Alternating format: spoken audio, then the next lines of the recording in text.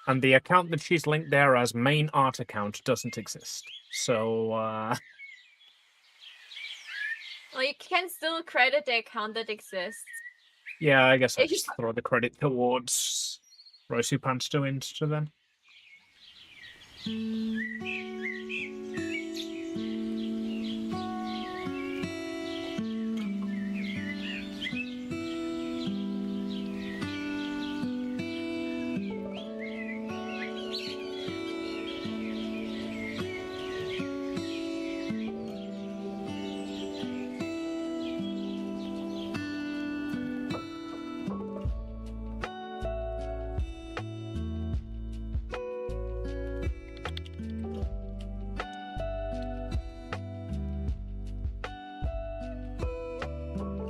I drew you fan art. I put it in Amy's art channel as I can't put it in yours. Why can you not put it in hers? Have you not got roles or? Oh no. I have a fan art channel, but this I is monitored see. by me. That's so I can upload it. Just post it in my art, and I will put it in the fan art section. Yeah, this is just, my fan art's the same, I think.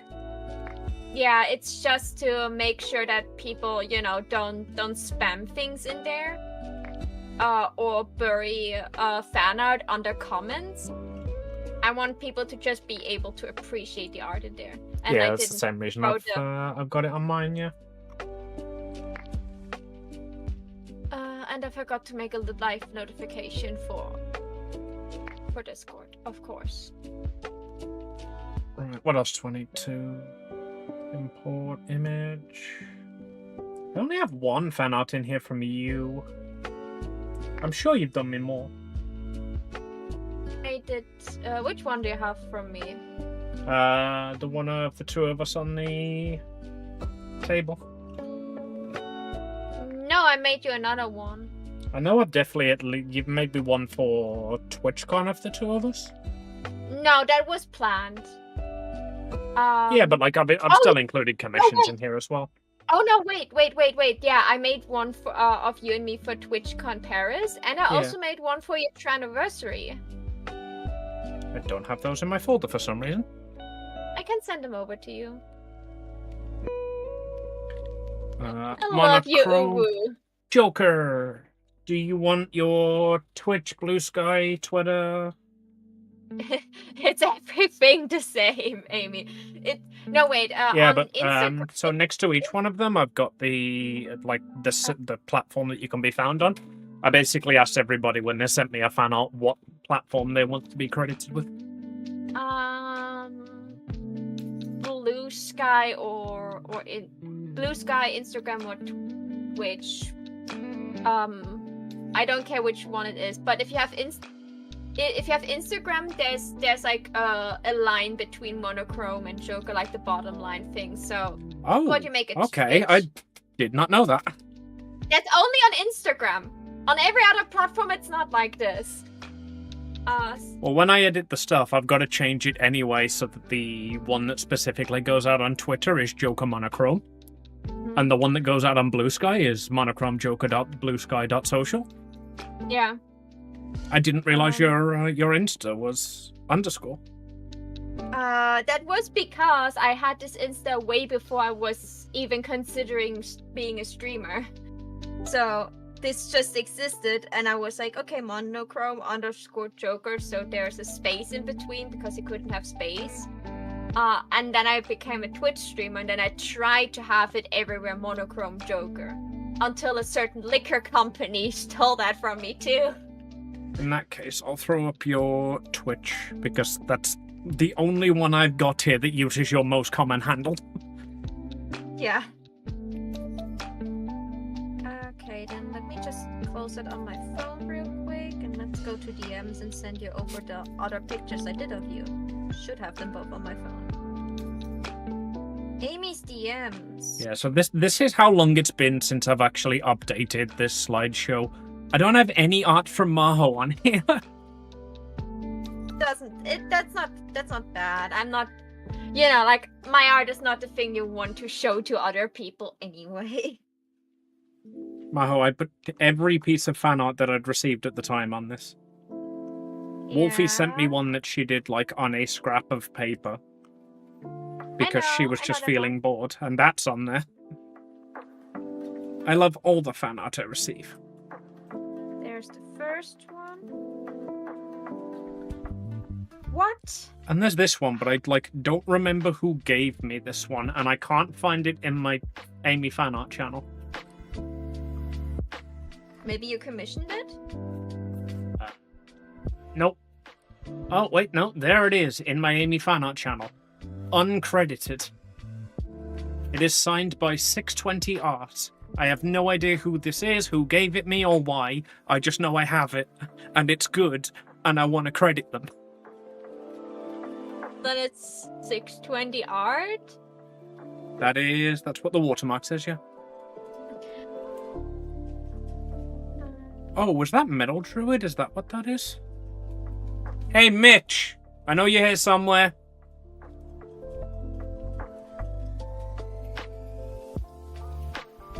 Just Google 620 art and inevitably be told that that's not a thing.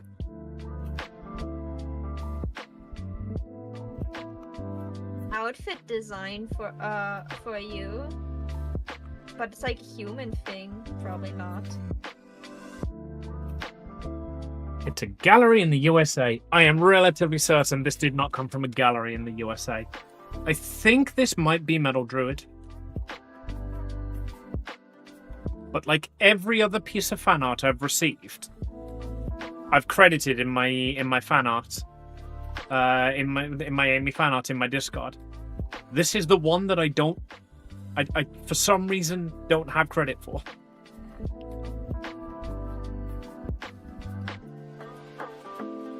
Credit is person wanted. If that is your art, please message me.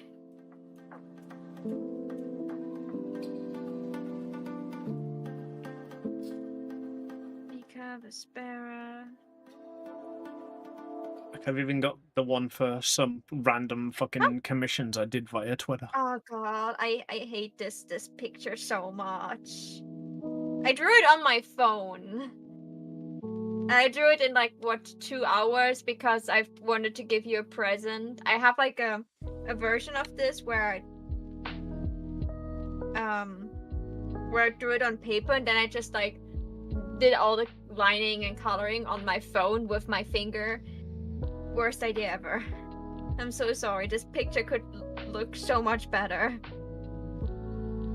Where are my compromised pictures?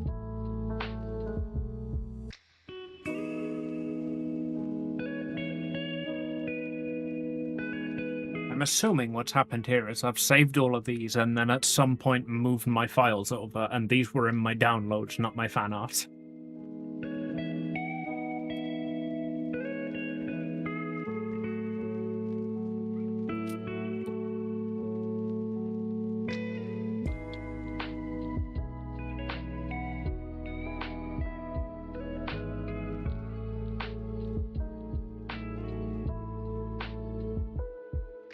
Start the notification.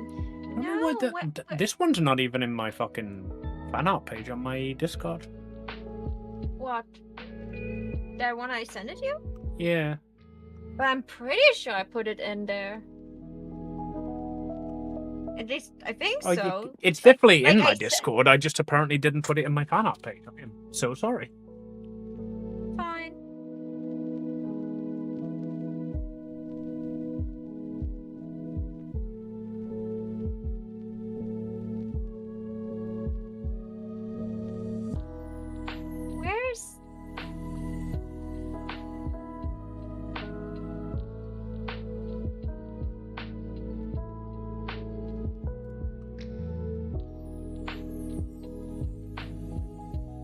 Documents.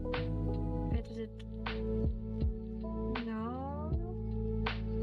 Pictures. Ah, found the folder. There it is. There's the second one. Sorry that most of the fan edit of you has me included. I am completely okay with this. I think I have a birthday art from Aki where you're also in it. Do you want that too? Yeah. Oh, hold on. Is it?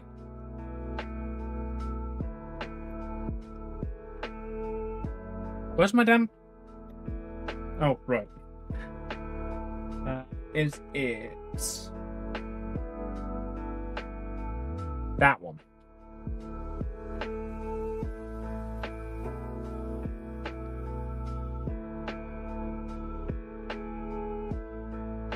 Bursting, not mine. And never mind then. I think that was the picture I was thinking about. Like, because my Discord got nuked, I'm scared that I should have all my fan art saved. Yes, this thing. I thought I had all of mine saved. And now just talking to you, I've realized that I'm missing at least one. Where's my Maho fan art? Because I have to, like, because I always saved it and then I reposted it in my Discord server with credits, I had most of them saved on my phone anyway. I say most of them and then noticing I've definitely missed this couple. A couple should also be on my PC. And I look at this picture and be like, I could have done... I've done you dirty with this one. I don't care that I drew it with my finger. That was... This was done on your phone before you were, like, even started furry art. You have come a long way since this. Yeah, like, if you just compare it to the other one, you can see the difference. But yeah, those are the two that you probably don't have. I have somewhere on my computer a sketch of you. You want that too?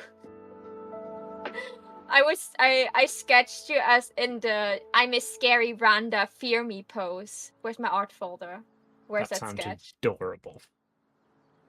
Sad we don't have the collab piece finished yet. That definitely needs to be in your end credits. Where's the sketchy thing? Where's the sketchy thing? Honestly, I will probably use that to replace my current ending soon screen eventually. I received that, like, what, 3-4 years ago from Patan as a birthday present. Mm-hmm. And as much as I love it, it is the only thing left in my entire stream setup that is not self-sourced. Other than the emotes that Aki did. Yeah, emotes are a thing. Like, for some reason I can draw chibis, but I have a hard time making emotes. I could probably just, like, take 1 or 2 of my chibi arts I did for myself and just, like, I did with the sleeping Maho. That worked perfectly. Apparently, if I want to draw an emote, I just have to draw a full-on chibi and then just, like, crop it. I cannot do it the other way around to be like, oh, I just draw the face. Oh my god, this picture works so well with the Polaroid thing. I know, right? That's perfect. It literally is like a photograph. Yeah. Right, now we just crop out our faces because people only obviously want to see our legs.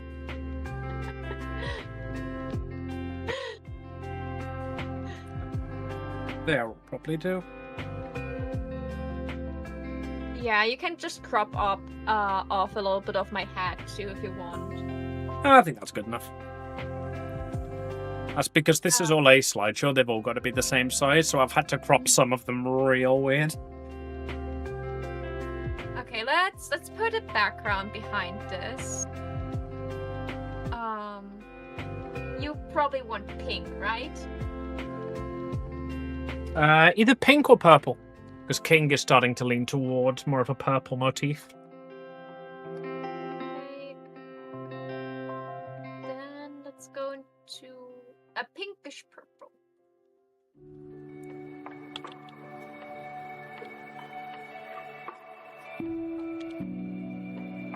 Purple, says Uwu, whose name is Purple.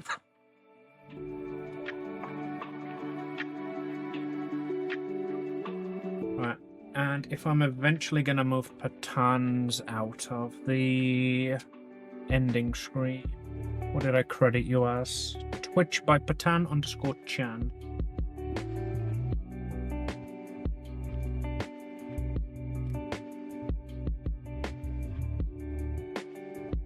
Like, just I I drew like Rose because I was drawing that while we're playing Monster of the Week, and I have like Rose like on the side. I just want a hot wolf and Faye in my bed, and Sunny laughs in evil alien. We have Lulu that has like cake and cream all over her face while eating happily.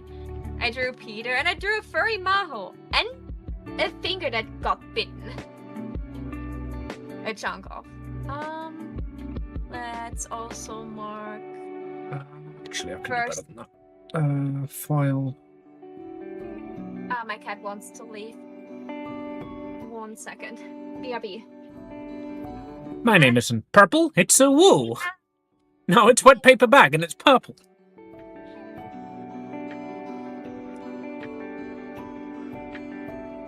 Still bothers me that you've got the account Ubosaurus Rex and you choose to use wet paper bag. Like, you think you know a guy, man. You think you know a guy. Back. Sorry. Okay.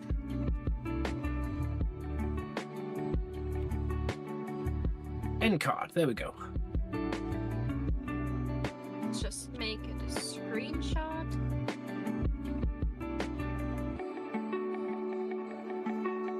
Can go in here.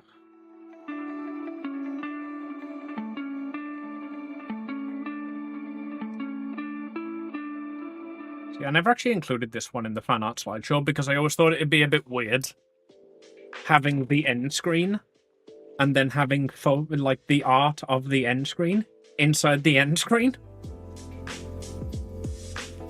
First knew me as I'm Doug Dimmadome, owner of the Dimsdale Dimmadome. Yeah, you came into my chat, you said that, and you left. I'm still mad at you. I could have known you for an extra month, but no.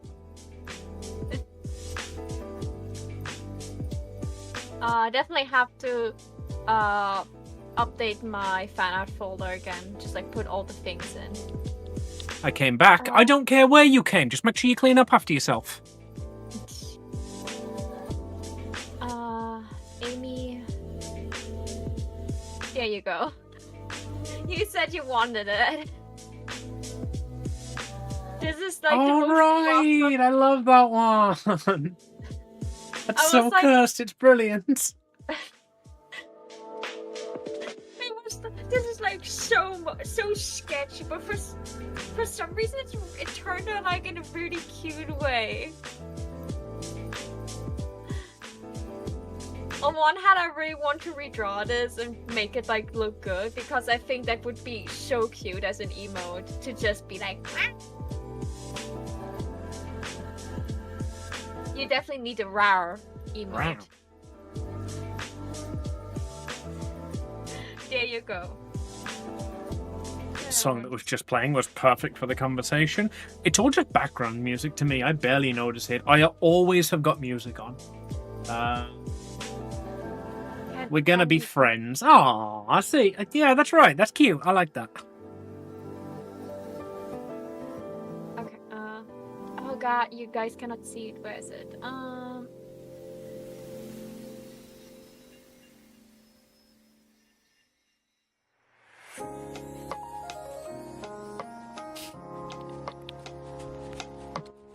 Yeah, it's because I got my my new commission in, and I was like, oh, I haven't done a commission for a while. Let me just check how long it's been since I updated my fan art slideshow. Literally 3 years. I need to add every piece of fan art I have received in the last 3 years.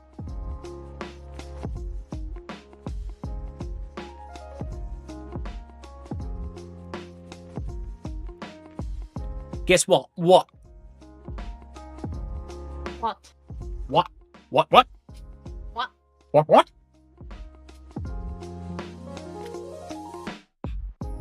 I stopped listening to Epic the Musical for a while, now I'm addicted to it again. Yesterday I'd listened to it twice before 9 AM. Yeah, but that's not as impressive when you, wake up at fucking midnight. Actually, I've not listened to it for a bit. I've just been sticking with Pancake Island Radio. I can't be asked to change my playlists around. the pictures. TikTok people can also see it. Like, not? look There at this pretty cute Lulu I did. Like, she looks so happy and innocent. You wouldn't think that she's hunted by demons. And probably killed at least one person so far. Ah, yes. Good old Lulu, haunted by demons. Yeah, and we have evil laughing Sonny. They're ashamed. You should figure out who's at fault for that and tell them off.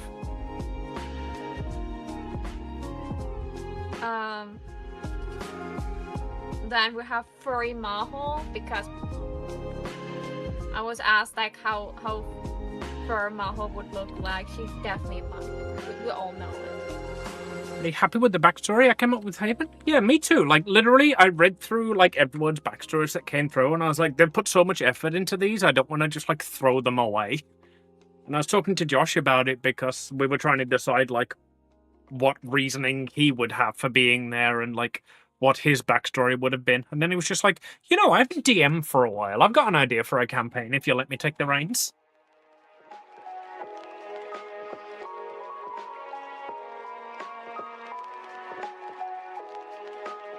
Scared that we get like a literal side campaign for this, you know? So the idea is it is going to be a side campaign. It's going to be like alternate timeline side campaign with the backstories you provided. But it will be relevant to the main campaign because I'm going to be playing young Wally. So you'll learn some things about young Wally. Okay.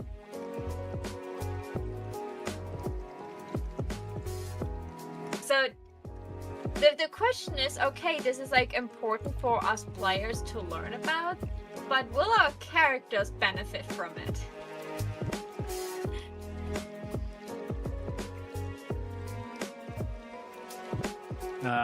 Wally is very much a character that doesn't care whether the characters benefit from something or not. Wally is a villain for the players. That is one of my favorite things about him.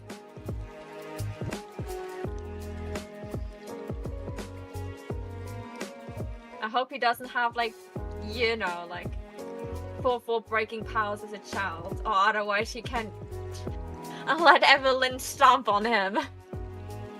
She's not the kind of person that would not kick a child, you know? Don't kick children, guys. This is a joke.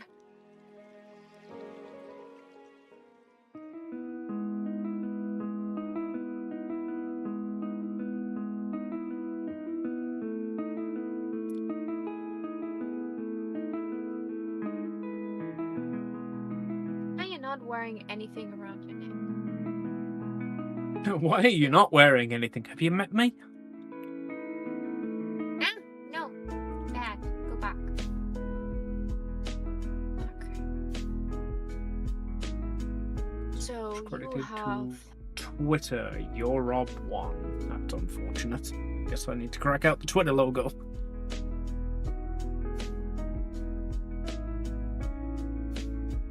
Where are you? There you are.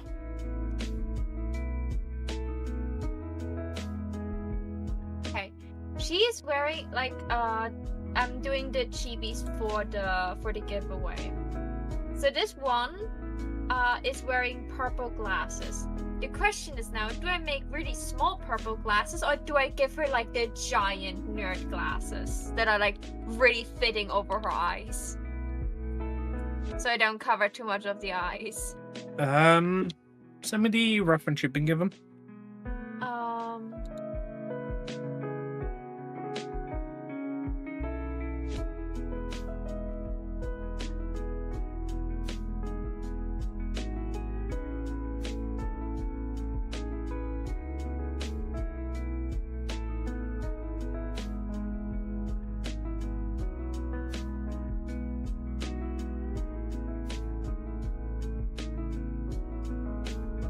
You actually liked. You commented on her that you loved her design. And she was one of the winners. Ooh.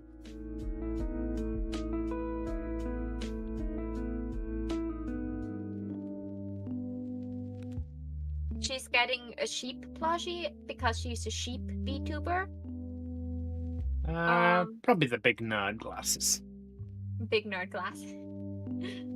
It's just like it's like the big difference between like very sexy cowgirl and then like the glasses. Literally nobody is gonna notice that except me. What? But it's still gonna annoy me. What? I haven't included the ads in any of the ones I added today. But they're in all of the old ones. People will still understand, don't worry. Oh, it's the... That's what I'm saying, like, literally no one will notice. If they do notice, they won't care. But I notice. And I hate inconsistency. I'll fix it later. The next time you notice it, you can fix it, Amy. Okay? Deal? Deal.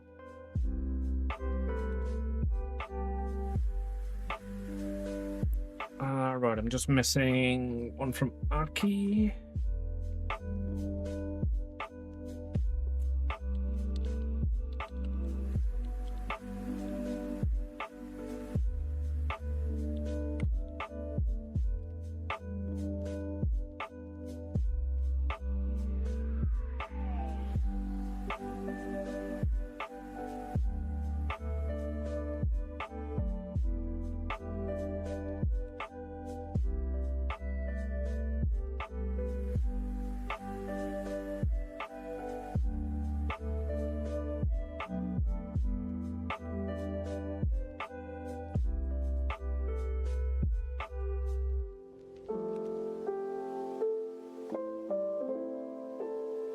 I need to call Maki again. She's so good.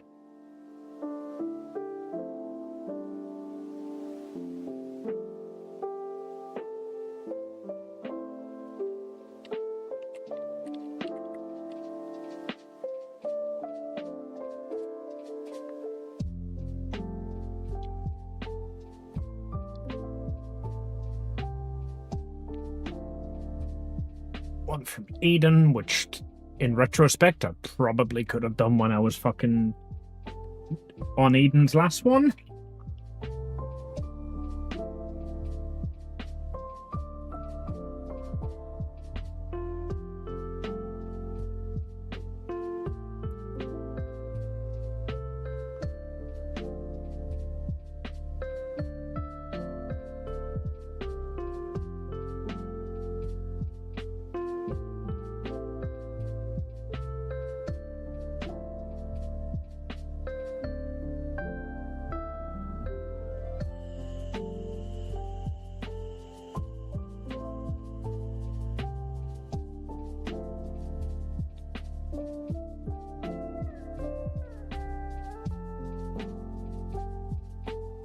Because I'm a good friend, I definitely remember Aaron Gray's username. It's Aaron Gray with one Y on Twitch, isn't it?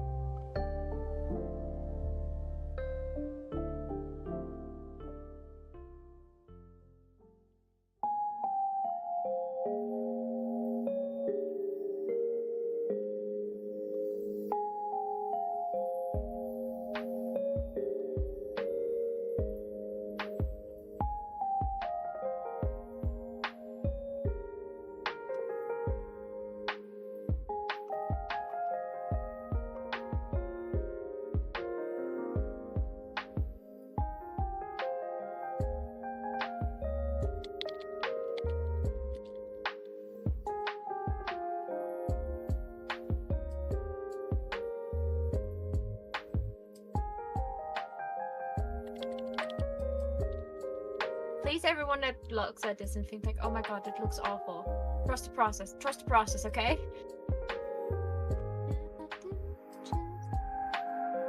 Where does your horn start, girl? I have almost Because it only doubled start the with- amount of fan art in here now. was thinking if I should make a slideshow for like all the fan art, but like a lot of work, as you just proven to me again.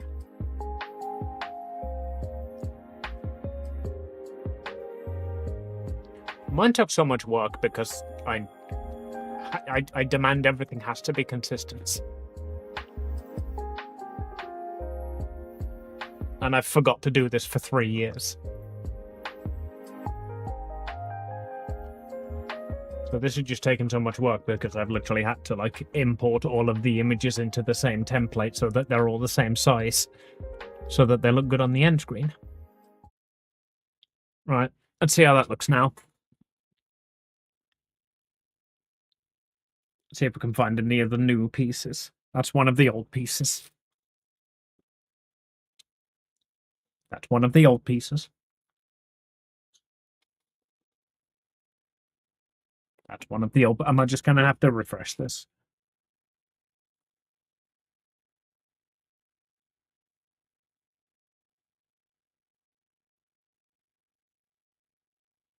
There we go. New stuff's in.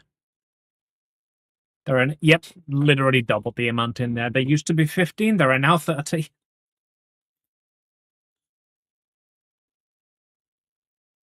Let me just really quickly turn off random so we can see the new ones. Right.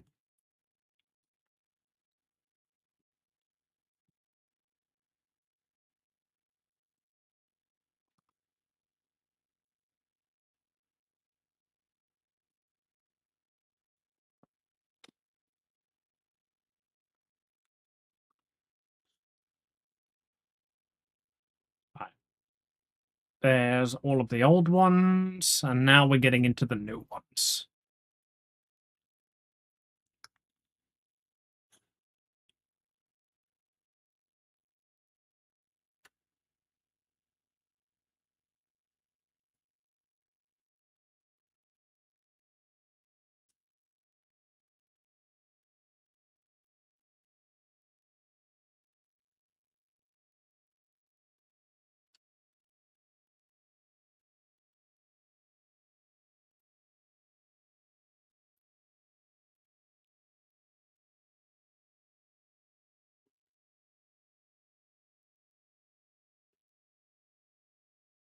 On the stream ending screen, I know I'm watching the slideshow, make sure all of the images fit and work.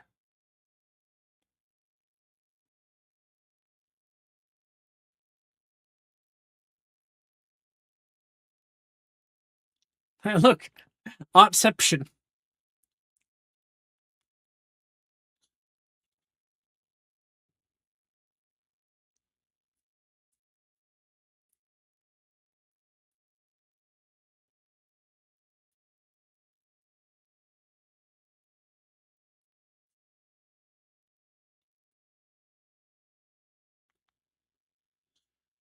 Bonk.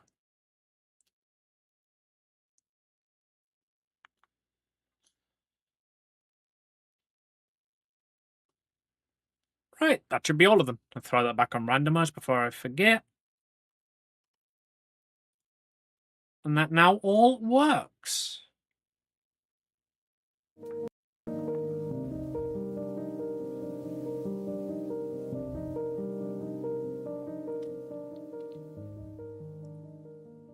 I guarantee I've still missed some.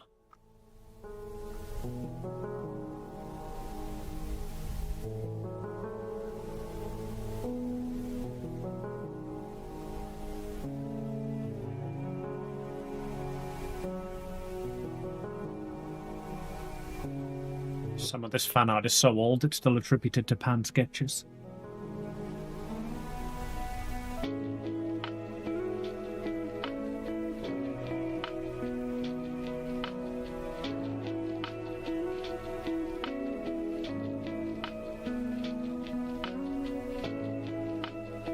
Right then, now we get to look at red panda faces. I need to close that because I keep accidentally opening. Now we get to look at red panda faces.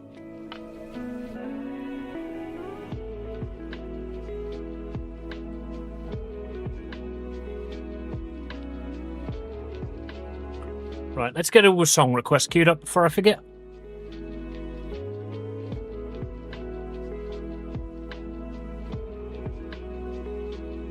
This is definitely on Pancake Island Radio. Is this MC Hammersmith? Exclamation point song if you're ever not sure.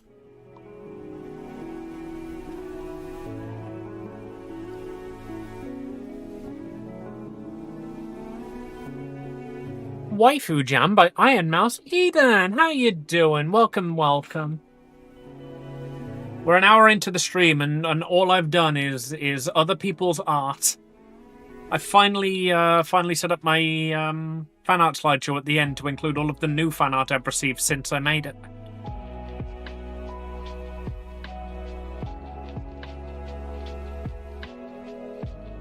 I blinked and it was 2 hours later. Yeah, that happens.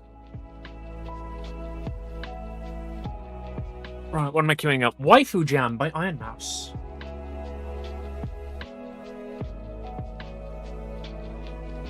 New song on Spotify already? Let me check.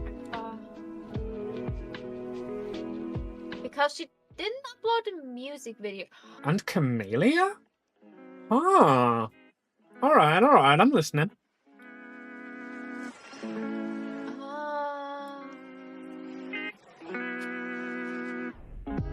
What you're saying is you need more fan art. Yep. So I got a load of fan art one year for my birthday and decided to just, like, I wanted to use all of it in stream and give all the artists the proper credit. So I threw it all into a slideshow at the end. Since then, through commissions and through finding new fans, I've received literally twice as much fan art as I used to have.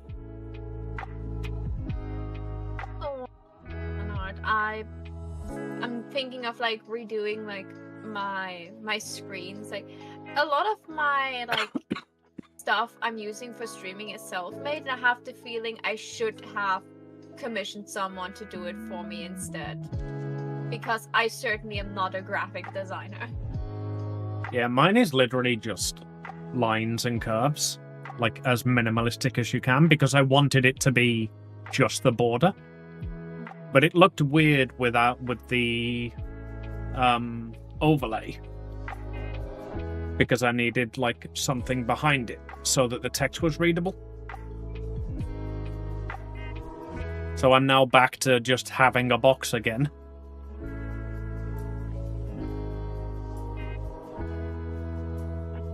But this is supposed to be a minimalistic overlay, and now it's very cramped.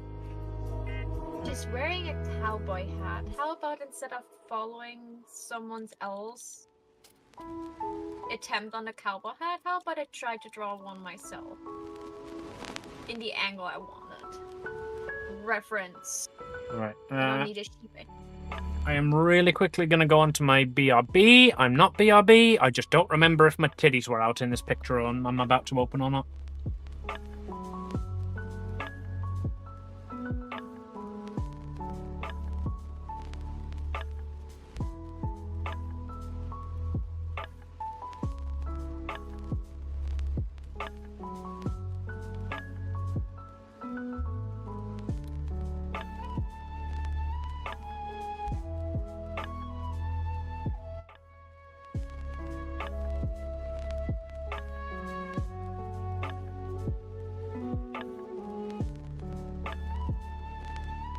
I was indeed wearing clothes.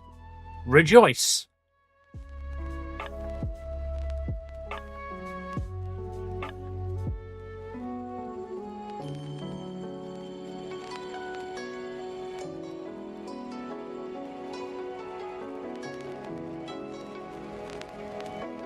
I think I found a reference that doesn't work.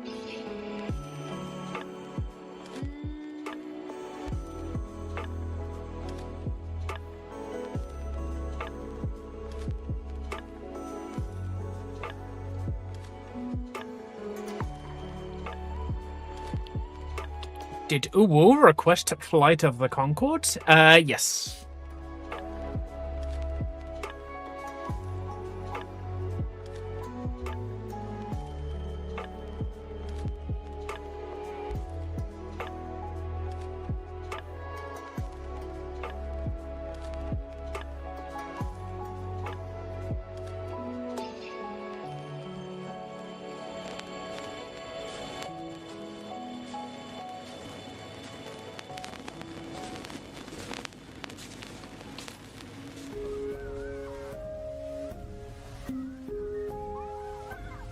Holy spam! How you doing, Yuzu?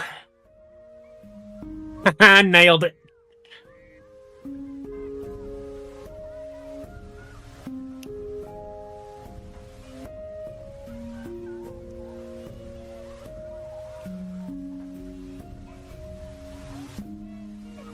That's been the quote of the day like 3 days in a row.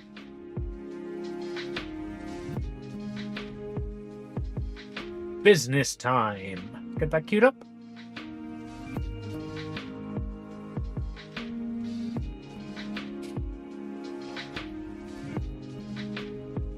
A cute emote? I'm gonna fucking steal that and make an Amy version. I've been putting off my emotes for so long, but then again, I've also been putting off, like, several people's commissioned emotes for so long. Is it smooching? It is. It is smooching. Okay, who do you want There's to a self-cessed version. Self-love. Yeah, it's called Self-Kiss. That's a cute name. So is that what you want?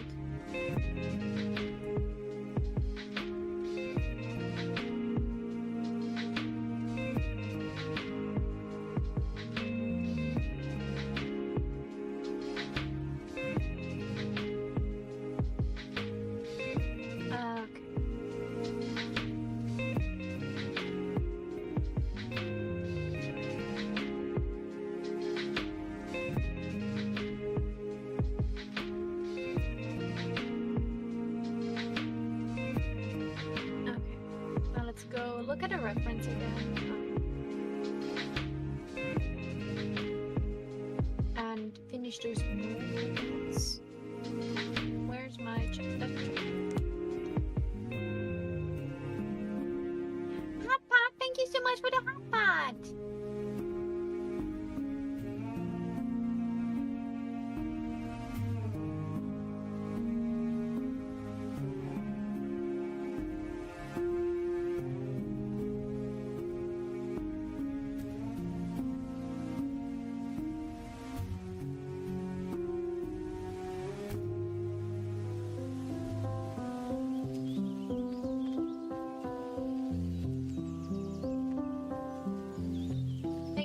Making me level 11.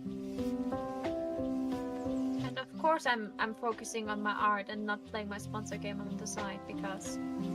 Oh, of course.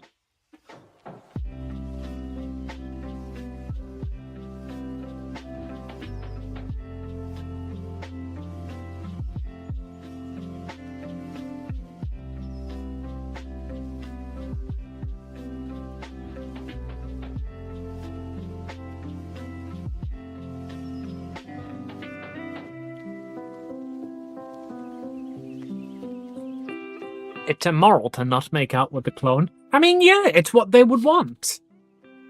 Which you know, because it's a clone of you.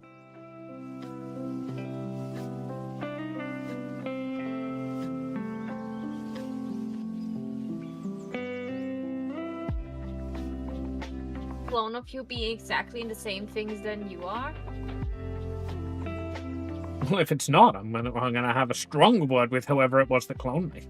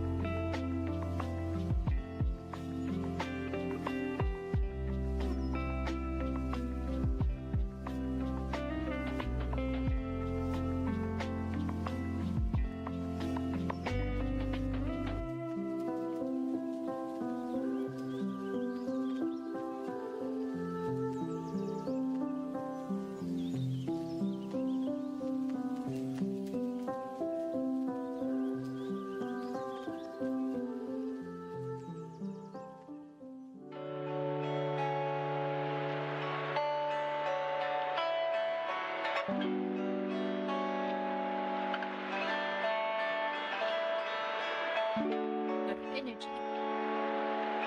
See?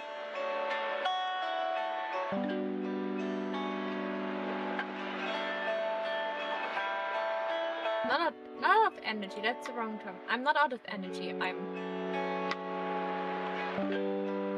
I'm out of EXP potions to level up characters. That's the term. Oof.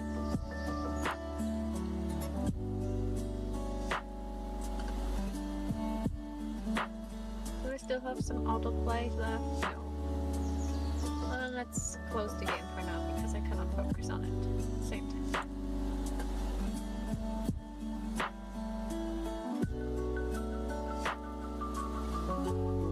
This doesn't have. Cowboy. Hoots. Drawing reference.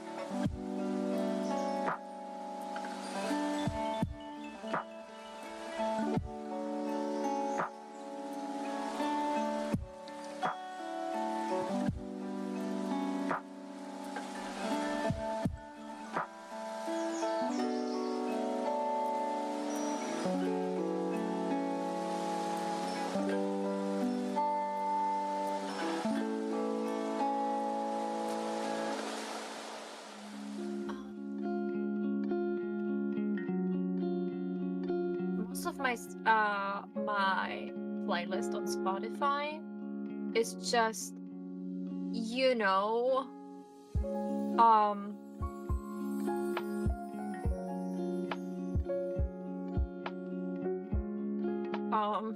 edgy teenager or something like this, because it was very much influenced by the taste my sister has in music. So then a little bit taste I had, and then, you know, like you have a lot of Evanescence and Linkin Park, and then they're sprinkled in. Like every time I heard a song somewhere, I wanted it on the playlist.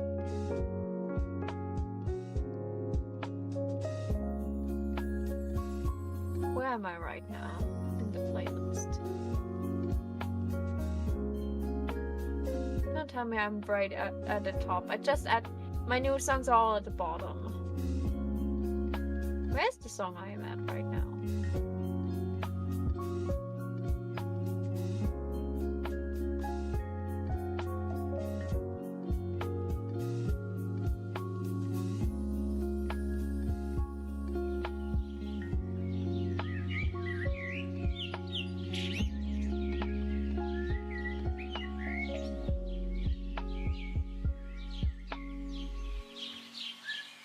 That's Sea Dog in it? Excellent question. It is credited as Shiro Beats, HalaCG, and Booby. Booby is Sea Dog BA. There you go. What are you listening to right now? Still the waifu song or Cry For Me? Cry For Me. It's the one that you requested. Yeah, that's the one I wanted to listen to now too, and I was just like, where? Like, it was added to the end, so I wanted to see like how much longer I have to wait for it. But for some reason, it doesn't show me where I am right now in my playlist. Ariana Grande, Fall Out Boys, and then there's already the startup. Let's just cue it up.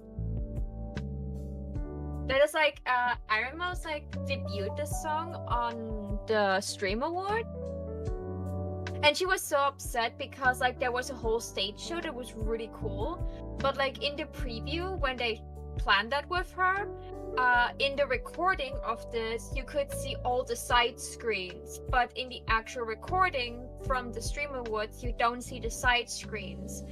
And she was like in the midsection, she was like teleporting like to the side screens and doing like silly things with Booby. But they only showed the main screen where just nothing really happened, except for like you saw some characters in the back. Oof. Also, she showed like this new 3D model that was so cool. Like she had like this cane thing she was dancing with. She was turning big in the middle, I think. And just like Booby, also like a Sea Dog, like he's certainly not like a certified singer, but his voice is fitting so well.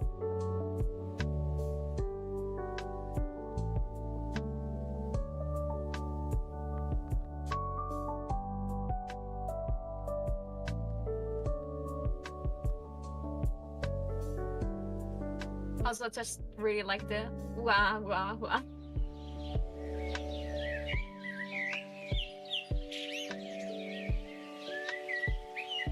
I really enjoy Iron Mouse's music. She is such a good singer. Yeah, she was before like her like it went like down with her health. She had like multiple music teachers. And she was like aiming to be an opera singer. That's why she has like such a big range. She also explained why her voice is like the pitch it has right now. Because of the things she had with her lungs and everything, her voice got just like higher pitched through her sickness. So and like before, when she was like doing her opera voice, you could like hear like how she probably sounded before. But now she's like embracing like this high-pitched voice for her newer songs. I think it sounds great. I'm so happy for her that she just like can do music. The thing she couldn't really do for a long time.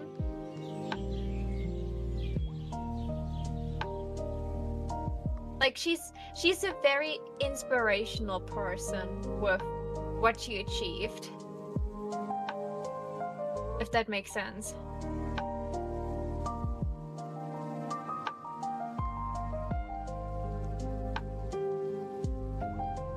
And the way how hardworking she is, I have to think she deserves like everything that she achieves.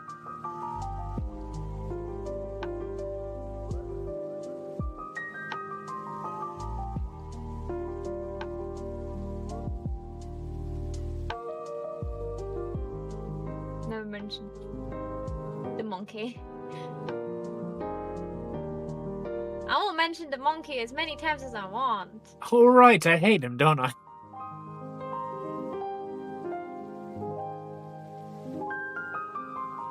I hate so many people nowadays. I'm glad I've got Eden around to keep track for me.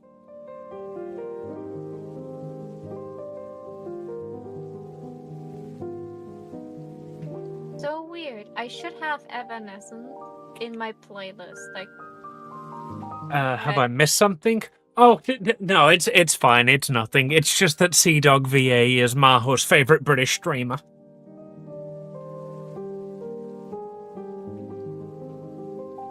he's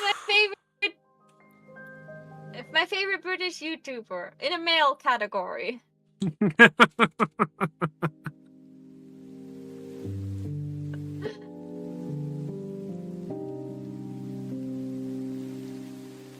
I just make like very big like differences between like people I like because I know them and people I like because I admire them. It's okay. I know what you really meant. You meant favorite successful British streamer. That is way worse, okay? Oh, did you know that he has full in there? Yeah, I know. I watched someone else play it and I was like, wait a second, the voice in the background, is that CDog? So I went to the comments section and then to confirm, like everyone like, oh my god, that was a CDog VA jump scare I didn't expect. In the Gray Still Plays video. I saw that and it was glorious. This like dry British like sass he gives you every time you fail is hilarious. I wouldn't play the game because I would get sick of it. That's not unique to CDog. That's just a British thing. Oh yeah, I know. I can sass you when you fail things if you want.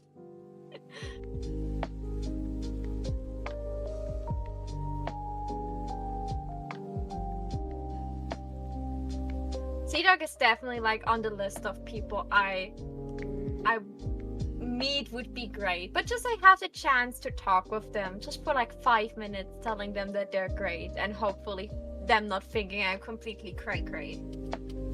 That's okay. I guarantee you will not be the most crazy fan he's dealt with. I know, but have you met me?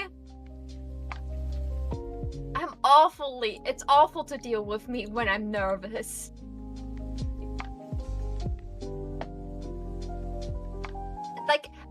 I know myself. Like I hear myself talking sometimes, and I think I'm an absolute nutcase. I don't really want like that. Someone I'm looking up to just looks at me like, oh my god, this is a fan of mine. Well, I guess I can't. I guess you can't really pick who's fangirling over you.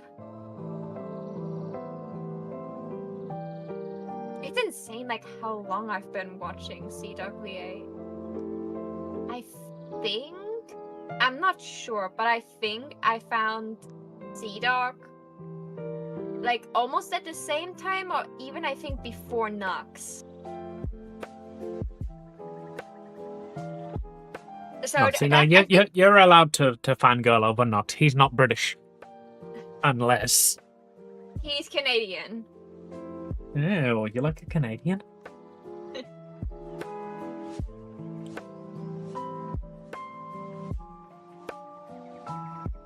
I think I found CWA Ludwig. No, I found... How did I found C-Dog? That... My first experience of Sea-Dog was Trash Taste, because I used to watch a YouTuber called Abroad in Japan. Oh yeah. Because he was like a really good, just like travel vlogger. And I was really interested in Japanese culture because I was a fucking weeb. And then he appeared on Trash Taste one day, and that's how I found Sea-Dog and Gigok. Have you watched their Wacky Weekends? Their Wacky Weekends? Yeah. So there's like an entire Is there a world of wonder involved? Kind of. It's like a series of videos with most of them with Connor and Chris abroad in Japan. What's Chris. his name? Chris. So it's just like them like going to like different like haunted spots or different hotels. Like they even tested out different love hotels. Like yeah, that's like weekends. that's Chris's like entire thing. So I've not watched his content in a while actually. I watch it from time to time when I feel like it. I found Chris through Connor actually. It was the other way around. And I think I watched Connor like when he was like doing the like through voice acting. Like he had like a series where he would like take boys love mangas and or like mangas in general, but mainly boys love, and voice act like a chapter. And every time there was like a smut scene, he would like make like, you know, like make it sound like it's a Dragon Ball fighting scene. That was absolutely hilarious. Like through the voice acting thing I found him. Then he was like doing the crappy cosplay things that were just too funny. And then when he was in Japan, like I was like I was like following him where he was still living in England, and I was like, oh my god, this is like from all the YouTubers I watch and stuff, it's like the closest. Dude, how do you imagine doing your comms when you can procrastinate? Yeah. Jesus Christ, Jardo, it has been a while. How are you doing, my man?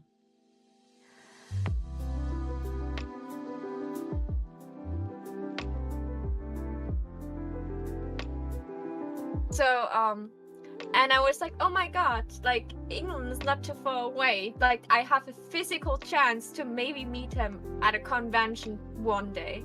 And then, like, not even a year later, when I had this realization, he moved to Japan. I was like, for fuck's sake! There goes my chance to ever meet this man. I was very salty when I heard it. I was happy for him, and his Japan content is really funny. But at the same time, I was like, no! Why did you do that to me?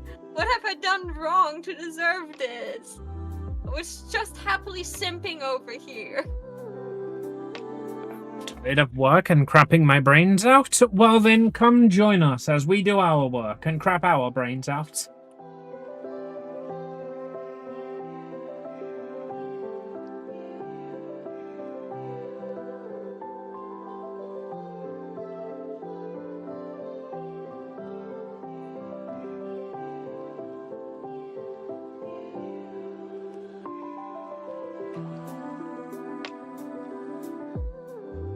give her over knee stockings.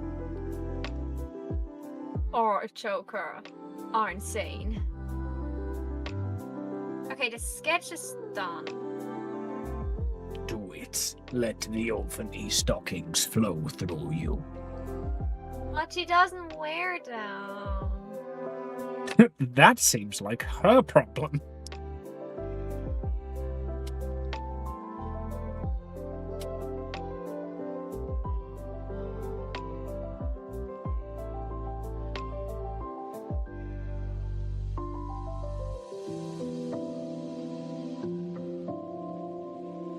And it's her problem. Like, why are you not wearing over knee stocking?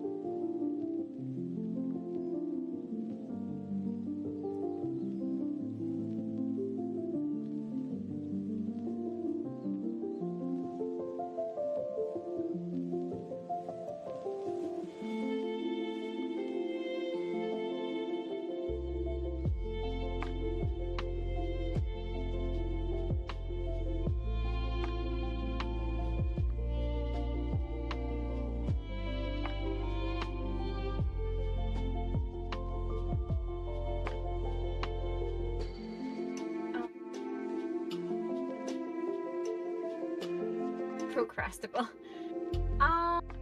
Let's go for a ride.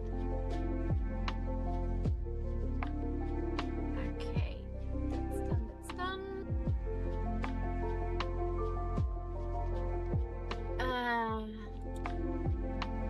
Maho, are you stupid? You are. She has like the thing she's wearing, this blouse that is barely covering anything. Master procrastinator. And she's having like the sleeves rolled up. I love this song. I know, you've requested it. She has her sleeves rolled up, but apparently they're rolled up just below the elbow instead of above the elbow, and I rolled them up above the elbow. So now I have to draw that again, that part. Just lined it.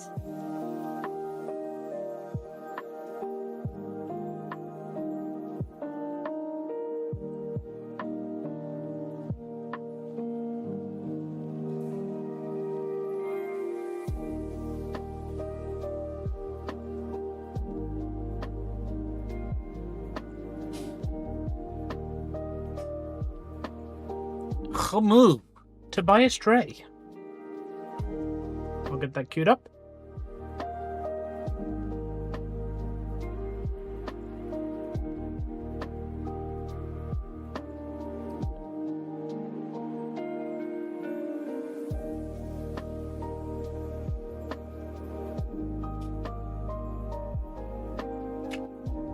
Need to decide what to doodle. So do we. That's why we're not on Fanfly today.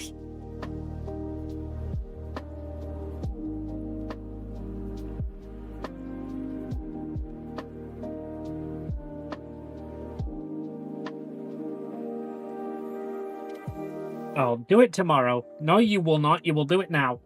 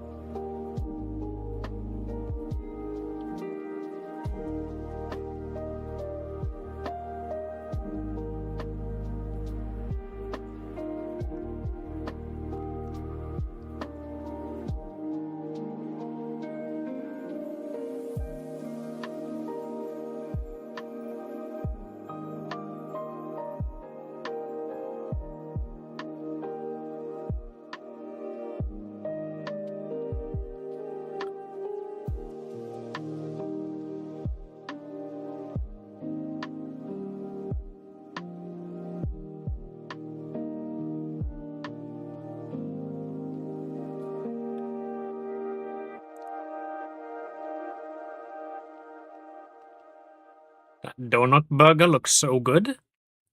It was so good I licked my hand, the container it came in, and the plate. Damn. You're making me hungry. If only there was some sort of tax I could levy.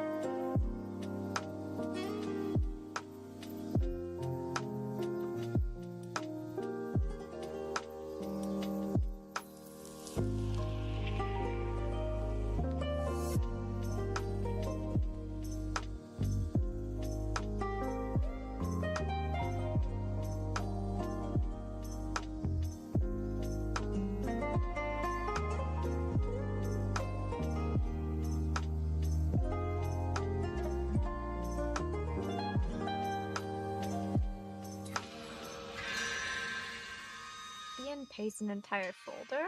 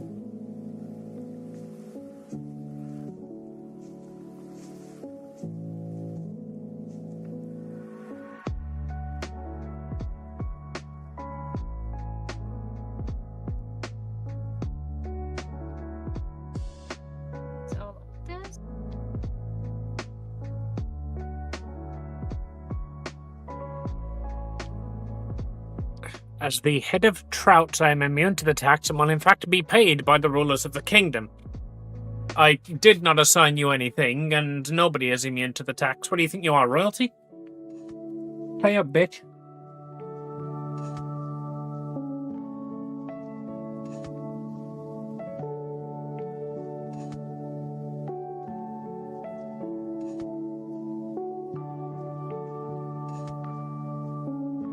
Oh, that looks way better. That was my issue. What's the issue?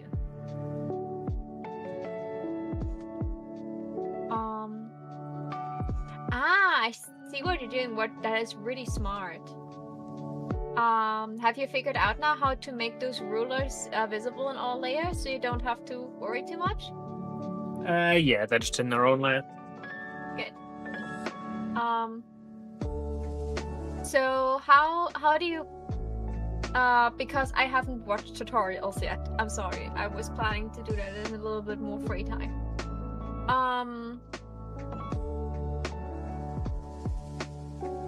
What did I tell you for the head tilt? What shall you do?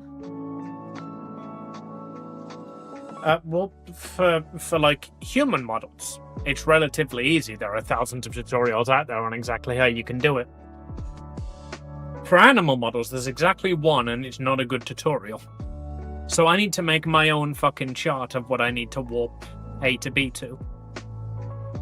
So you're making that more as a chart so you know how you have to warp it. Yeah, basically. Ah. That's what I was wondering.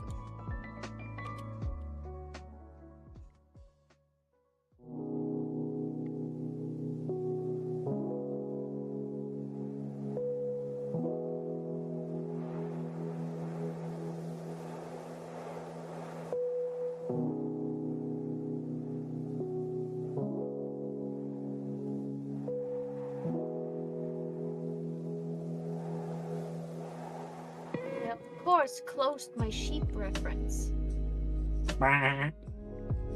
Sheep. Show me your ear, sheep. I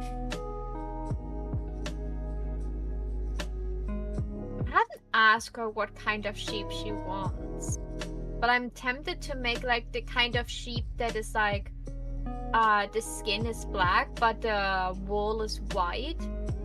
Yeah, that's the pretty standard sheep plushie, like a Shaun the Sheep kind of thing.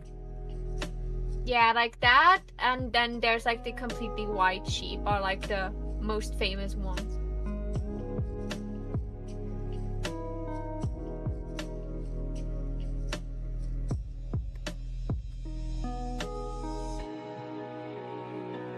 I gave the sheep plushie really big ears. Is this a bad thing or is that a good thing? Big ears are never a bad thing. Although I may be biased.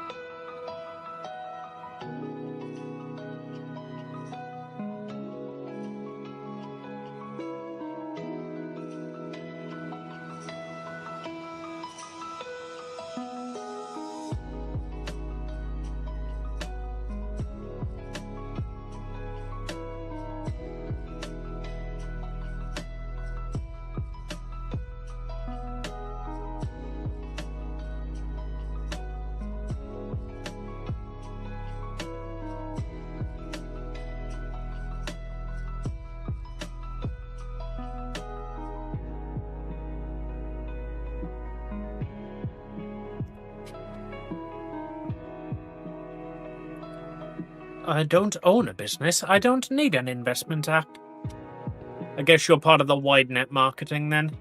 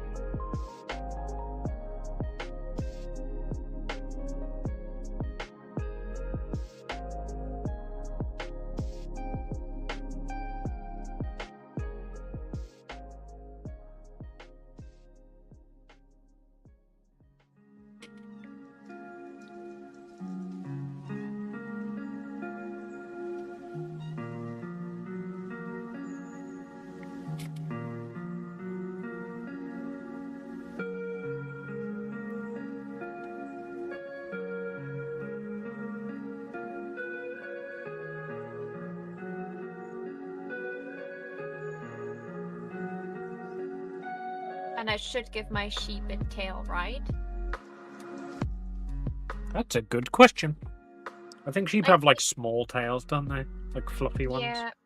They have like fluffy ones, you usually don't see them. But the urge to give it just like a really fluff tail. Big ears and a fluffy tail. Are you sure you're not drawing a bunny rabbit?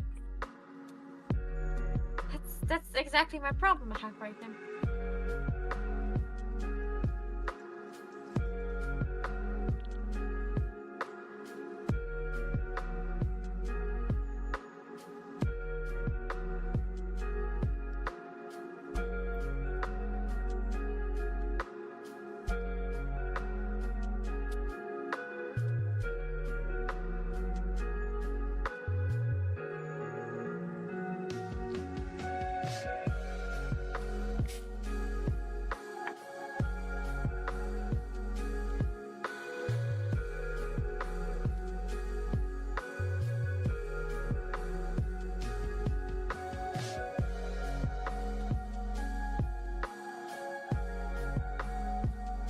At some point, my necklace is wrapped around one of my hairs.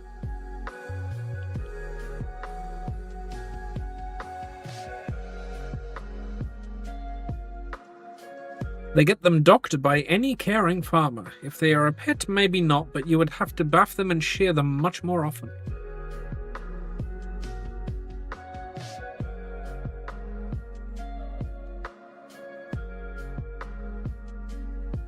I made it fluff. Very fluff. Fluff. This sheep plush is the definition of floop.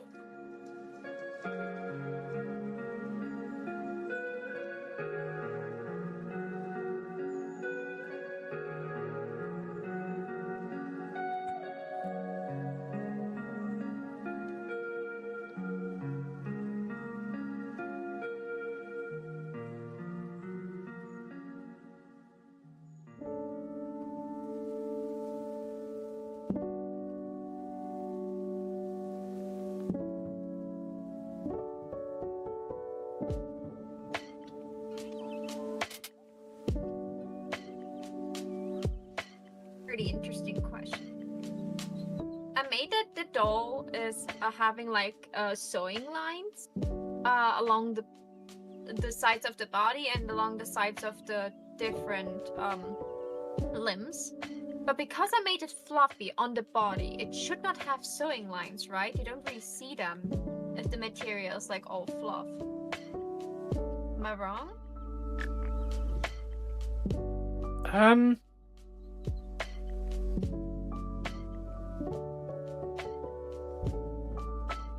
Like on the arm, you would still see the sewing lines, but I think with the material being like all cottony, you would. Yeah, you wouldn't see it on the like where it's fluffy.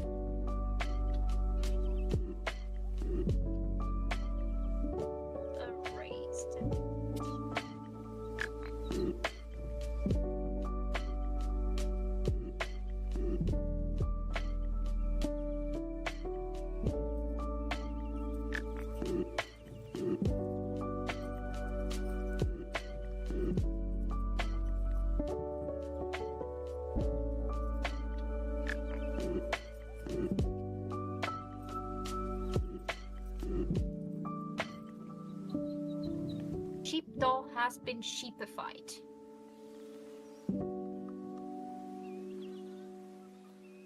Sheep. Beep, beep, I'm a sheep. Beep, beep, I'm a sheep.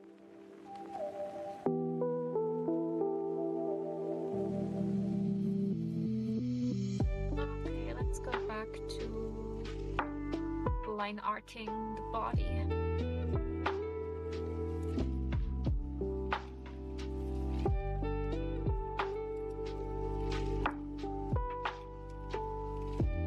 Really name your layers. Also, now proceeds to not name layers. What do you mean? My layers are all named. Folder 1, layer 1, layer 1 copy, face copy, layer 11. That is a stupid decision to want to do this layer right there, right now in Marvel. Stop making stupid decisions.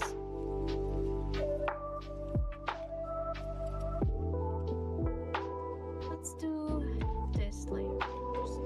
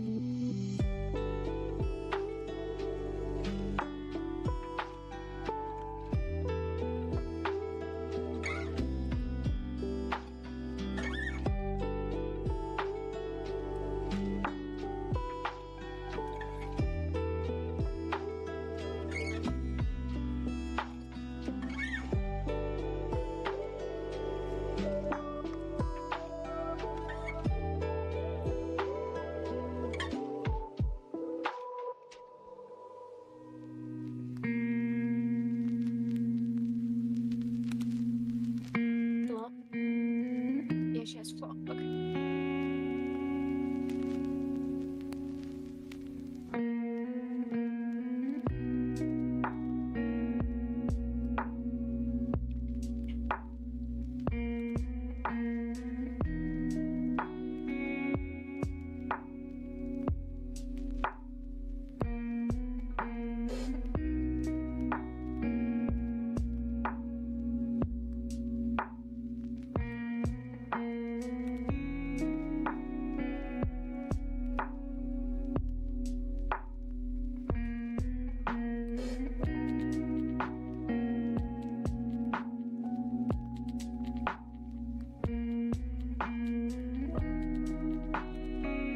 I want us to get to BG3 so I can do fan art for it.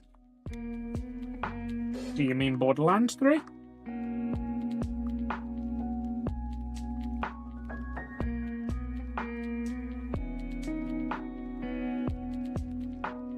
Because you're already playing Baldur's Gate 3 if you meant that.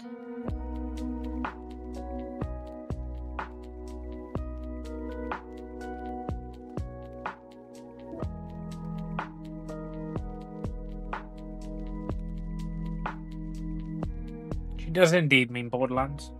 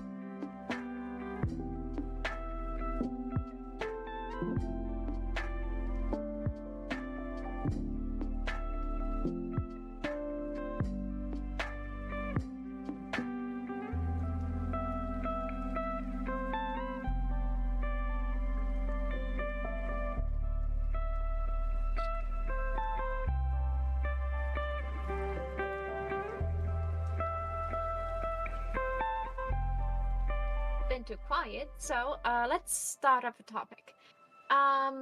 Amy, the last time I started this topic, your PC died on us, so we could actually never talk about it. Because I threw the question in the room, like, if, like, right now, we would get the ability to, you know, like, as we are right now, we would all get, like, D&D classes. What class would you start off in?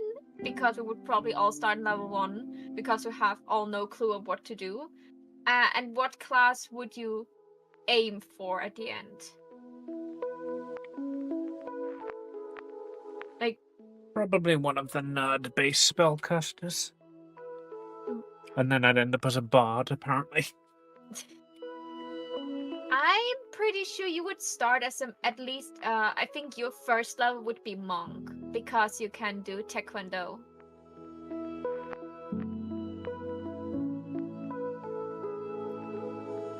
Like, that is my uneducated guess in what class you would start in.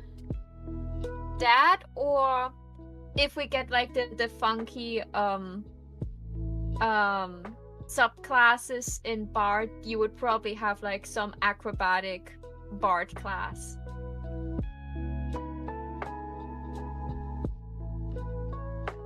Alright, did they ever actually get around to adding Dancer Bard, or did they go into fucking D&D next? I have no clue, because, like, it was only, like, relevant for Honey, and I retired Honey, like, before they actually, like, pulled it out of the beta testing.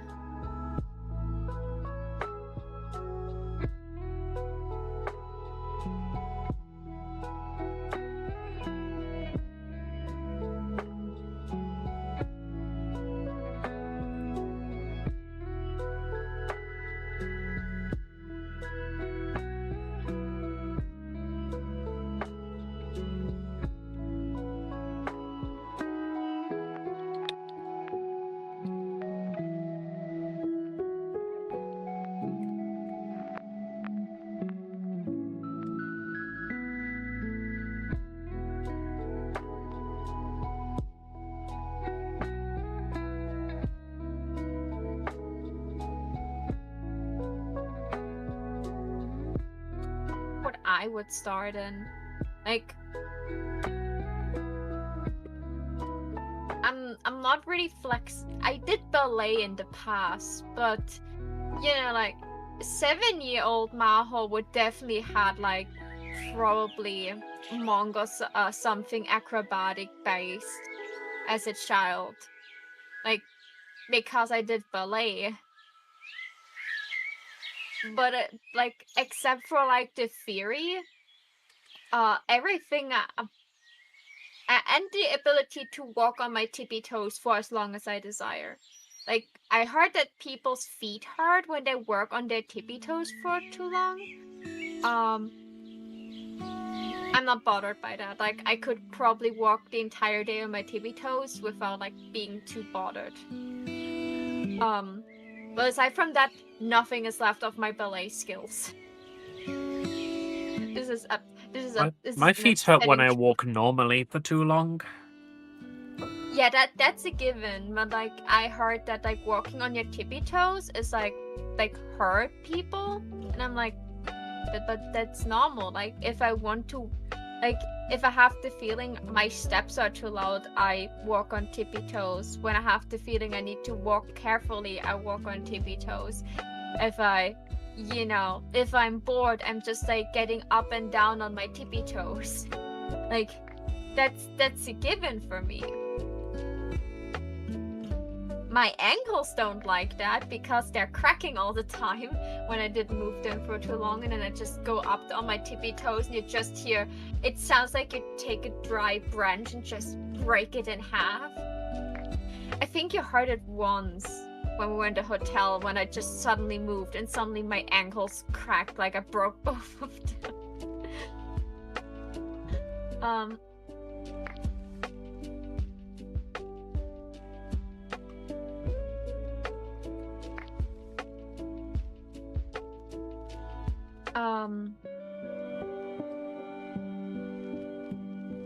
What would I be? I'm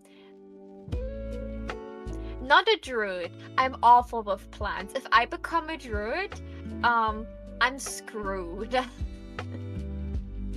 I would be like the necromancer kind of druid, you know?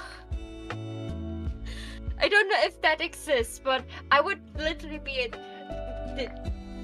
the equivalent of the necromancer of plant life. I look at plants funny and they die. I can kill everything if I put enough love into it. I love a plant, this plant will die. I don't love a plant, this plant will die. I try to take care of a plant to prove that I can take care of a plant, this plant will die.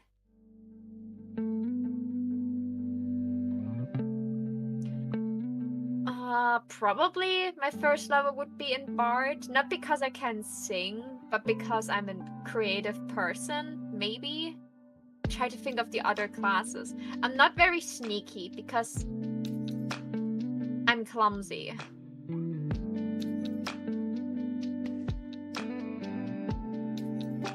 I'm easy to forget, but I think that's not really rogue.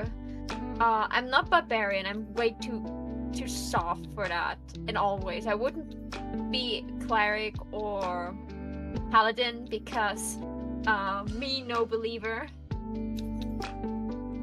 That is one of the 2024 subclasses. RIP.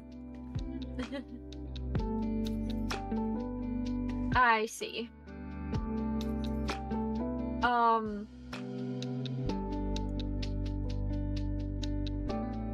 Probably not wizard because I literally dropped out of uni. I won't get the smart. I won't get the smart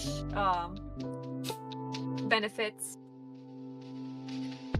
And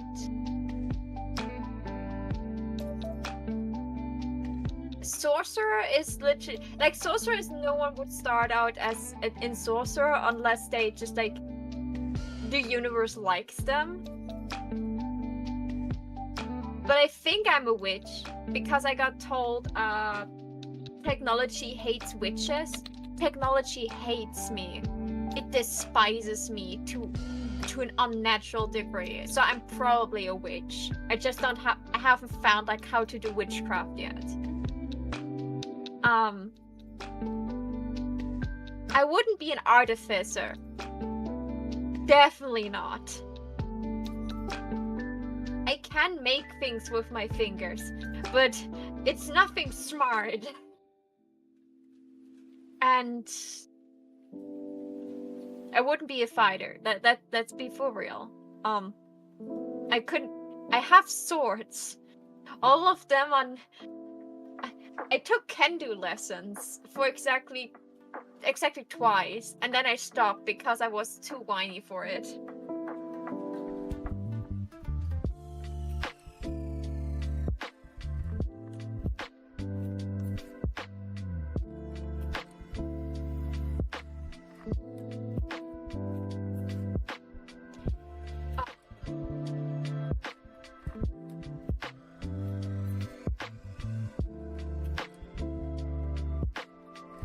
Warlock would probably be the class I would pursue if I don't get like anything in sorcerer, you know? Like if tomorrow we will all wake up and we get a status window telling us which class we are, even though I would probably want to go into magic through wizard, I know I don't have the brain capacity to learn magic spells that way. So I probably would just sell my soul to something. Like, if the universe is not giving me sorcerer as a starting thing, and Bard is purely like depending on like how good of a storyteller or how good of a singer you are, I would just be like, nope, no thank you. Okay, where's the next big bad thing I can sell my soul to for some magic powers?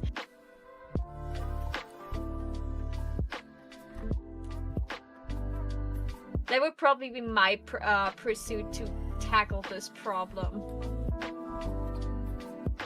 I could see that you would be good at getting into wizard.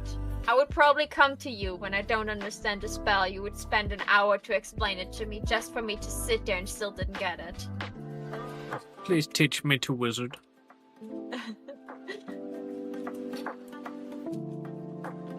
I have to... Me personally, I think sorcerer is one of the best class you can have. Like, yes, high-level sorcerers for D&D is not the most exciting thing. But IRL, sorcerer is like the absolute, like, God kissed you because he loved you. Or whatever granted the world with magic powers. Because sorcerer just get magic. They don't have to sit down and learn spells. They just get them. They can sit down and learn them, but they just wake up one morning, experiment it a little bit, and then suddenly they know how to do something just because they get it. It's just in their genes to understand it. Well, bards are like entertaining people so much until they get magic from it, you know? Like, you're such a smooth talker that you literally cast magic with your words. Oh my god, you know, like those people that are just like those sales people that try to sell you things and they're like so smooth talkers. They would all become like start out as bard level 1.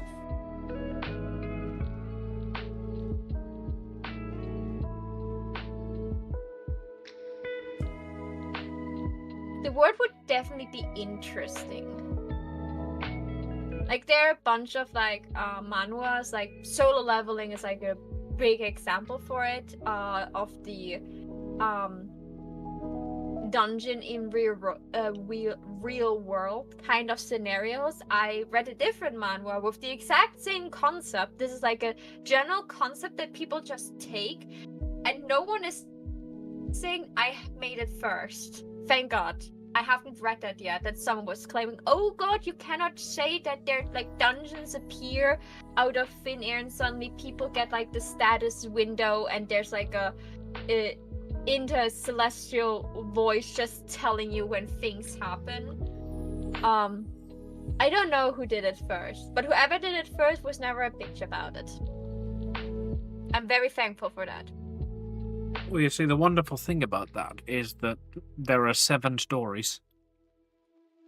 You can claim all you want that somebody is that you were the first one to do it. You weren't. Yeah, that's true.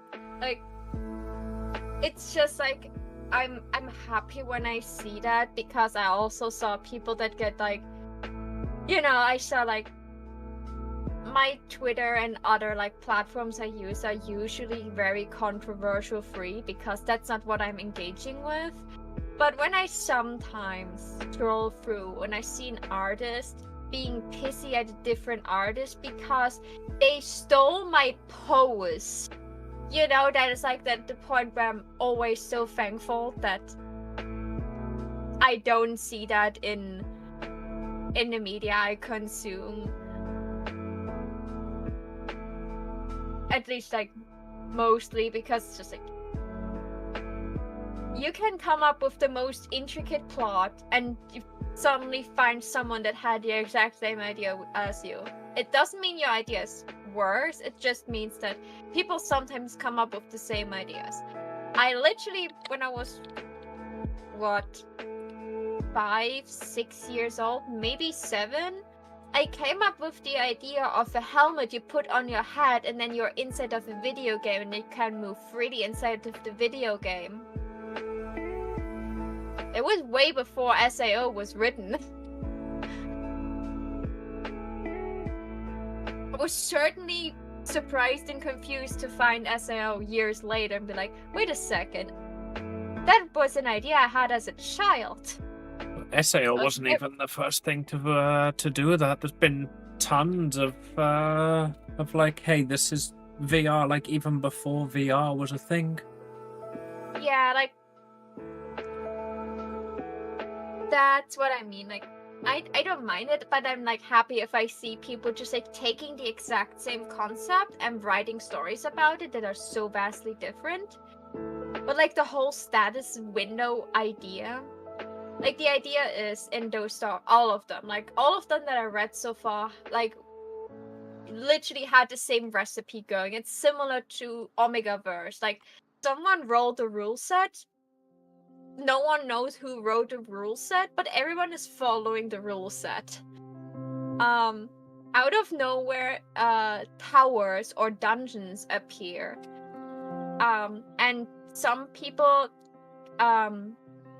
get blessed with powers. And those people can go into the dungeons for materials.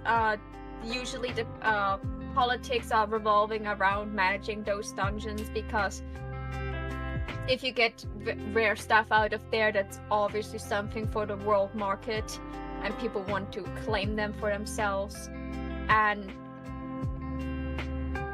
like that would also, like, yes, it most of the time ends like with almost world destroying scenarios, because those dungeons can be dangerous, and sometimes there's the whole thing, what if what is inside of the dungeon comes out? That's usually like a big plot line in most of them that I read so far.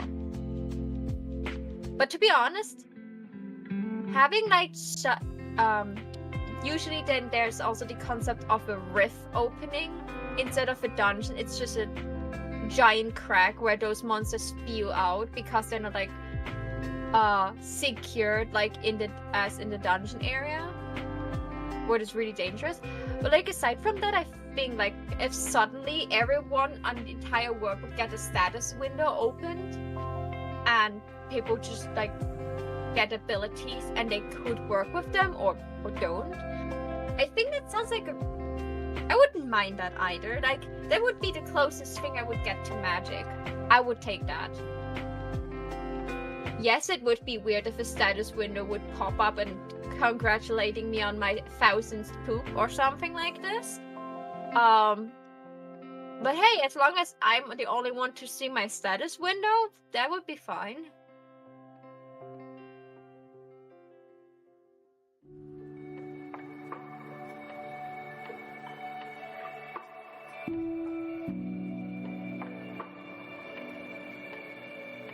Maho, give me your fave Pokemon. Also, we're apparently late for our break.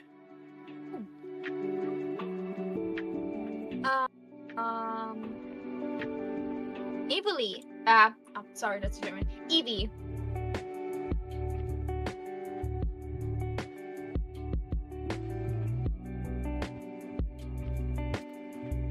Especially the shiny one. Eevee. Yeah, Eevee, Glaceon, Sylveon, and afterwards come a bunch more, but like Eevee is probably my favorite. Talking about Eevee before we go to break.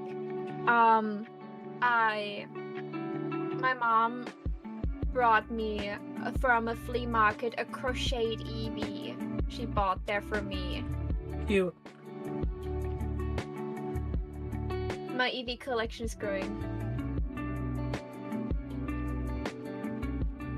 There's Pokeball for an Eevee. Friend Ball. Is the friend ball the one with the heart? Uh-huh.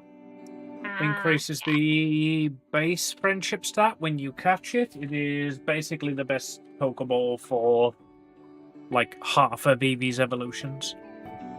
Yeah. I started like playing Pokemon Shield and I really liked it, but at the same time I had like even now I just recently learned what it means if you give your Pokemon something they could hold. Like I never got that, so I never gave my Pokemons anything. It's okay. Basically, nobody gives anybody a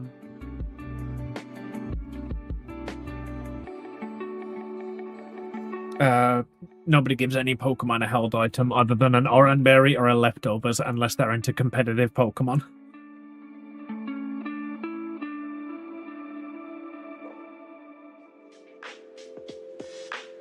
Oh no, the friend ball is the green one with the red teardrops on it.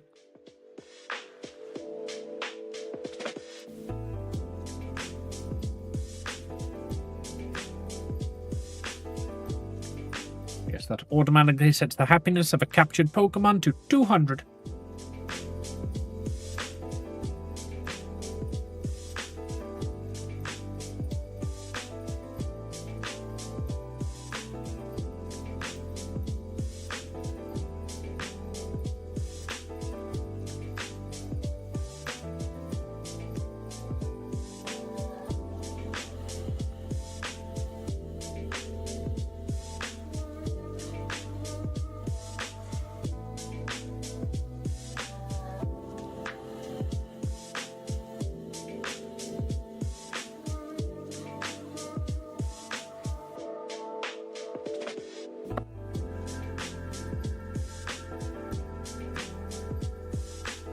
Anymore.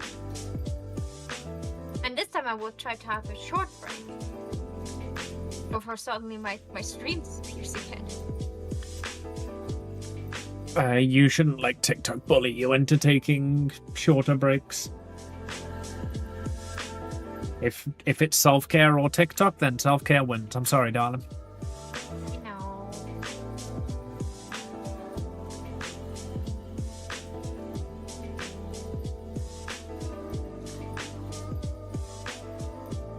Break, go. Good idea. I will be right back.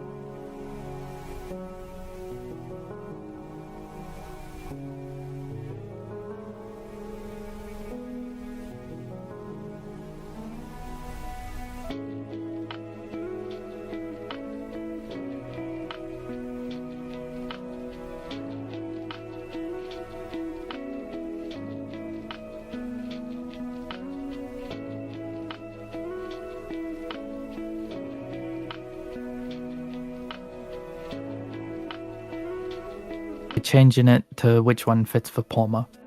And then it said, "That's no netball. That's my wife's balls." Your wife has very lovely balls.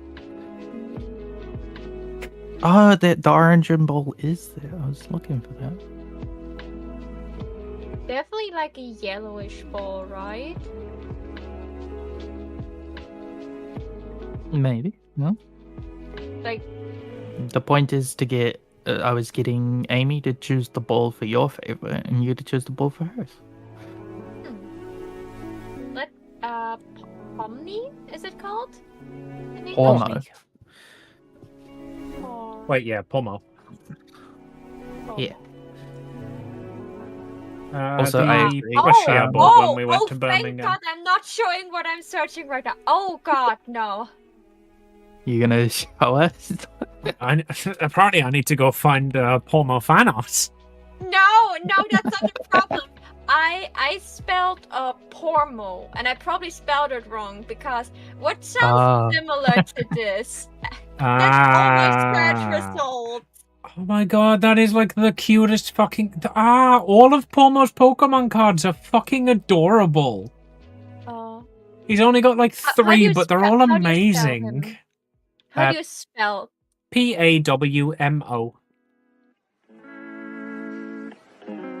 He's got exactly 3 Pokemon cards, and they are all just the fucking best.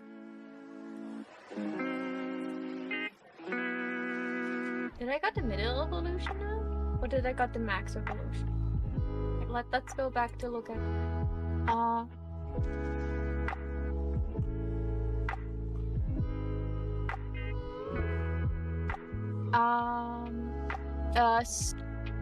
I don't know if that ball would work, but the sports ball that is like orange with the yellow symbol relatively at the top, I think that one would work really well.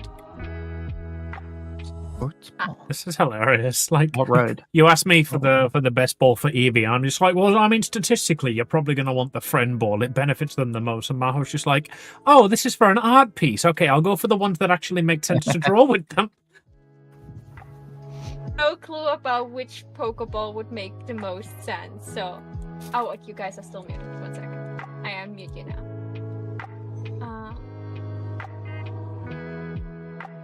There you go. By the way, I'm so sorry for everyone that is like in here with me and has to listen to the Lofa while I'm listening to Addict. I'm so sorry. I would like to offer the same apology to my YouTube audience and a reminder that if you head over to twitch.tv/AmyTheRanda, you can hear Pancake Island Radio, which is a collection of every single song request I've ever received. We're up to 1,689 requests currently. It is a very eclectic playlist. So what you're saying is I should request copyright lo-fi then?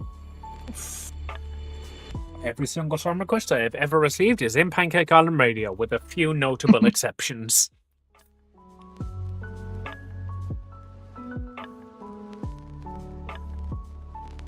Pokemon. Right. I assume you want the sports ball from the top of the list instead of the one from the bottom. Yeah, that's why I said from the top of the list. Sports ball is what I sarcastically call just like every sport ever. Oh, they're playing sport ball. Gold, silver, and crystal is what's the is it crystal? The third version of gold, silver era? Yeah. You know, everyone's favorite precious metal, crystal. Yeah. I'm checking right now. It's criminal how little shiny Eevee Pokemon cards are out there. Like it's like what, 2 or 3 different? Shiny Eevee needs more cards. Yeah, because definitely having more than one card for your favorite Pokemon and it being shiny, that's just too little. You're so underprivileged. Pokemon cards there of Eevee. I exactly possess one Pokemon card, and it's the standard Eevee card. I don't have anything else. I was just there are some people whose like favorite Pokemon there's literally one card of, and it's know. like common. I know. I pity those people. I have 3 of my favorite Pokemon, which genuinely surprises me. Although, to be fair, it's one of the newer ones, which probably just got thrown into all of the newer sets. The sleeping Eevee That's why you so like cute. have to choose a 151. You know, they get cards regardless of how many people like them. You know, regardless of how good they are. I love Oddish. You know how many fucking Oddish cards there are? Way more than it deserves. The Gigantamax Eevee card just looks so adorable. Like, I can stab on you, but it's all fluff.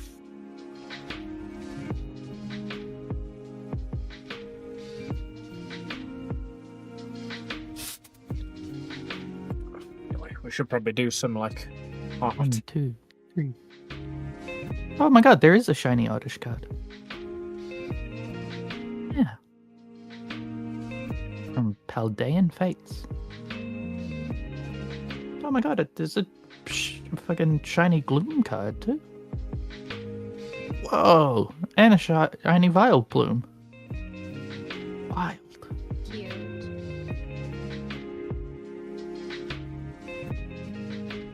And a shiny. Did they just do an entire like set of shiny? A shiny Hoppip, Driftloom, Skiploom, Driftloom. Oh, I'll say I wouldn't be surprised. That seems like the kind of thing that could like debut for a Pokemon Day or something.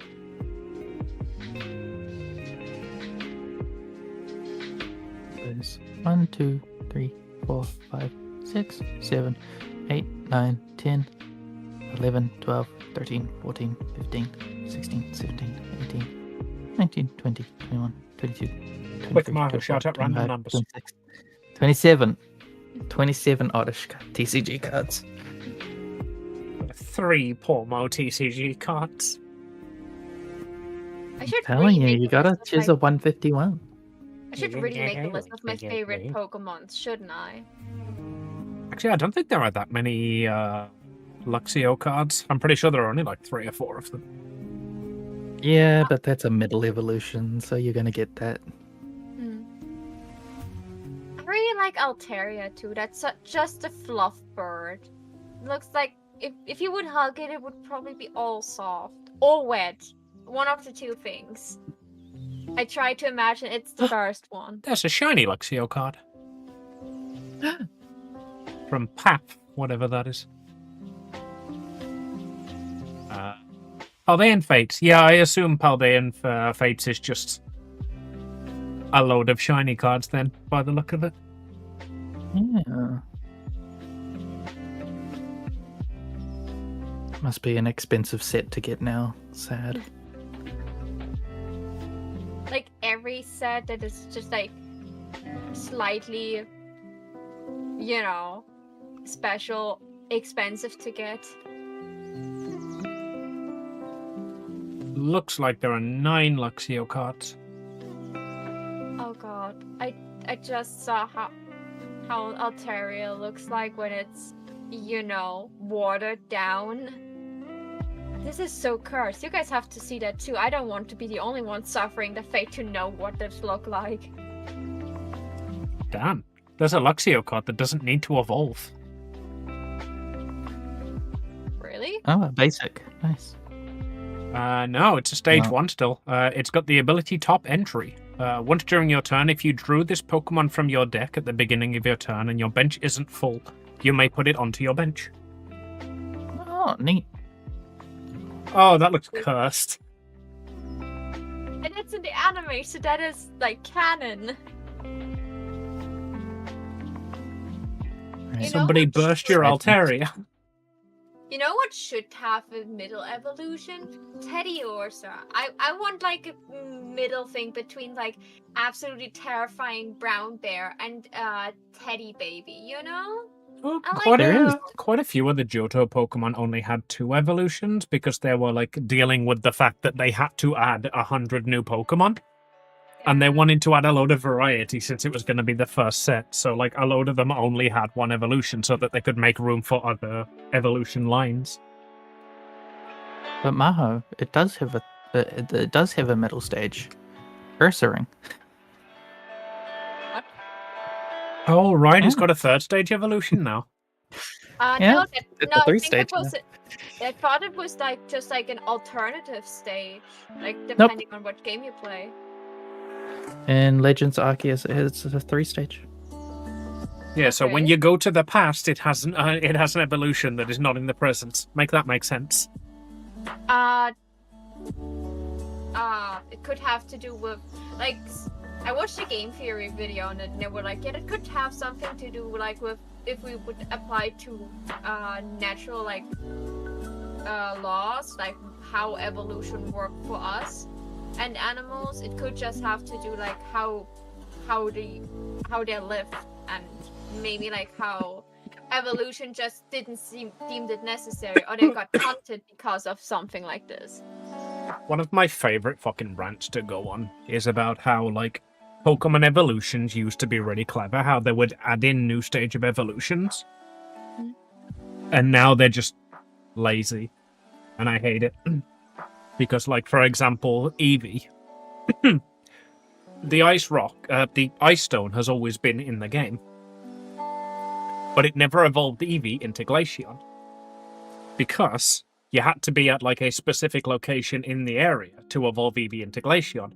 Which explains why, in the older games where you couldn't get Glaceon, you also couldn't evolve Eevee. And they used to do all sorts of stuff like that. Like, there's some Pokemon that, like, this evolves when you learn a Fairy-type move. And in all of the previous games, it can't learn a Fairy-type move. Nowadays, they've completely abandoned all of that, and they've just gone, yeah, throw an Ice Stone at it. It evolves into Glaceon now. Make it simpler.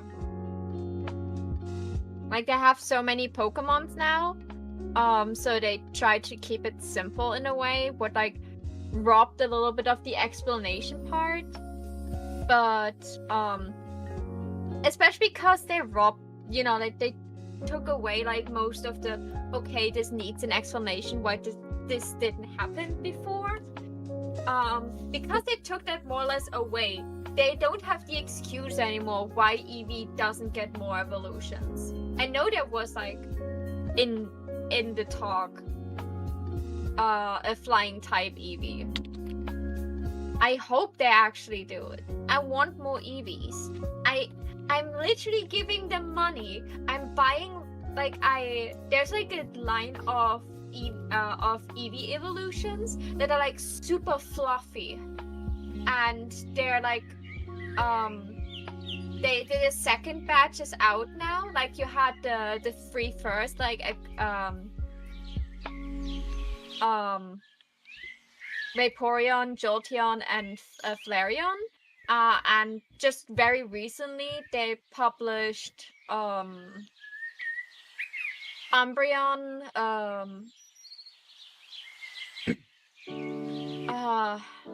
Lord help me, Umbreon, Glaceon, and Leafeon.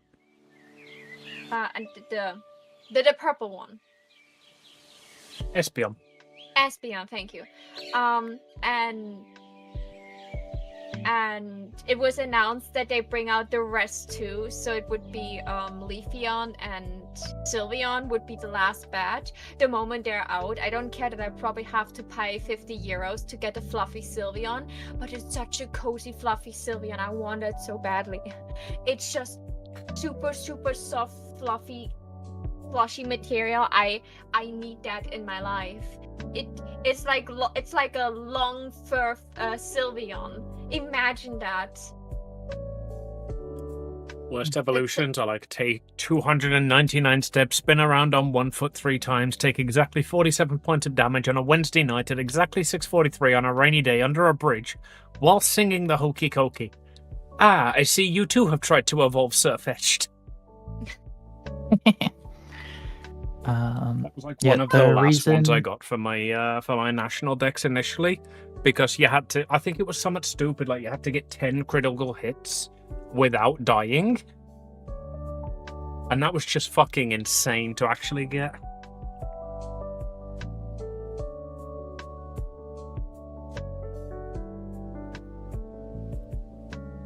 Me, like when I was looking up like how to evolve certain Pokemon,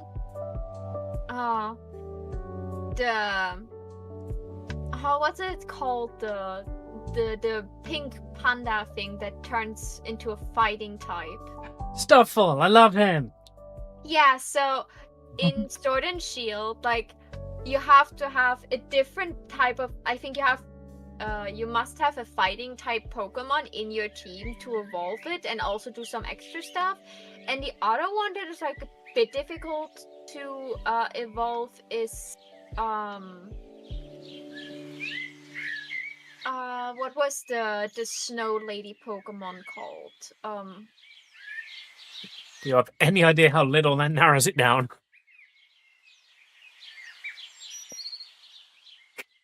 Frostlass. Yeah. Apparently Frostlass is also a bit difficult to get her evolved. I love that I just typed in Pokemon Snow Lady and it immediately knew what I wanted.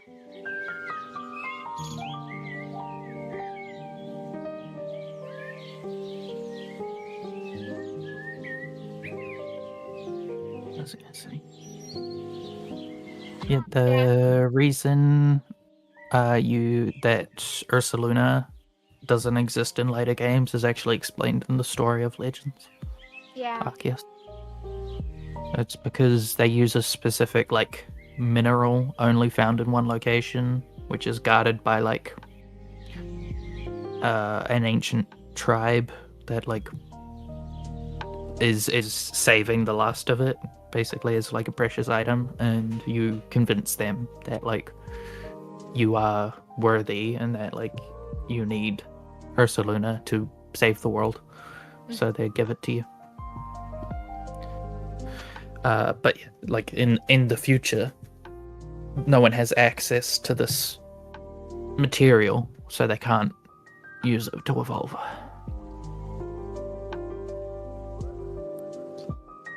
I wonder if any of the Pokemon who got Legends forms are gonna get them in the new one. Whether they'll get new ones or they'll just have like a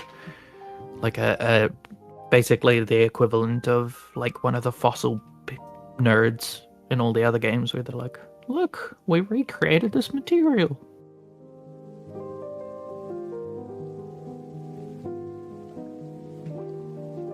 That's a possibility. They could just give some of the old Hisuian evolutions, just like, hey, look, you know, if you plug a microchip into their butt, they evolve into this instead.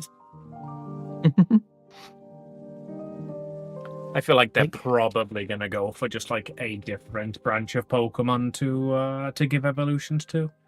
But then there is always the possibility of just like, hey, this one has got one in both forms. That'll be like one of the mascots. Like there'll probably be a fucking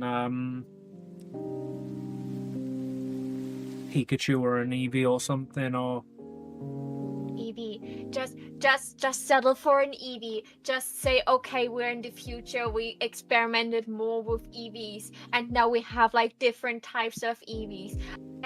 I would pay so much money to get like a flying type Eevee in my collection of plushies and merch, or dragon type or ghost type, literally every type of Eevee, as long as it has some resemblance of being a certain way of cute or cool. I definitely would want it. A good old joke about evolving a Eevee into a ghost type by using a stone. Yeah. Like a ghost Eevee, or like if a bug Eevee would like have some resemblance to like butterflies or something like this, to have like those big bug eyes, but still like have some cute features, definitely would go for flying type Eevee. Like or dragon type Eevee could look so cute. Like you could go for like a more Chinese direction of dragon, so you could still keep it fluffy and don't have to make it completely scaly. Do we have a bug type legendary yet? I have no clue. What's I know his they're fucking like name? Ultra Beasts, I think. Genesect, that was it. Thank you, Woo Woo.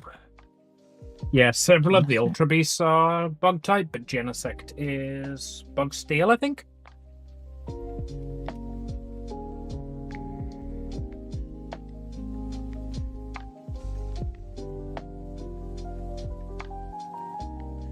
Isn't that a Genesec's only mythic though? Mythic counts as legendary, though. Does it? Mythic is more legendary than legendary, given that you can only get them through fucking promotional giveaways. I guess. It doesn't feel the same.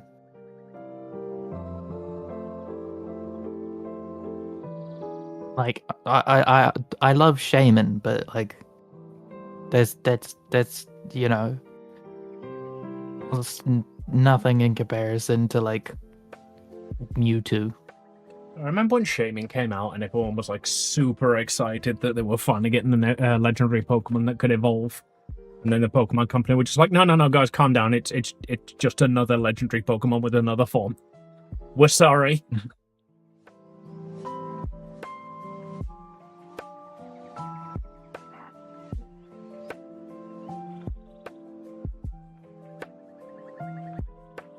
Should work. Let's hope this works.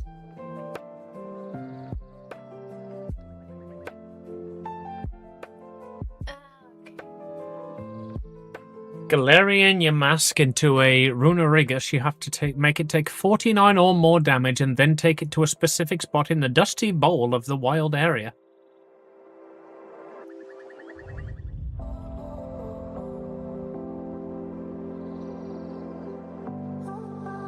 I mean, that's not too specific. That's just break it a bit and then evolve it.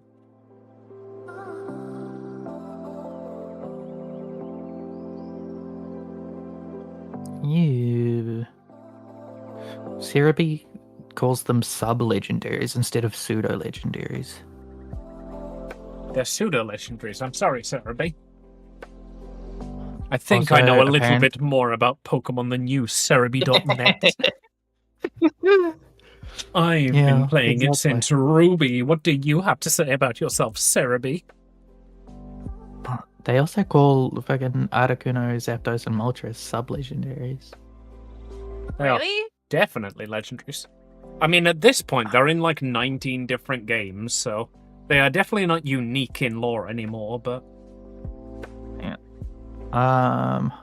It appears to be like a... Makes me feel old. I've been playing Pokemon since Red and Blue. I've been watching Pokemon since Red and Blue, but I only actually started playing them at Ruby.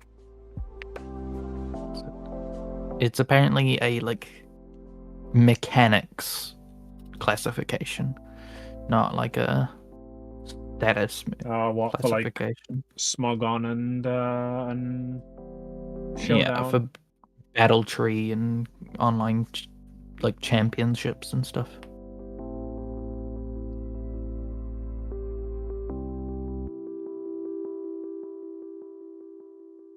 There's Rayquaza on this list.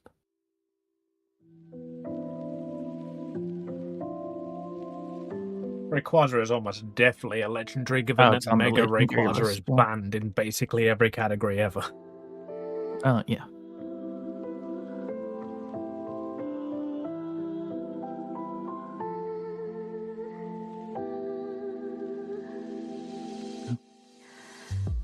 Like, I would, like, what would you consider, like, Chi-Yu and Chen-Pao and all those, like, ones from Scarlet Violet? where you have to like take the tablets and stuff to specific locations. I'd say they count as legendaries. Like, they're weak legendaries, but they're legendaries.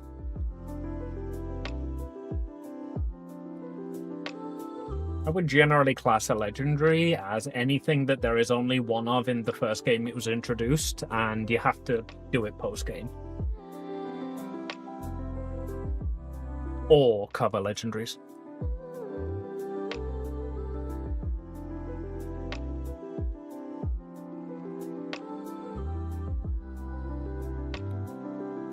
Chimpu the Goldfish is super OP.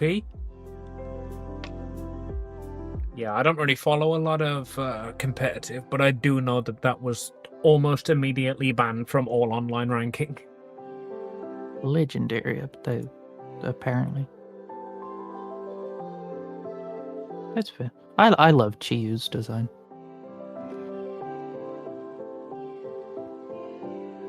Wasn't Chin Pao also banned a lot because everybody fucking wanted to use it, and then the other two were just like useless.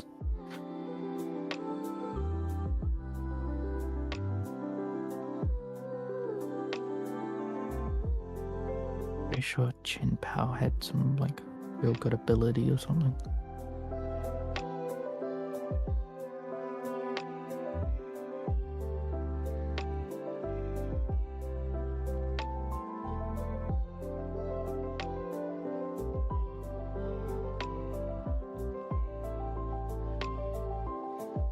Sword of Ruin. The power of this Pokemon's sword lowers the defense stats of all Pokemon except itself by 25%. It can also not be affected by other Swords of Ruin abilities. How does that like just activate when it comes out? Or is it like permanently acting?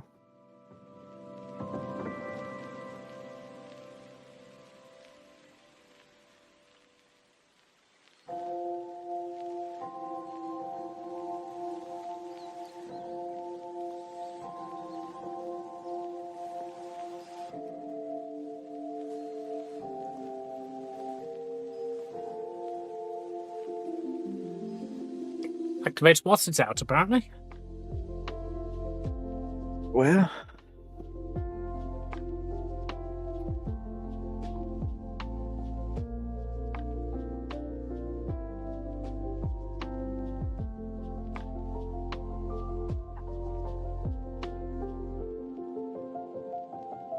can you only catch one Cubfu? Yeah, that's the DLC legendary. Well, there's your legendary that evolves. You wanted. Oh, there's a few of them now, aren't there? Like, Manafi isn't one, but that can breed at least. And what's his face? Calyrex can evolve, kind of. I thought that was the one that rode things. There was one of them from that generation. I don't know what it was. Yeah, cause like Calyrex sits atop whatever one of the horse legendaries you get.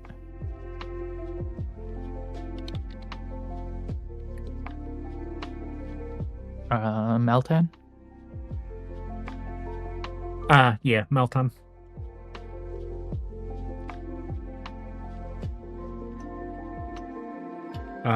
Cosmoem as well can evolve. Cosmoem. I don't even know what that one is. The pre-evolution of Solgaleo and Lunala from Sun and Moon. Yeah. Cosmog, and then it turned to fucking a legendary cocoon Pokemon. Yeah. Yep. Apparently Type Null is classed as a legendary. That's... And Poipole, which is a Ultra Beast, but that can evolve.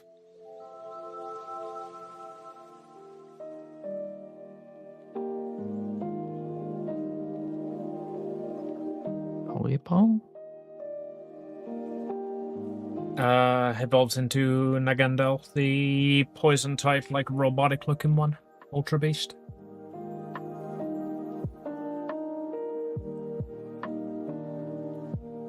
Oh, yeah. The starter from fucking the alternate universe.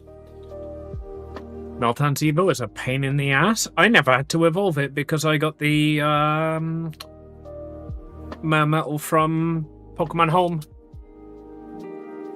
It would be cool to get a spin-off game set in the Ultra Beast universe where, like, your starter is legendary status in the main universe, but, like, in that universe, It's crap. it's crap, yeah.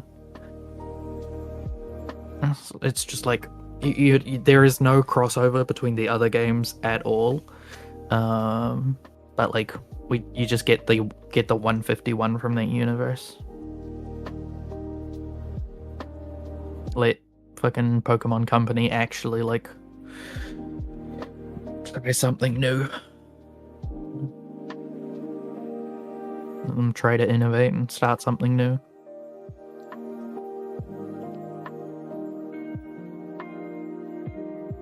I love Stack Attacker. I don't. And I got a shiny one of that, so I was salty as fuck.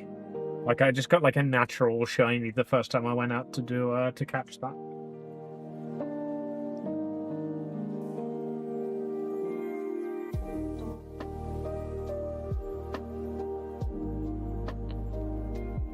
Cerebi doesn't have the Ultra Beasts. It's like Miraidon and Koraidon. I thought that was a neat little gimmick, just giving you the cover legendary immediately, but saying, "Hey, this is a legendary. You can't use it."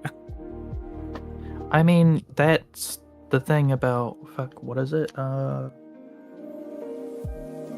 Is it Ruby and Sapphire? They give you Latios or Latias, like fucking at like the third town, and then you can just battle with it and like ride through the entire game. Possibly Omega Ruby and Alpha Sapphire. It's not in the originals. Well, it is, but in the originals, it's a event one. Like the island that Steven takes you to in Omega Ruby and Alpha Sapphire is an event-only island in the original games.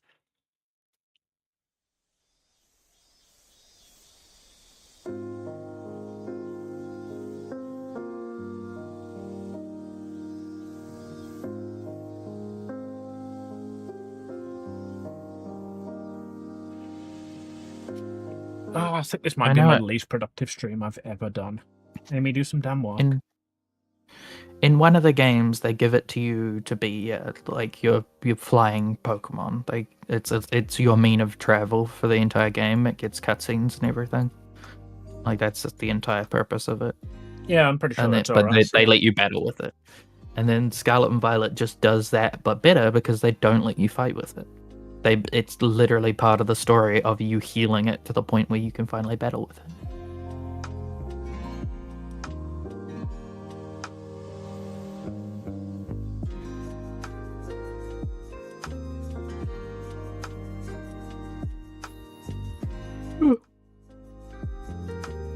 Pokemon website doesn't show you the shinies either.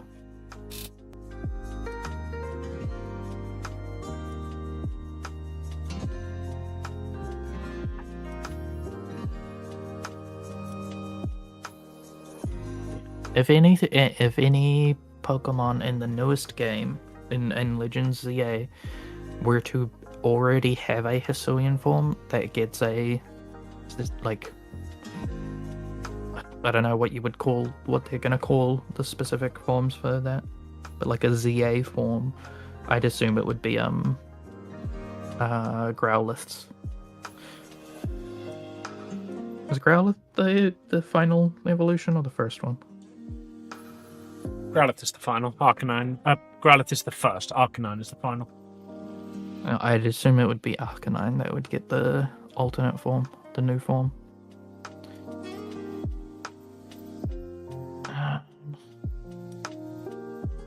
Either that or maybe Zorua. Charizard because X everybody and fucking Y, loves you that. know we're getting a Z. I mean, yeah, that's fair. That's they're gonna do new megas. I think will be more of the focus than new forms. Yeah.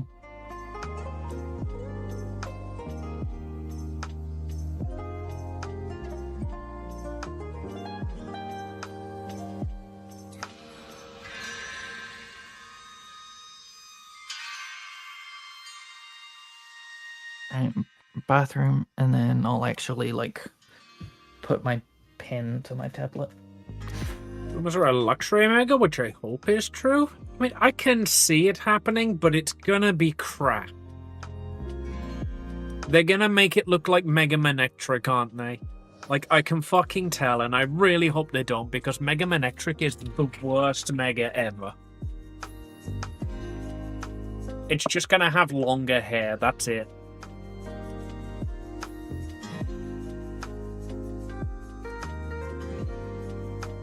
I mean, they could go the like Hisuian Arcanine way, but yes, Mega Manectric is disgusting. To be fair, Manectric's disgusting. So it's like, you know, at least with Luxray, they're working with something, you know. That's fair, I guess.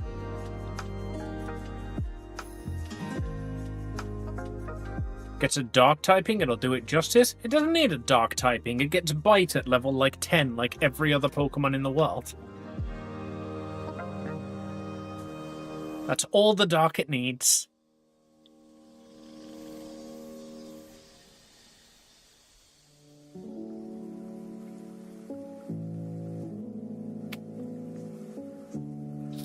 A cowboy hat reference. There.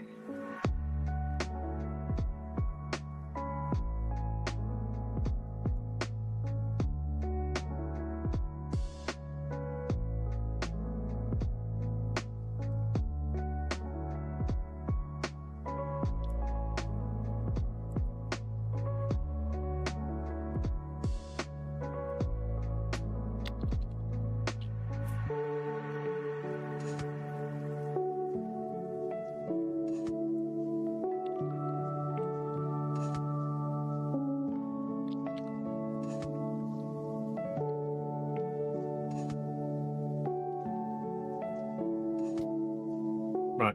I'm gonna go on to BRB. I am still here. I just don't remember if there are nipples under this corset or not.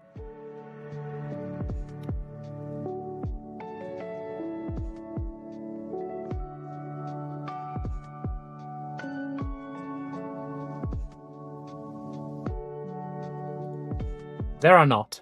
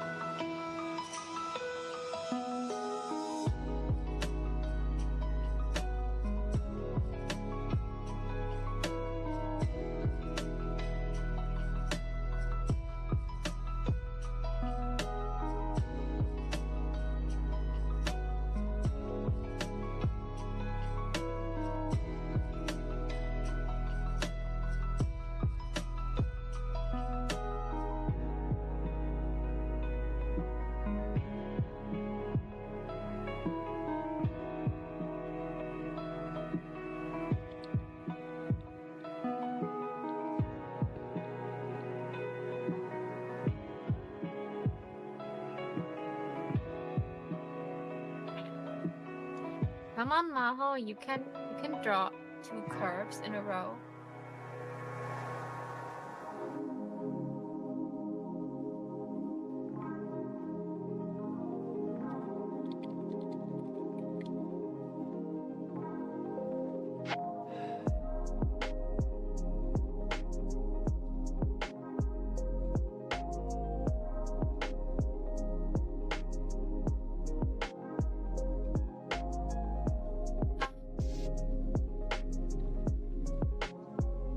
Art's going, Amy.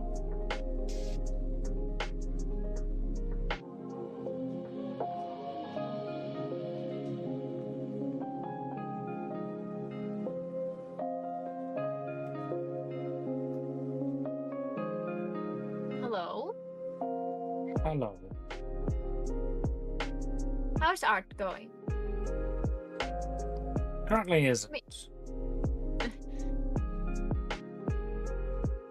What are you pondering?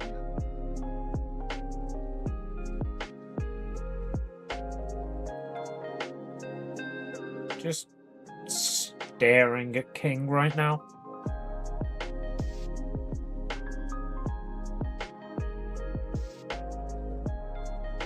Do you want to switch to a different artwork? How about you take a break of King for now?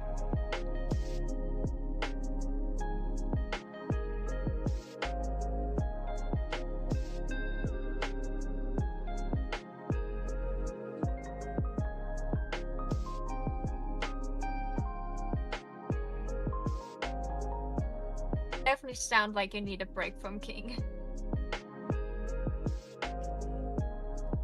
The issue is I've spent the last, 4 days wanting to do nothing other than work on this. So, of course, the art block has hit as soon as I open the fucking page. That happens. Are there any other things you need to pre-sketch for King? You know, did you know you need at some point? Where you could, just do a sketch for it?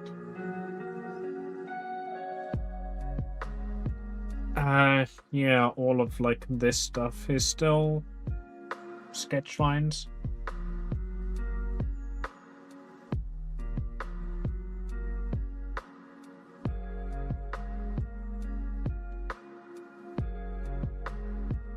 Anything else that needs to be sketched, like a specific toggle you want to figure out before you actually start drawing it?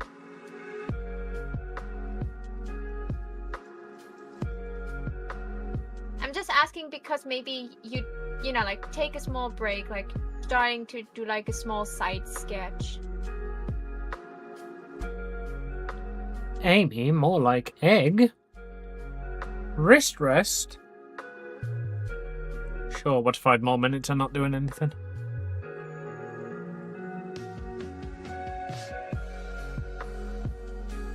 Oh. So how's chat doing?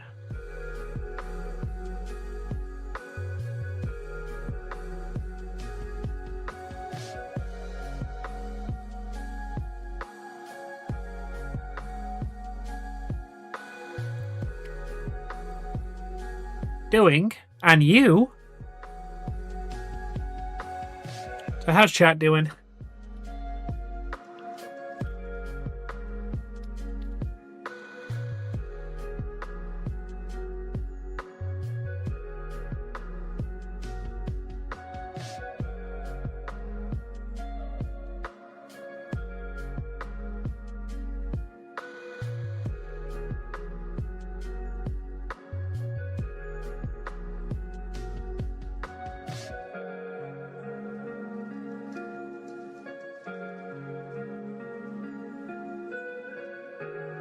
Problem now.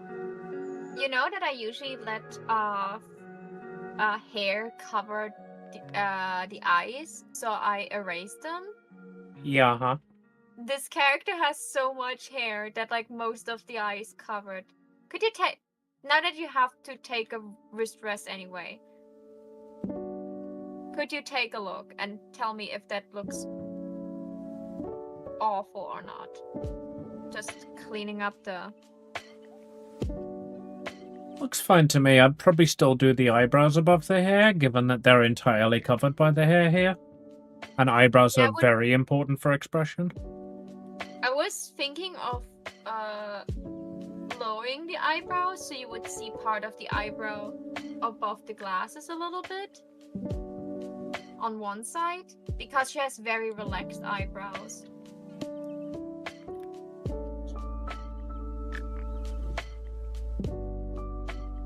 Yeah, looks fine and it fits your art style nicely. Like, I generally prefer doing the eyelashes over, but that's a personal choice thing. Yeah, like, I did it for a couple pieces, but I just, like the fact that, you know, hair is covering things. But because she has, like, so much hair that is indeed covering,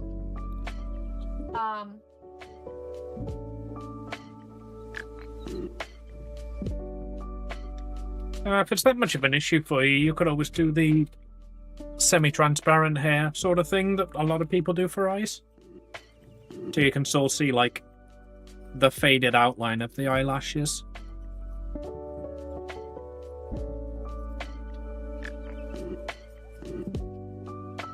maybe put the eyebrow up above the glasses. Yeah, I think part of the issue that you've got is that you've got the fringe inside the glasses. Yeah. Because as a glasses wearer, that just makes me uncomfortable, so... Try putting the glasses underneath and see if that fixes your trepidation.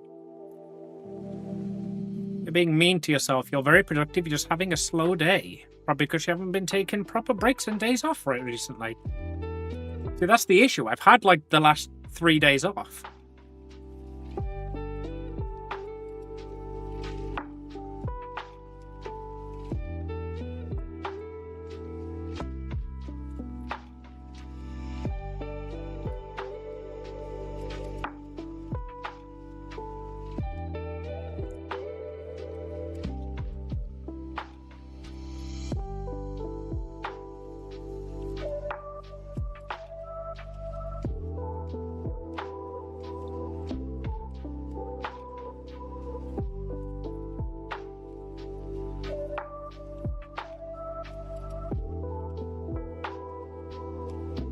That feel better to you now?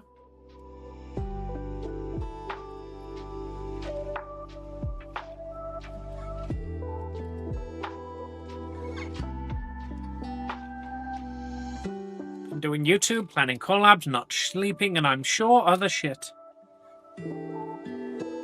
Most of my YouTube stuff is pre-scheduled. Work on it, though.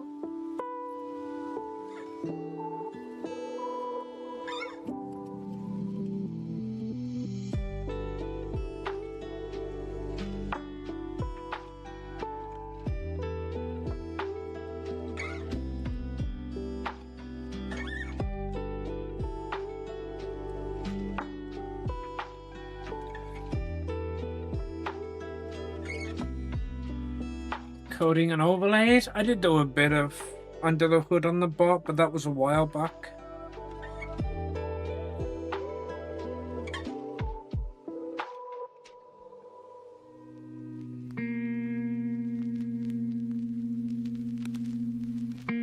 I think the horn would probably come in front of the face as well.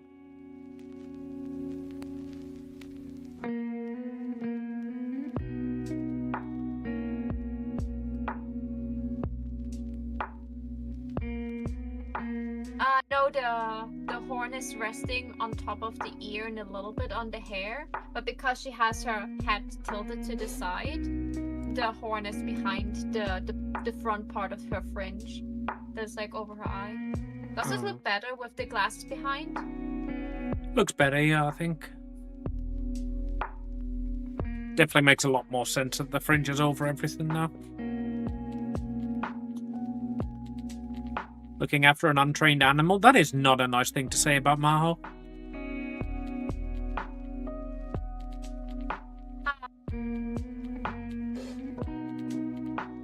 I know I'm not, you know, the most well-behaved thing in the world, but that's just mean. Look, at least you're house trained, okay?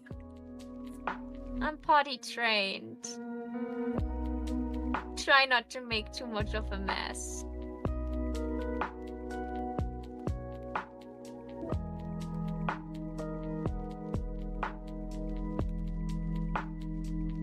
Last time you played a game for yourself that you want to play off stream, Monster Hunter Wilds. Last anime you watch because you look forward to it? Next question. Last nostalgic Disney rewatch? Next question. Last time you cooked something you miss making? Tuna sandwich about a week and a half ago. Maho peas with purpose.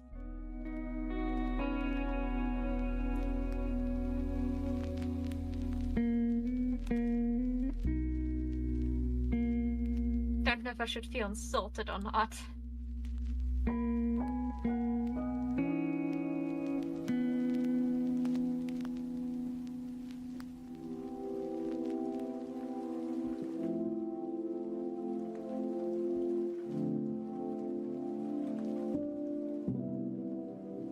What I'm missing. I was like, why does she look like so weirdly naked in the top area? Like, I know it took off her clothes, but I still wondered why.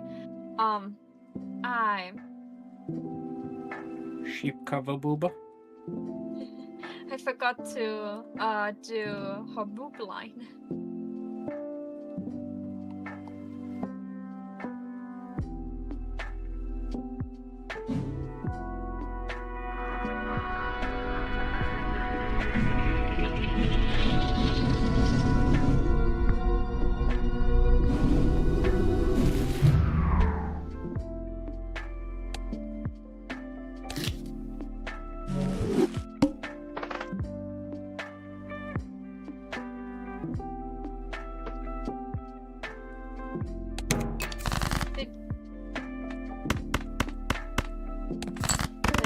This feels bad. Bad, Amy, no Balatro. I own Vampire Survivors now. Balatro break? There you go. Sorry, Eden, it's the rules. One round, okay? After that, you will return to whatever you think would be good to draw. It can be something else. You can just like start to, like separate King. Redraw like some things that you have to redraw for her to be separated.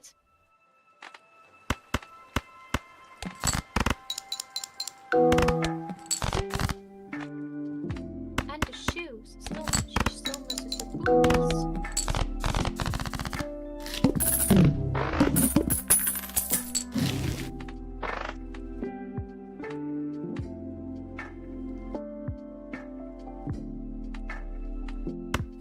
I'm back.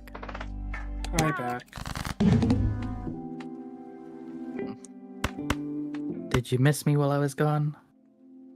Or did it feel like I was always almost here, talking to you the whole time? I definitely got that impression, yeah. Weird. I wonder why. I was ever present in your mind, I guess. Obviously. Makes sense to me.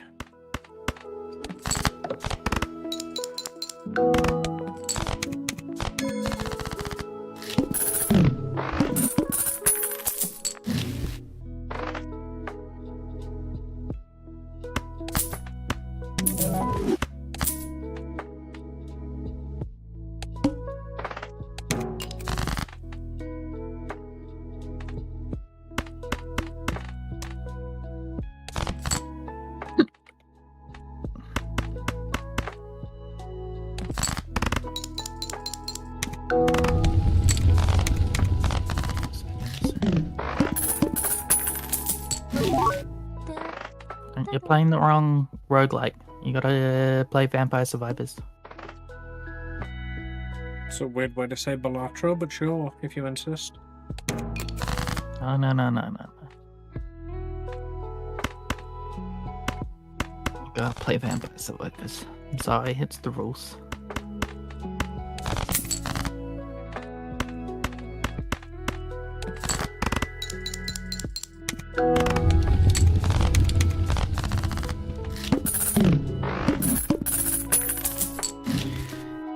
You gotta, otherwise I'll make you confront facts about your personality that you don't want to. How do you think I've been spending the last week?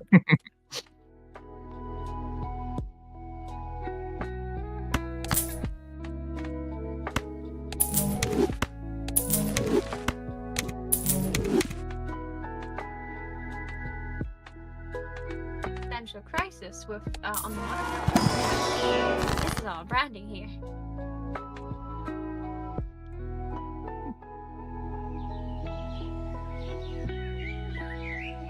When Pet says miss me while you was gone, I just had a flashback to a song.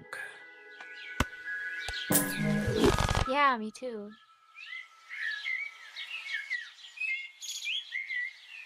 I try to remember which one it is. When I'm Gone by Three Doors Down.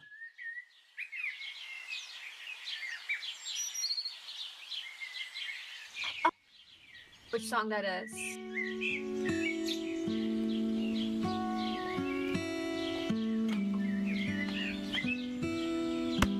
I think I have to sing that song in school once.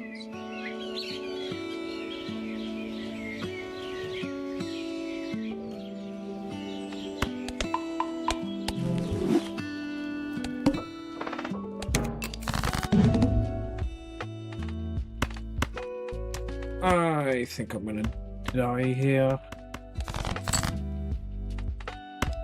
These campfires aren't good enough on their own.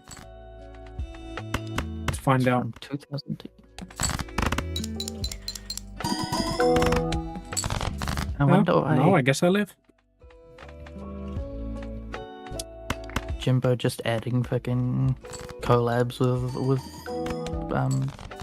properties they enjoy. I'm pretty sure Fallout is not indie. I really like What's the that Fallout Jack cards though.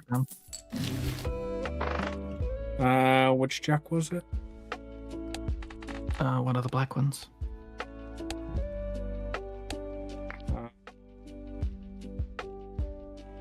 Settings.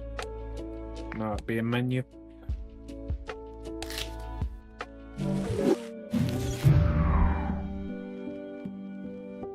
You almost clicked new run. It would have asked me to confirm first. Oh, there isn't that. Customize deck. There we go. Slay the Princess.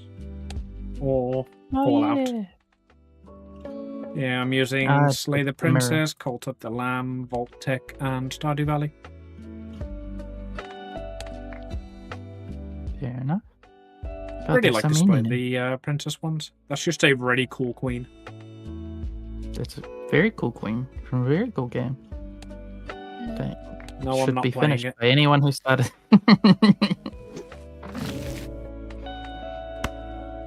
suck.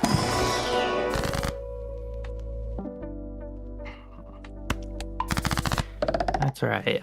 A fear of change and new things is very common for people like you.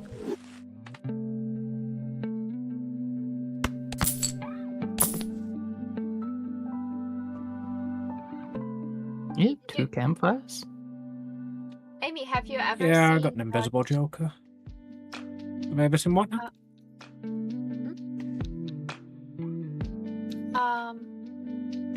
Can I bother you? Have you ever seen like chess pieces that like are like shaped like people? Like in those fancy chess boards. Yeah. Have you ever considered just for art purposes to design how your chess pieces would look like? That might be a neat idea. As you could just make them look like marble statues, and if you have them drawn in a good way, you can just throw them in the background every time you move the background.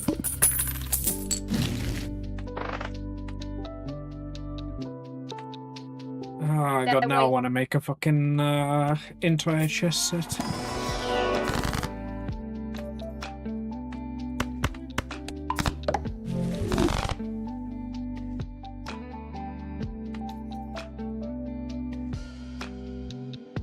Amy, do you have £6? Probably. What do you want me to buy?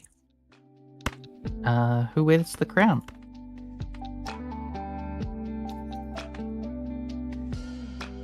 Well, who wears the crown, Eden? Freud.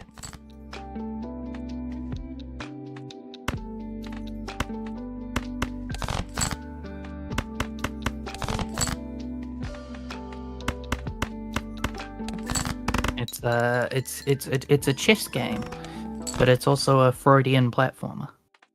Oh yeah, you sent me that on TikTok, didn't you? Yeah.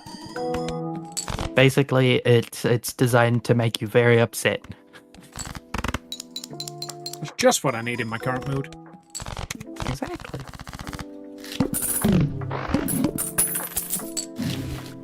You mean being able to actually express yourself instead of like wallowing into a pit inside of yourself? It wouldn't help? Your girlfriend's dead. You have my sincere condolences.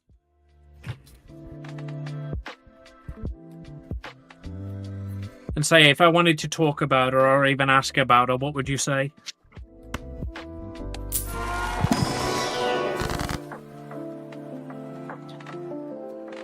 You can even choose custom colors.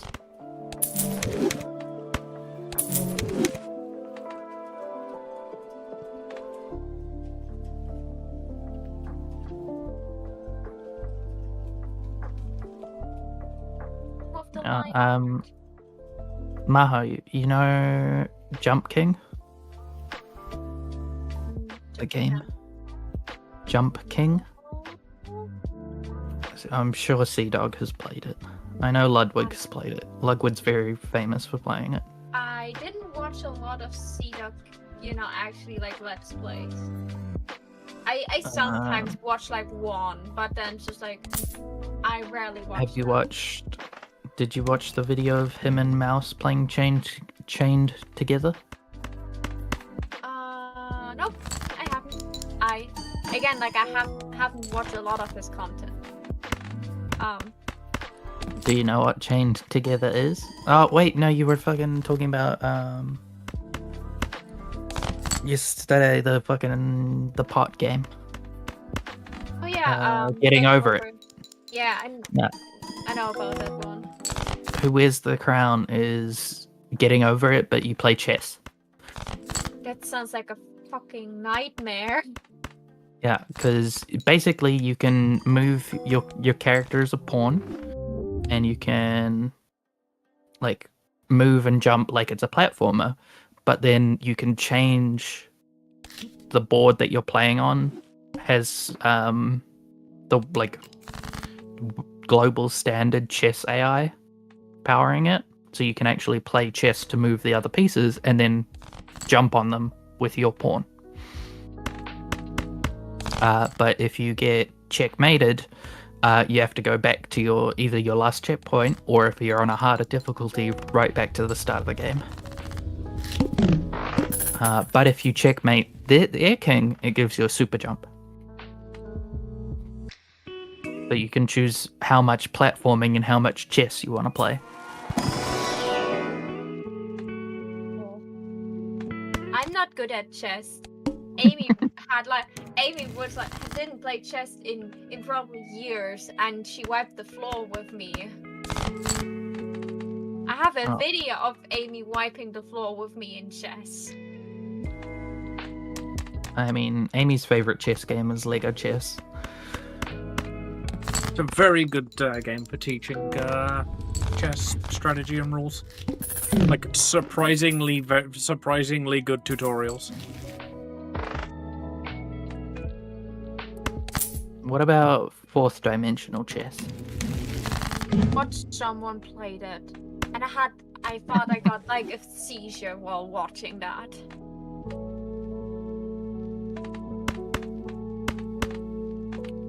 I seen Get to Work. Is that the one where you're like That's what Connor on was one of those? saying. Yeah, that's Yeah. the one that.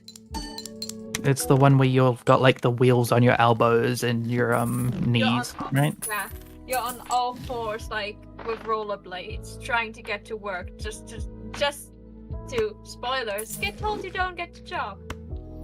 Yeah, you do. That like sport where you dress up as like Hal from fucking Malcolm in the Middle when he does the speed walking.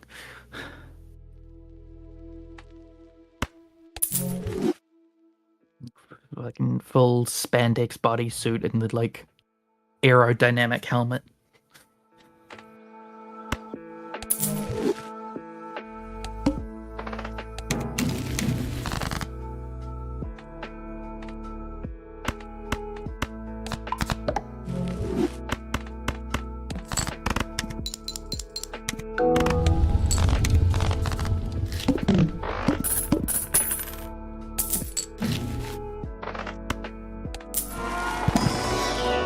Oh yeah, I forgot. They're currently rebooting Malcolm in the Middle. With the same cast, or is like Same cast. Frankie Muniz the dad now, and it's his family kind of stereotype? I can only assume that's what it's gonna be, but at the very least, fucking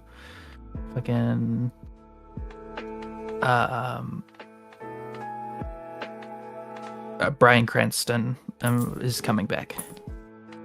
I know. The mom and dad are coming back, definitely. And then apparently Frankie Muniz is coming back, despite the fact that he doesn't have many memories of the TV show.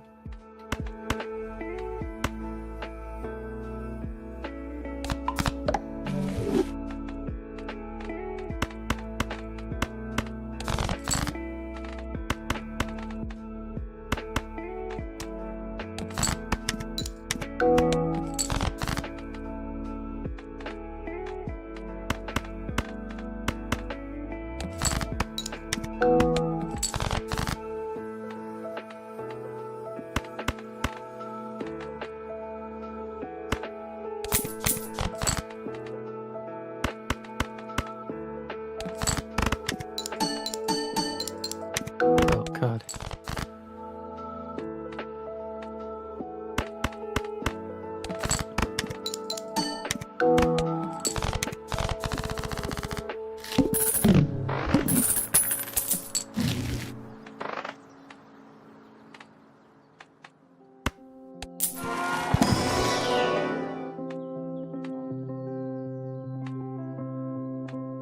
That's why this happened.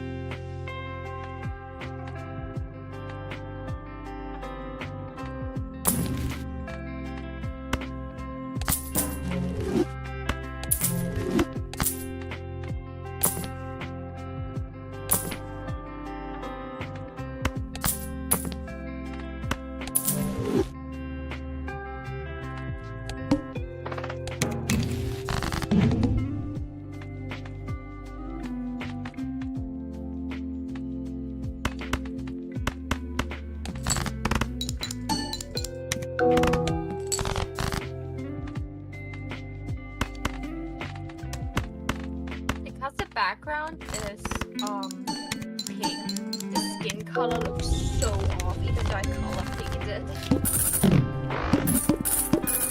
Woo Ed from Ed, Ed and Eddie? Nani?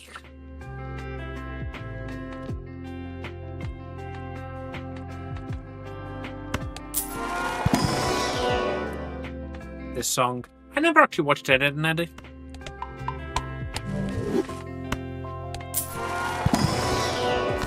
I always found it very vulgar.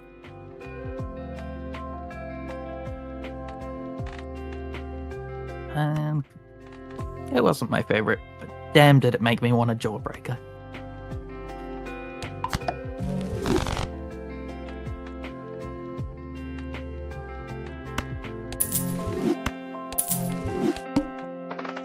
that when I talk with people about like their favorite like children shows or like things they watched, and I'm like, nah, I didn't watch that. Nah, I didn't like that. Nah, I didn't watch that. I'm like, I promise I'm not that critical when I watch. I hope. I don't know. There are a lot of shows that I really didn't like from my younger brother's era of TV that people constantly sing the praise of, and I'm like, maybe in like the last couple seasons it got good, but like it wasn't for me. Like the early stuff is all kind of bad, but that's just like Cartoon Network at the time. Like even fucking Adventure Time, which I love to death. The first season is pretty bad. Because that's how TV shows were sold at that fucking during the 2010s. This fucking lol random only episodic shows were being produced because they were best for toy sales. It's like a bunch of things. Like I know I cannot even remember some of the shows I really like. Like, there was one like cartoon, not on Cartoon Network, called Papyrus, or like the German word for it sounds way more fancy.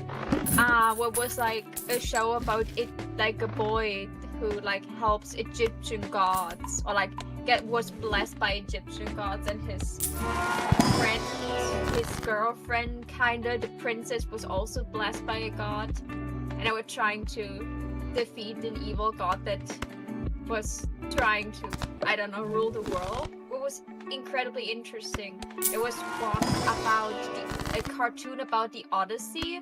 I never finished it because it was showed at an awful time. I barely had the chance to actually watch it, but it was so cool and great.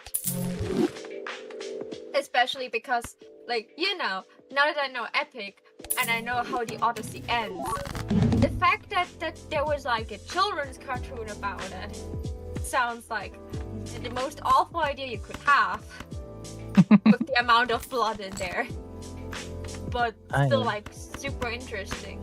Huntic was one cartoon I really liked. Never maybe managed to finish watching it, but I really liked it. Or Oban Star Racer has a very peak Japanese opening.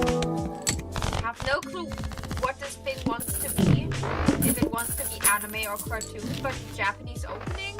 Is it just a German thing? Because like, I have never heard of that, but it's one of Aaron's favorite shows. Oban Star Racers? Yeah.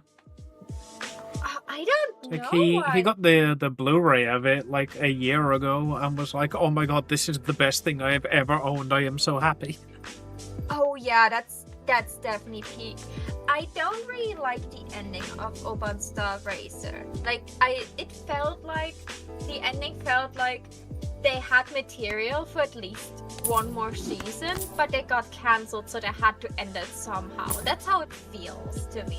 Like, especially like the last 1 or 2 episodes and the ending in general. You have this girl who wants to find her father. So she knows he works somewhere in the racing business. So she escapes the orphanage to find him. And when she found him, she pretends to be someone else to get close to him, and helps like as a mechanic, and then later on even as a racer in this like intergalactic alien race. And is that the show you mean? what? Let's me.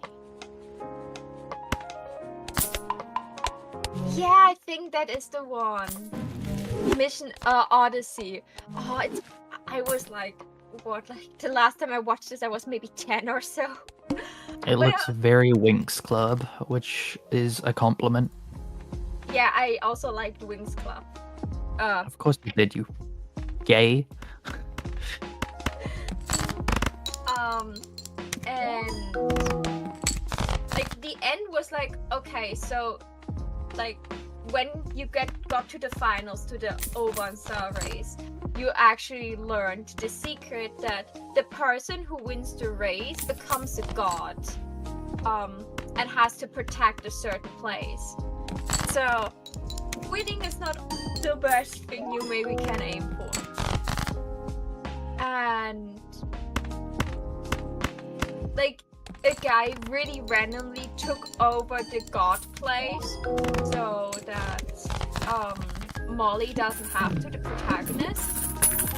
And then he just like, even though they were so close, like it just abruptly more or less ends with her just like going back home, just like living a normal life as a normal person after experiencing the most crazy thing in her life. She's just like, oh yeah, I'm going back to school now, and like I spend now time with my dad. That's the end. And I was like, I really like this show. I will call it an anime because it has a Japanese opening. The opening is fire, but you know, the last episode feels like, you know, like you could just like don't watch it, just like come up with something else yourself, and you would be more satisfied with it. But it's my opinion. I don't know if Aaron has a different. I don't even know where it's from.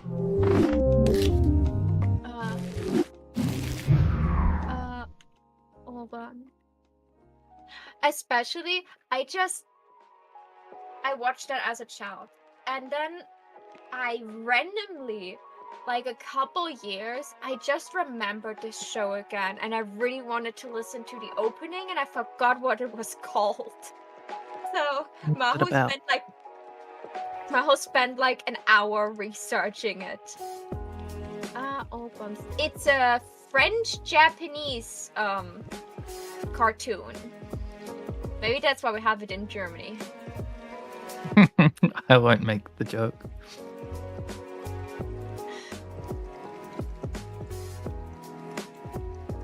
And because the Japanese have their fingers in there, I'm calling it an anime.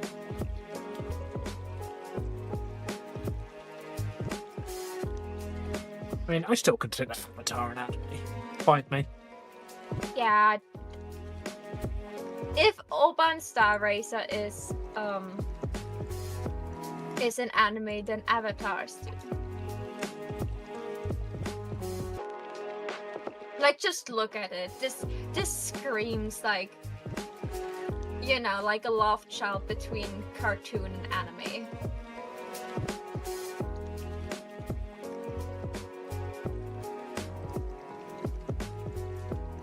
Not Wakfu by any chance? I haven't watched Wakfu, but I know that this also, I think, is something like something good. Spotify? Open Star.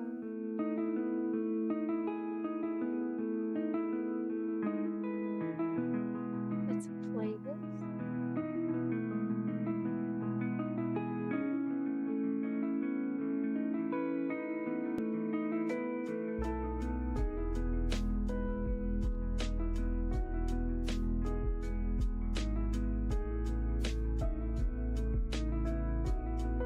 Open this playlist.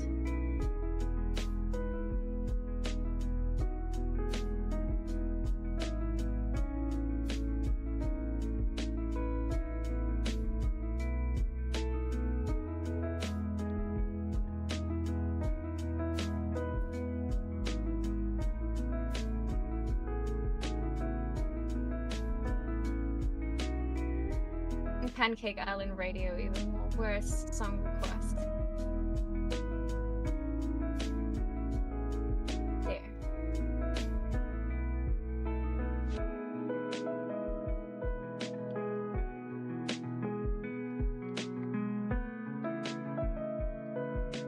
Chance to Shine? I think this is already on Pancake Island Radio. Really? Did I edit? No, I would not. It was not me who edited then. Then it was Aaron. If it is there, then Aaron probably came in, talked about Oban Starvation, was like, here, listen to the opening, it's fire. Yes, this is indeed on Tanking Garden Radio. I thought I could. I mean, I'm gonna queue it up anyway, but.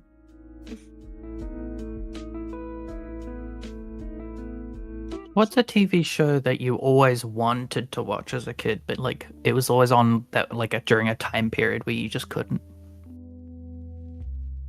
Like maybe it was the first thing on at like, I don't know, our schools finished at 3:00, but the cartoons would also start at 3:00, so I would get home 25 minutes into the first 30-minute cartoon.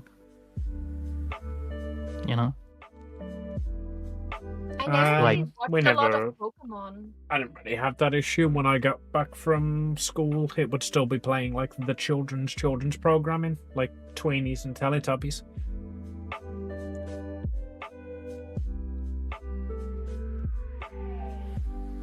Like those only like from memory, those only played like at like 8, like after 8 a.m. Until like 10 a.m. Yeah, over here they'd run from maybe 9 until about 3:30, and then basically when all the kids got back from school, they'd switch over to like the Pokemon sort of programs. Nah, they'd do like a couple hours of kids' TV in the morning that got progressively younger as time went on. Because like the older kids would go to school before the younger kids most of the time. And then like at like 11 a.m., 10 to 11 a.m., it would swap to fucking infomercials and like Alan and like Dr. Phil.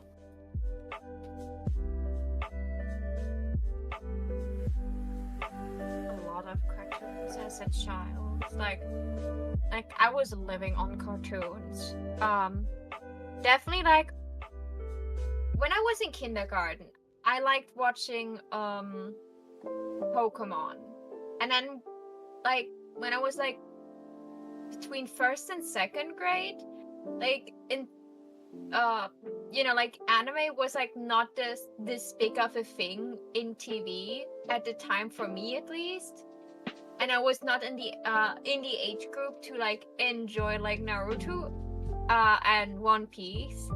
So I drifted for like the majority of like my young teen years to Winx Club. That was like the big obsession I had. And then when I was 11, like the problem we had with anime, it didn't have like a channel where it would always come. It was always mixed in on a different channel that would usually not show any like cartoons or anything. So, and we had one channel called Viva, what was a majority music channel. And then suddenly when I was like 11, they suddenly decided to show anime. And that was the same time where I also by pure accident, by looking the word elf, like I looked for elf and pixie art on Google. That was yes, I remember when I accidentally looked up elf and pixie art. No, I assume we found different art. Mm-hmm. Yeah, like my young age on the internet was me sometimes just like Googling something and just scrolling through Google and looking at pictures. That was all I did at this age. I was and I found a random episode from Sailor Moon on YouTube. That was like the time where you could still watch anime on YouTube. And I watched that. And then yes, Sailor Moon episode 1, part 6. Yeah, like especially the episode I watched was like episode 100 something. Chibi Usa was there already, and and the title had something with elf or pixie in there. I don't remember clearly what. And that's how I found it. So I started watching Sailor Moon, not from episode 1, but from episode 100 and something. More or less started to binge Sailor Moon in every free second I had. So, still back then, as an 11-year-old, I cringed really hard with Sailor Moon. I despised Chibiusa most of the time. And so I also despised Usagi most of the time. I didn't realize that... Man, I hate everything about this damn show. Where can I get more? Yeah, there were so many things I liked about Sailor Moon, and so many things I was just like, what the frick is going on? Like, especially when I learned way later that Usagi was supposed to be like in like 13 or 14 when the show started. And I know the point I reached where they talked about her age again, she was 16 because she was like swooming over the fact that she now could marry Mamoru if she wanted. Thought the age of consent in Japan was 13. No, for marriage it's 16. Ah, well, they've got their priorities in line then, I guess. I will not go She into said this because... sarcastically for those about to flame me. In Germany, that's too. With parental acceptance, you can marry at 16, and at 18 you can decide who you want to marry anyways.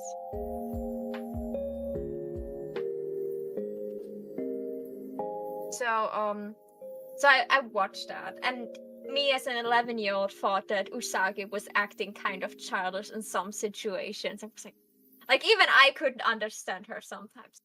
And at the same time, when I was like starting to hype up Sailor Moon and slowly understand what anime is, on Viva they showed Tsubasa Chronicles.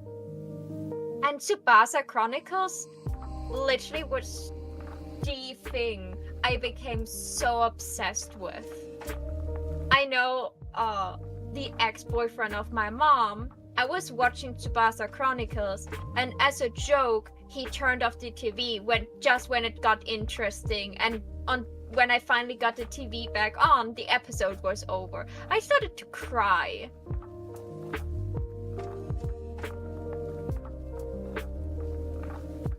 This man was an awful human being in many ways, and like who bullies a child, you know, as a grown-ass man? So as many good memories I have of Tsubasa Chronicles, it also reminds me of him, what I don't like. But then Tsubasa Chronicle ended really, really open, and I was really, really sad about this.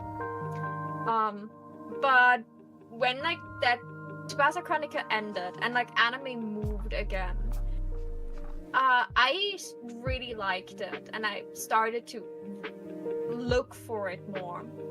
And in 6th grade, a doctor gave me a wrong medication for something I didn't have, so I was bedridden for multiple weeks because of stomach issues I got from the antibiotic. And I had nothing better to do than lay in bed and watch TV because I couldn't move a muscle. And I found a new, like, where they were showing anime. And that's how I watched Yu-Gi-Oh! 5Ds, that's how I watched Detective Conan, Naruto, One Piece, and on a different channel before those started, Digimon. And then I was a fully fledged anime fan, and you couldn't get it away from me anymore.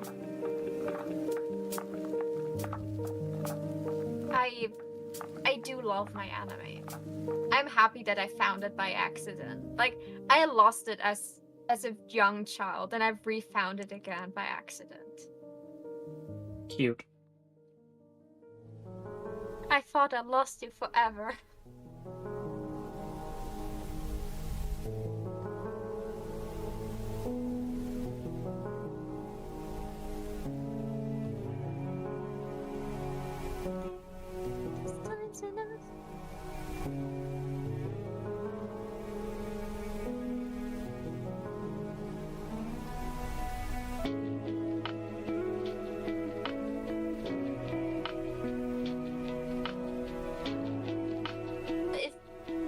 your hobbies should make your personality. But I'm afraid to know what kind of human being I would be now if anime wouldn't be like one of the biggest obsessions I ever found in life. Like, I can't imagine myself not be a hardcore anime fan. The majority of my time, I read manga and now manhwas, or watch anime, or draw in anime style.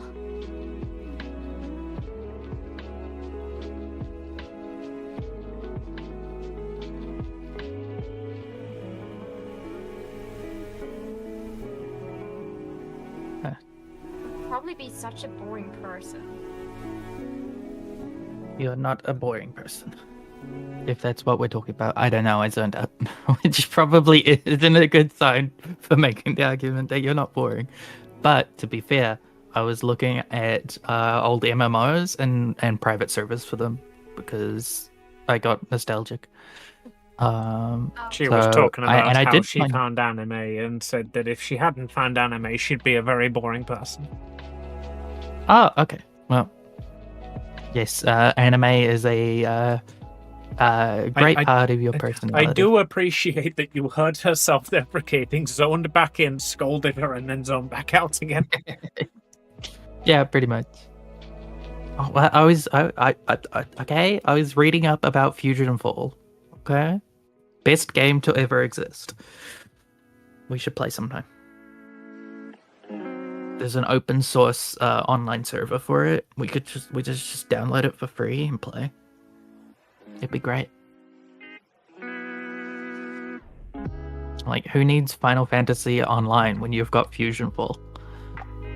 The original. I should play Final Fantasy. Thanks, Eden. Nah. You know you won't. Well, I mean, yeah, but you don't have to point it out. Newer, bigger, better obsessions. Like Fusion Fall from 2012. Way to say Monster Hunter Wild and Bellatra. You can dress up as the Powerpuff Girls while having the Powerpuff Girls as your minion and weapon. You can do that in Final Fantasy. No, you can't.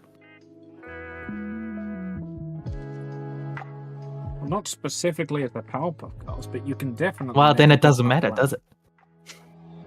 Face doesn't matter, does it? How much did you love Foster's Home for Imaginary Friends? Never watched it. I thought that would be right up your alley. I did not watch a lot of TV. Of Girls was right up my alley. I did watch you know Powerpuff how Girls. like I watched Powerpuff Girls, Pokemon. Fuck, I literally cannot even think of what cartoons I used to watch as a kid. Not really. I would get back and I would play video games. Big on the video game part. Not because I didn't like video games, but I usually had like, you know, a potato for a PC, and I was chronic. My entire youth was like being broke, so I never wanted to ask for many things. I didn't want to trouble my mom with it.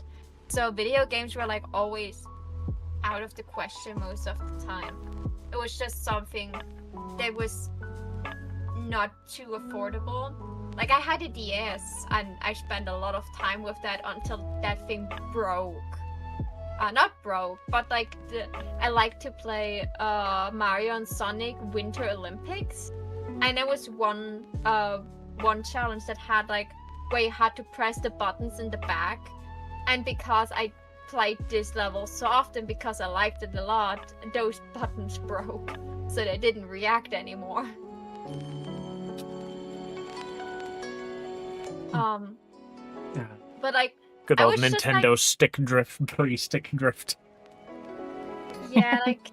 Hey, fucking the nunchucks were garbage as well. Okay, and we all know it. Like, they were better as a weapon than they were as a controller. Yeah, but they were a good weapon. They were a great weapon. So I had a lot of the Wii accessories. I had like the fucking fitness pad that Wii fitness lady likes to do ballet on. That was fun to use with brain training. What? What other? Yeah, you could train your brain by fucking using your feet, apparently.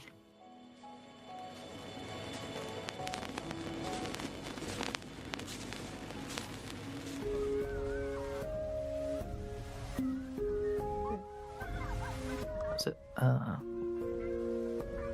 But yeah, back to the important topic. So Fusion Fall is literally just like you're playing an MMO of an anime version of all of Cartoon Network at the time. Like, this is like good Cartoon Network. Like, back in the day, it was like everybody's favorite Cartoon Network. It's like some stuff from the late 90s, but a lot of stuff from the like 2000s to 2010s. So, and like everybody's hot. It like even for like they put far too much effort into making like Dexter have the anime like glasses where they like turn white and like make him look like a fucking way too good. Yeah, the push-up And then glasses. yes, but then also the main enemies are just slime girl versions of everyone else. They're just evil slimes. Why didn't you lead with that? Show me pictures. So you can fight evil slime anime Powerpuff Girls. And then you can get them as pets, both the original versions of the anime Powerpuff Girls and the slime evil Powerpuff Girls. And they'll float around by your head.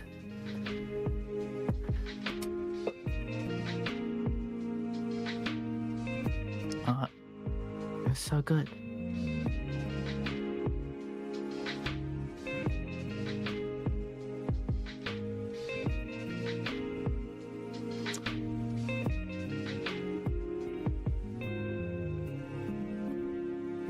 They even have Princess Morbucks.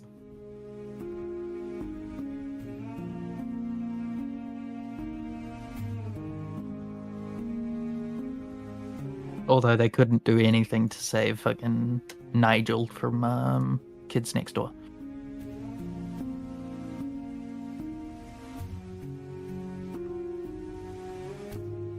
I would say, how did you know that was the character that would hook me, but I'm not going to ask that. It's a dumb question. Princess Morbucks, or Yeah. they also have Cookie from Kids Next Door. The original fucking girl with sleeves too long. They cover her hands. And they have the sisters from Ed, Edd and Eddy. I never liked those. But then again, I guess that was the point of that character.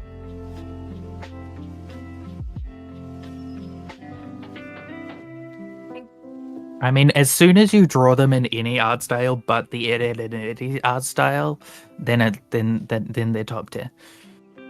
Because it's a scene emo girl, fucking a like country girl redhead whose bangs hide her eyes, you know, and the other one. And the other one. And the other one.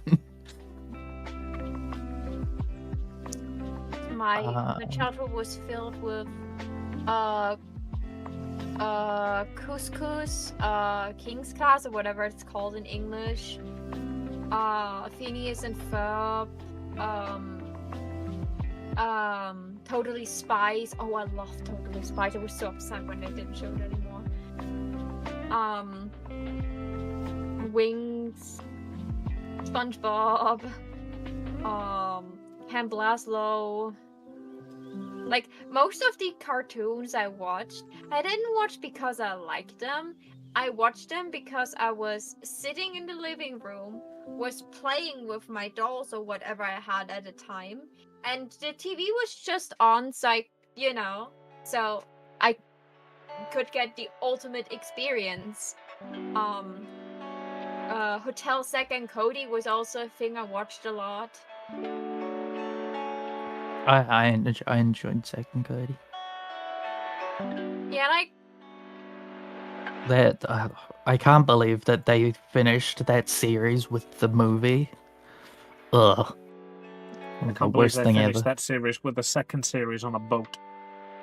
Yeah, but that was good. That was just it was just the first thing, but on the same series, but on a boat with a slightly new cast. They ran out of things for them to do. They ran out of hotel puns to make. Yeah, pretty much. So they could do nautical adventures and let people drown and stuff, and it paid those actors really well because they actually got a boat for fucking from the Hiltons and stuff. It was literally just an advertisement for originally the hotel and then the cruise ship. So it's it was one of the best funded fucking shows they had. You know? I watched way more of that than I watched of Hannah Montana. There's a lot of Hannah Montana as a child. My mother loved Hannah Montana. I still, until a couple years ago, I still had a Hannah Montana pillow, not because I was such a huge fan, but because this was a really, really comfortable pillow I used for sleeping. And then I was I was past the age of Hannah Montana, for almost 10 years now, and I was could afford to buy a new pillow, couldn't I? Because it was this very, very not soft, the opposite of soft, when it's always cool. This pillow was almost always cool, and that was nice. A good pillow is always appreciated. Yeah. I just shoot my plushies. Cute. You just said the same thing. That's a good pillow. Is it free? It is free. Download. I need those patterns. I don't want to draw them myself. Give me those patterns. Sign it. Why are you logging me out? I think Chowder doesn't get as much praise as it should. That was an innovational show. And art style wise, meta humor wise, it's things just weren't doing that stuff back then. Back in my day. Cartoons used to have jawbreakers. I also watched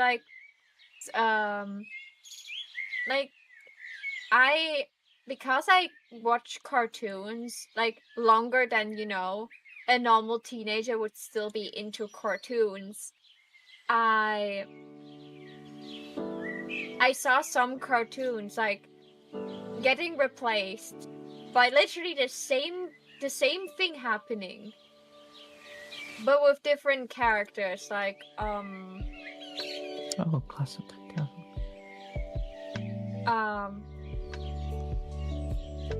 There was this cartoon with no speaking that was close to Augie and the cockroaches and what was it called? Tom and Jerry.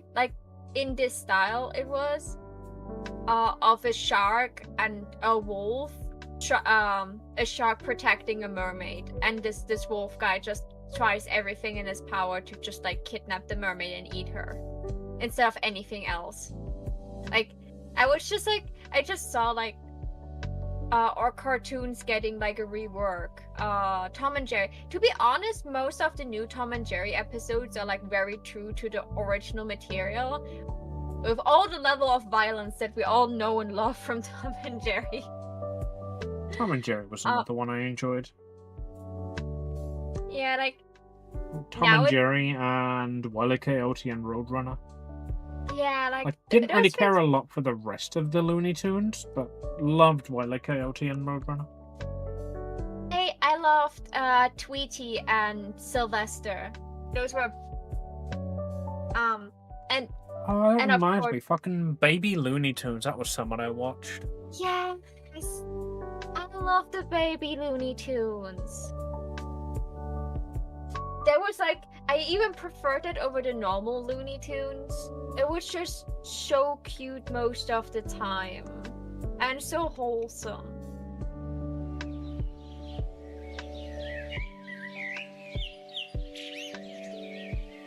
It was also Little Einsteins. It was like a show with a couple of children in like this magical spaceship they had, or like Yeah, aircraft. that one was my brother's era. He used to watch that quite a lot. Little Einsteins and the Backyardigans Yeah, were like My- the my brother educational watched it. children's show of those that that know- Josh would watch. I was way too old for them. I still enjoyed them most of the time. My 2-year-old brother is currently obsessed with Little Einsteins because he has found the DVD that my now 18-year-old brother used to watch all the time. That's kind of This cute, is a though. good. That is a good show to be obsessed over. To be honest, like I just watched like some of the new SpongeBob episodes, or just like in general, just like some new cartoons they're bringing. Like half of the new cartoons are just literally just like remastered versions of a bunch of really old ones. And then you have just like the other half of being like same concept from 20 years ago, just like differently, and brain rot. Those are the three categories you have. Also, I just remember another thing I really liked. The Mickey show. I don't know what it was called. Like where Mickey had this movie theater and you had all those Disney characters there. Yeah. Where you watch like House of different Mouse. shorts. House of Mouse. House Yeah, of Mouse I lo- used to be the one that was on. They'd run that like while we were getting ready for school, so that was just always on in the background. I don't think I ever watched a full complete episode of it, but I could tell you the plot of every episode. You know.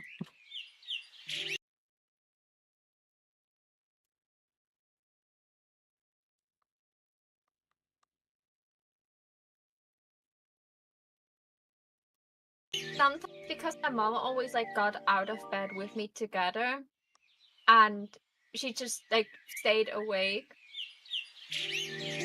When for some reason like I didn't feel well and I had to stay home, and then I just like stayed awake to just watched with my mom what my mom would usually watch at this time.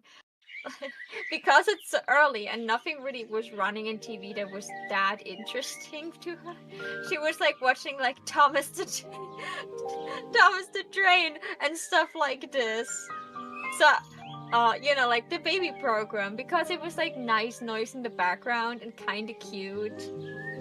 So sometimes I was just like staying with like in the morning, like a time where I was usually sleep or be in school, watching those types of cartoon. We're like, yeah, that's certainly something I watched.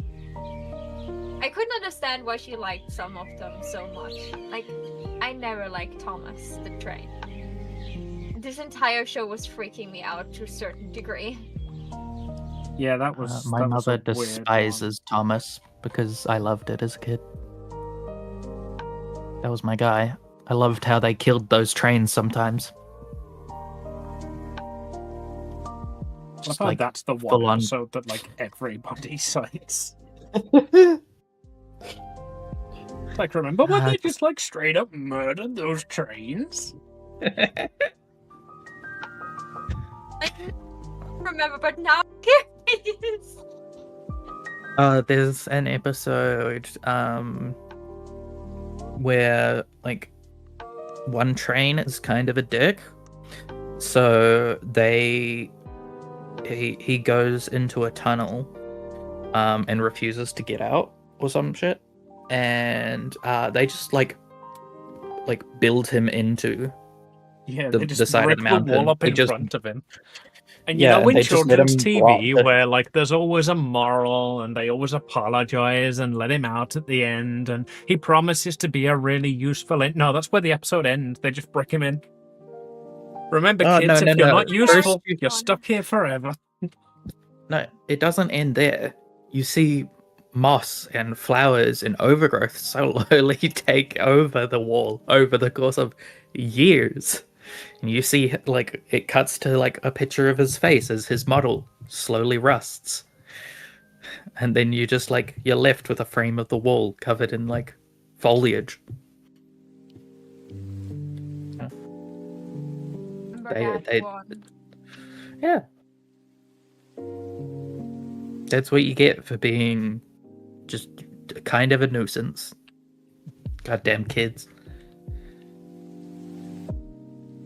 Also, canonically, I'm pretty sure like Thomas is only like 4 years old. Most of the trains are children. That was a child. They entombed a child. Stop. But He being a should have child- fucking behaved then, shouldn't he? You should have been nicer. Shouldn't have been so like to go fast. You know, like if you have to do that, you take Caillou. That would be way better to for someone to just like put behind a wall and be forgotten. Like, I never watched Caillou. you're lucky. Caillou I've is been the seeing- definition of the most bratty kid you can ever see. He's an absolute douchebag to his parents, to his little sister, to his friends. And sometimes he really not learns his lesson or anything. I have a quick side question because that's important. Where can I find in Clip Studio Paint the color hue to change it of a layer? The what, sorry? The hue of, the color of a layer. I want to change it. Edit tonal correction.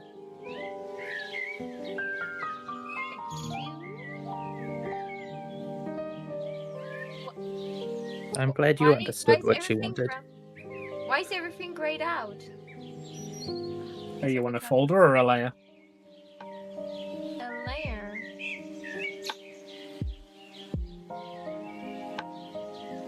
Are you Maybe on a pen tool or a pencil, or are you on a selection tool? No selection. I switched to a pen now, and it has like a little symbol next to it because I just like picked a material and dragged it onto it. Let's just If you can see this and still hear me, I'm late for my break.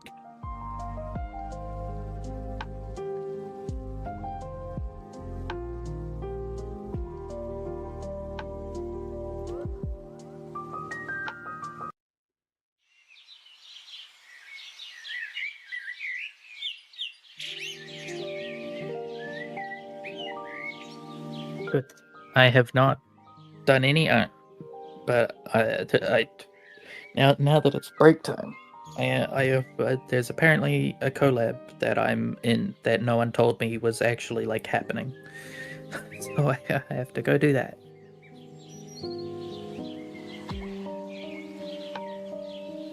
Have fun, I guess. Thanks for hanging out. Yeah. I didn't even get to like talk about the Haven D&D stuff. Well, I guess we can do that later. I'll just like be my own person and do my own things and actually like write it down physically instead of like springboarding. I can send you I'll what make I a wrote for. decision. I can send you what I wrote for Evelyn, but like it would probably be more useful for a character you would be close to, and that would be JD8, and he's probably not in this time back thing. But I can send you over what I wrote for Evelyn if that could help you. That's fine. How tonally? What kind of tone are you looking for these backstories? What kind of like things should be included? Basically, imagine Layla not only gets everything she wanted in life, but like already had everything she wanted in life. This is your ideal backstory. This is what your character would want her life to have been if she'd lived in a small town.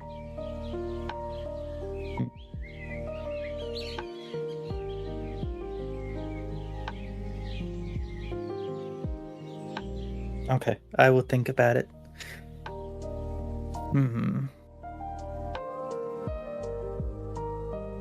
Okay. Oh, break time. Amy, go on break. And then when you get back, you can play Vampire Survivor. That doesn't sound like a playable outro. Continue killing yourself with your Live2D model, or curl up in bed and have a depressive fit. You're right, because you shouldn't do any of those. You should play Vampire Survivor. I mean, you can do some art in between it. Those other two were absolute garbage. Don't do those.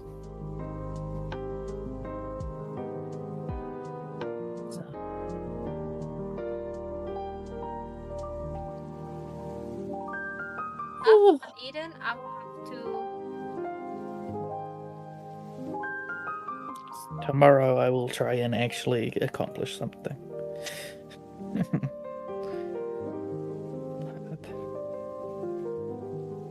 Right. It was nice talking to you, even when I wasn't listening. Toodaloo. Right.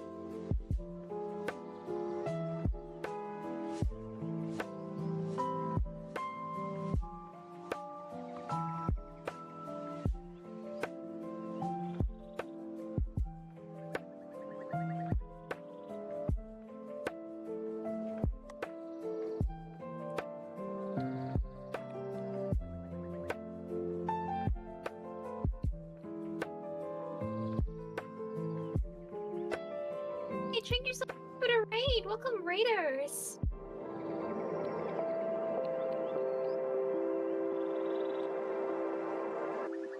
I suppose now would be a bad time to remember we're supposed to be on break then.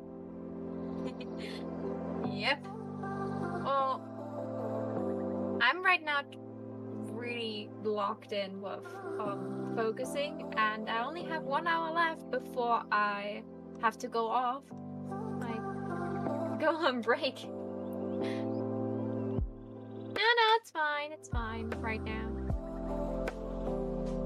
Look, I'm actually not procrastinating. I'm working on a commission. Isn't she cute? I wanted to do a shortcut, and just like take a pattern of this like print of her shirt, but then it looked awful and not like the one she had actually in her artwork, so I'm just drawing it by hand. Is that a stupid idea? Yes, it is. Do I still do it? Yes. Yeah, I see quite a lot of artists do just like paste a flat pattern over a curved fabric, and it triggers the fuck out of me. Yeah, you do be cute.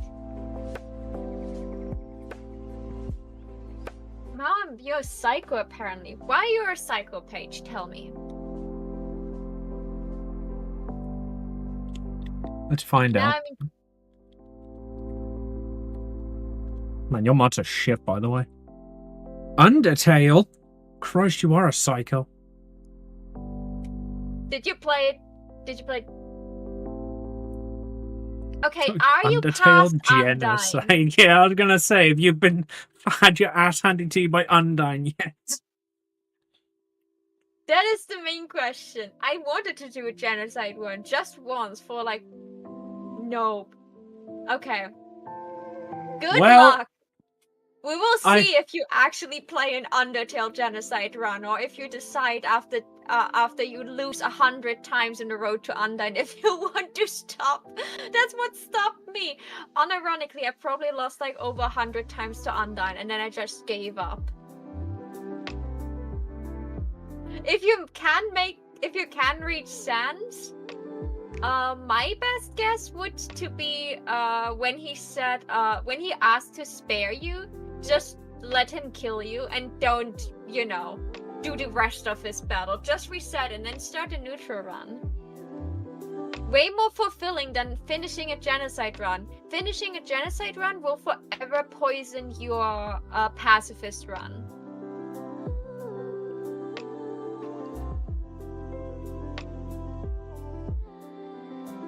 I did care on my not genocide run. That is more doable, Undyne is way more killable when she's not in her ultimate form. Yeah, the genocide bosses are something fucking else. It's only Undyne and Sans actually. Like, aside from them, you don't really battle most of the other monsters. You just absolutely massacre them by story-wise. But the two battles you actually fight in the genocide run are brutal. I want to poison my pacifist run. Well, if you want that...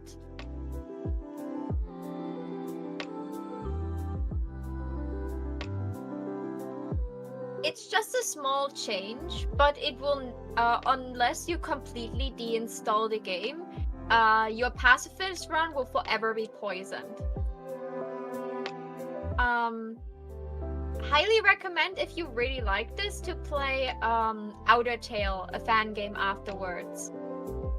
This game is just like, even if you just want the pacifist run, this game is just like an entire different level of difficult compared to normal Undertale. Get it from me. I suffer. But the battles are so cool and interesting. Like, a lot of people didn't see it. Yeah, like, of course, no matter if you choose to stay with Toriel or go on your own, both ending scenes will be poisoned by the genocide run. But a double will pass Undyne, and for sure not going past.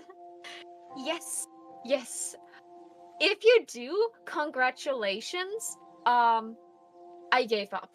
You know, like I got my ass handed to me from so many times by Undyne. I literally learned the entire pattern. And I still lost to her. So many times that I didn't bother anymore. I was like, nope, that's it. I don't want this anymore.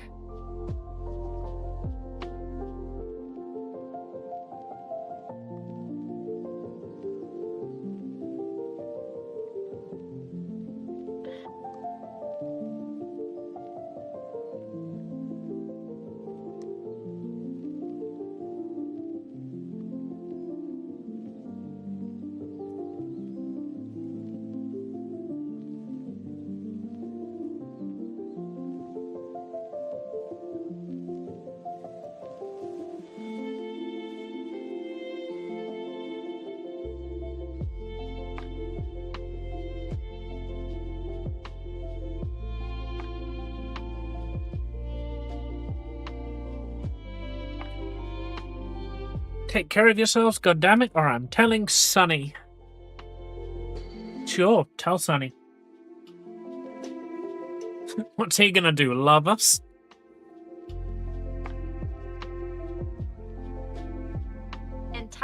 Entire ocean between him and us.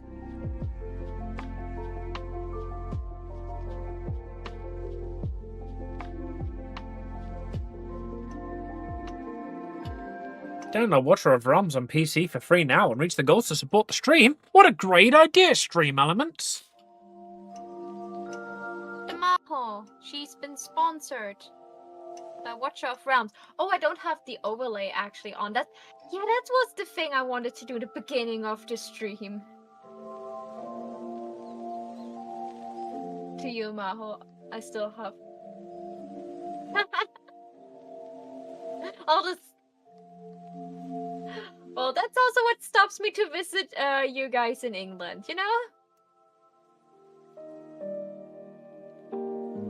Where's my sponsorship? There it is. That's the wrong thing. Sponsorship there. Hello? There it is. Okay. Thank you for stopping by and leaving your lurkers with me. I will take good care of them. Don't worry.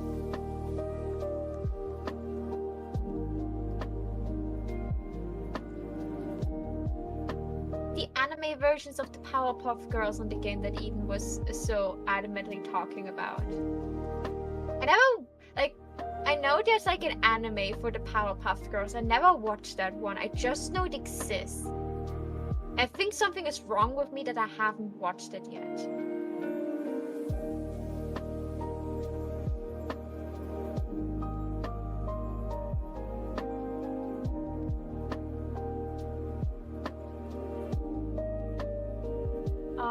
Only Eden applied for the quest so far, so I could sneakily change the date in it. Yeah, go for it if you want to do the April Fool's episode. It's a secret. Because like the next one is the 23rd, and then the 6th would be quest. It's entirely 6 days after the day I want to do, but I don't want to put on the 30th just a Reap's ramble about it.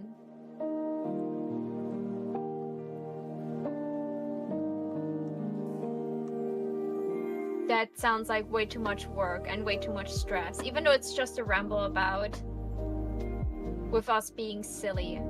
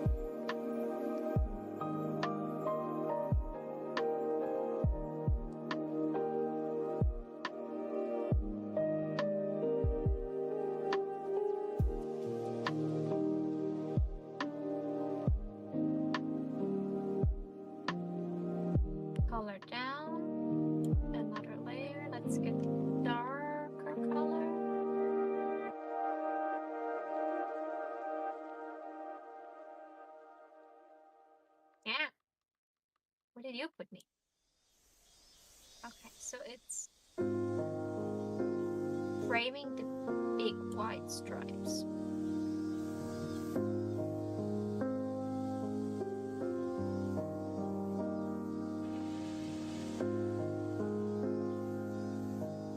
There's space in between? No.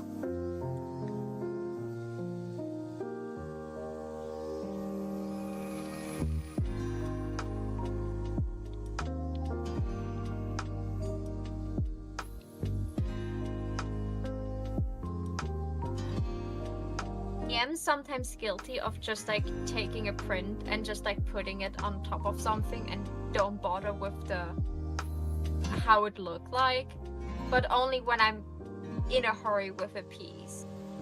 Usually I still curve like prints, especially prints like stripes where you can see the curvature.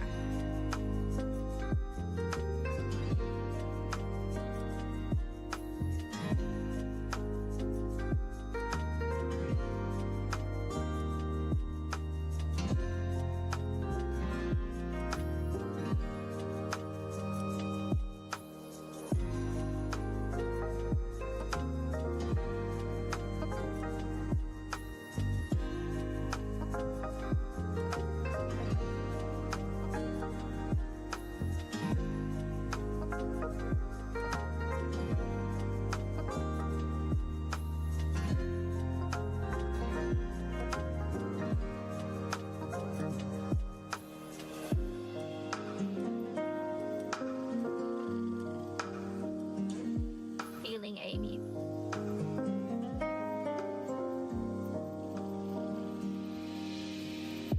Things going. A little bit more productive than I was earlier.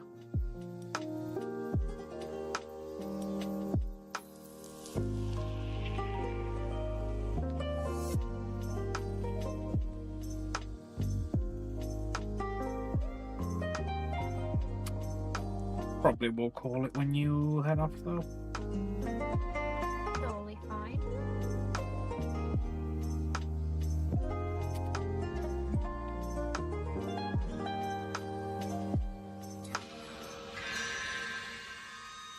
Wrong layer.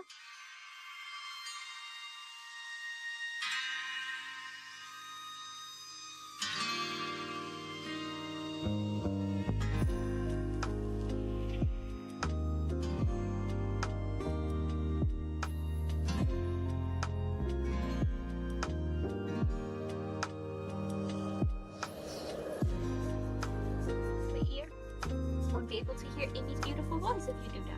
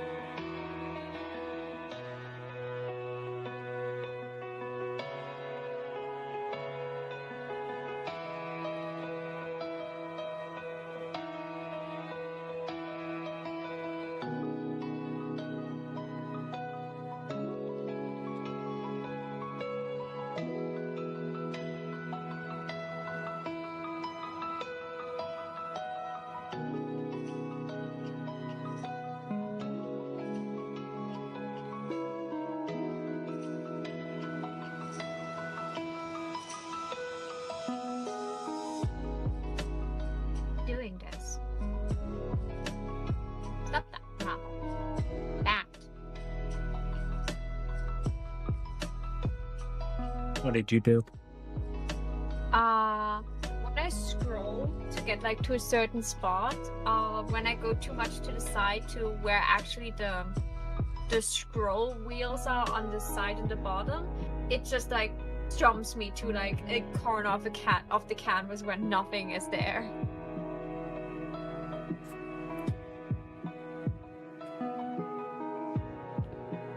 Like when you used to fucking press page down or end in Excel and suddenly you were in line fucking 18,720.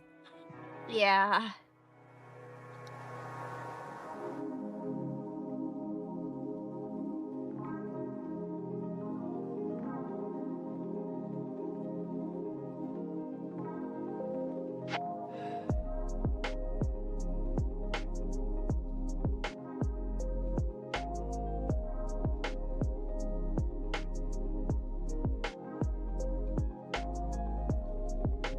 I'm gonna have to watch Red Panda videos later, aren't I? I have such a terrible life. To research.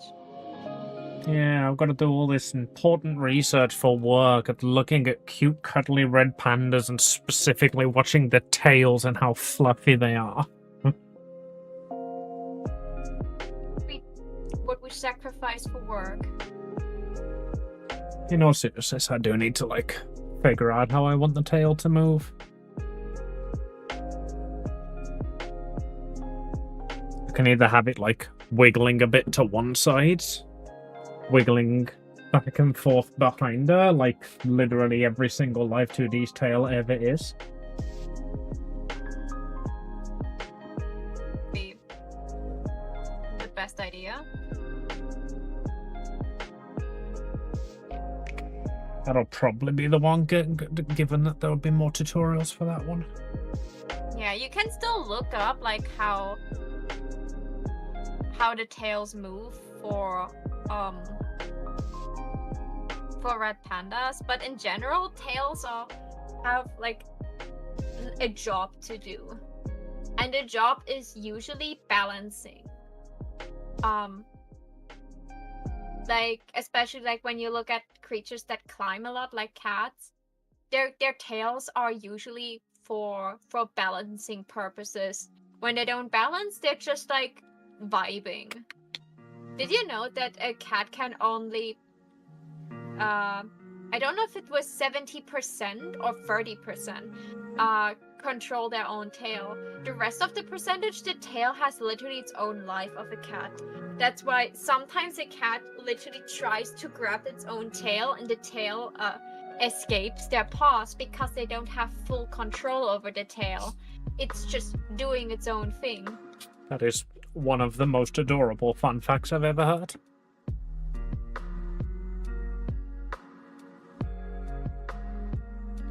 I think the issue I'm mainly having with the tail is I'm so used to having it curved like that. That's become like my brand image, just the big, curvy, puffy tail. Well, the Tails majority, that would be hard to animate. Sorry, carry on. Yeah, so the fact with your tail is even you will draw it straight. Like that will be what you do. But over 90% of the time your tail will always be curved. You just draw it in a straight line so you have an easier time to animate it. But yeah, I know rigging it on needed to mostly be straight. I just need to figure out like how I want it rigged. How do I want it to wiggle? Do I want it to wiggle like a fucking snake, or just the tip to wiggle and the rest to move a bit? I would recommend just like looking up some maybe some VTuber showcases. Just like look up VTubers with tails, like with big, like for example that have big cat tails. I think would be the best thing. Not dog VTubers, but like cat tail VTubers and stuff. Or if you find other red pandas or something similar. I've seen quite a few like cat tail ones, and they do move like quite serpentine. But that's a lot harder to do with a bigger, poofier tail, so I'm gonna have to maybe look into foxes. I think will probably be my closest one. Yeah, like just like look up some VTuber foxes. Then you just like pick a VTuber that has its tail that fits your purpose, and then you just look for clips from them. Just look how they look in action.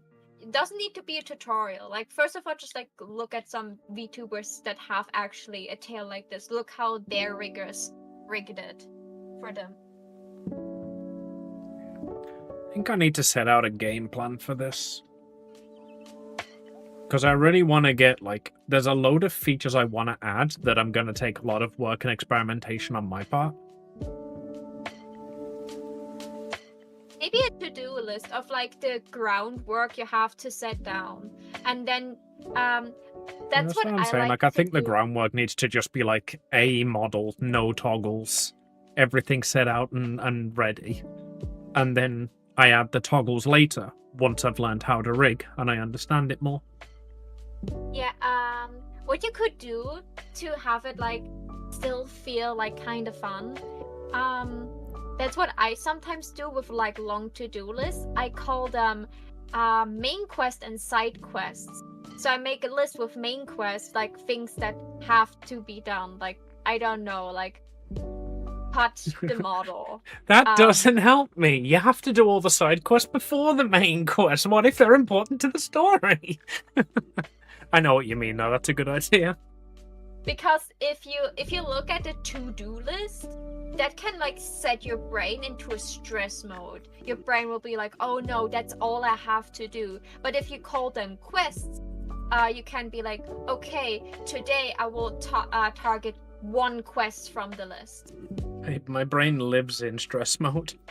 Yeah, mine too. Like, when I was in school, stress mode was the thing that made the best project I ever made, because I was stressed enough to be focused on it, but not too stressed to butcher it. So I, like, long-term projects, I maybe would like start a little bit, and then I would like put them to the side until I had like 2 weeks left or so to do them. So I had like a good amount of stress to do them, to be focused on them, but not too much stress that I would butcher the entire project. I did, however, like do an entire project that was like 4 weeks time in one day, just because I could talk my teacher into, oh my god, I'm so sorry, I forgot my poster to bring along for the presentation. Could I do it tomorrow? And then I literally remembered that I had to do an entire project in a day. That's the best grade I ever got in like any of my schoolwork was my English spoken presentation, which like everybody had to give a presentation on their favorite movie, and I didn't have mine ready, but fortunately the teacher didn't plan it out very well, and we didn't have time to go through the whole class. So I had another day to prepare before the next class. I still didn't prepare. But fortunately, the teacher didn't plan it out very well. So we didn't have time to go through. So I had another day to prepare for the next class. Anyway, long story short, I ad-libbed the entire thing because I still didn't prepare, and I got the best grade ever. Like, that literally was my highest mark in that course, was that one coursework project that I was fucking stressing over for 3 days because I left to the last minute, and then to the last minute, and then to the last minute.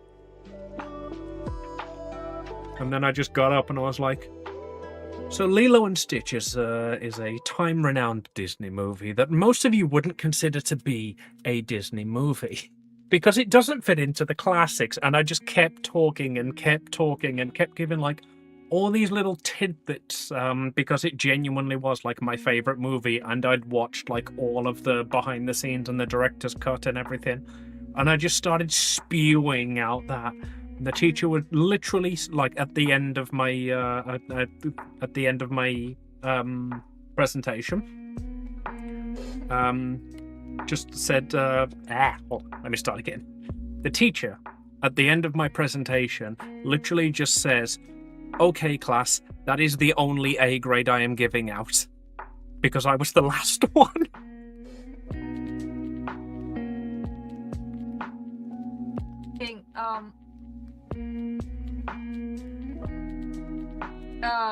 To get like a good grade on like it, especially if it's your favorite movie, you can ad-lib so much. Like the problem with us was we always had to have a poster or a PowerPoint presentation for every presentation we had to give, like always. Yeah, that, so funnily enough, that is why I got such a good grade, because everybody else prepared a PowerPoint presentation and I didn't. So I got up and I just spoke and spoke and spoke, and she was like, "Oh wow, that was really natural speaking without any prompts. You must really know the source material, and you must have like prepared this presentation so far in advance that you've memorized it." And I was just like, "Yep, that was definitely it." Yep. Yeah, but for me, like the PowerPoint or the poster was always part of the grade. So that was like always a thing. I know like at some point I was supposed to have like a 5-minute presentation.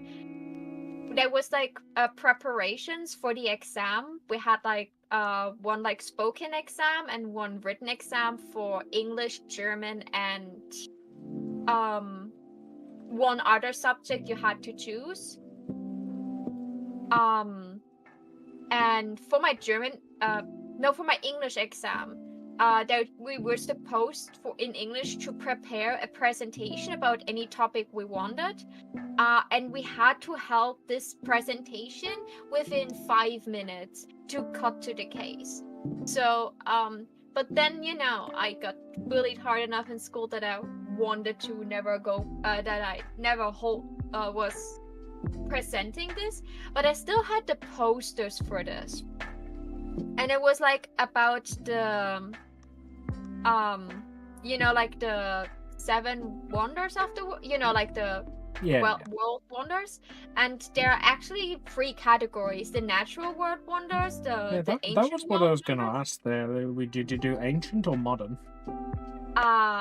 There's also a 3rd one, nature world wonders. I did all 3 of them and made like 3 separate posters.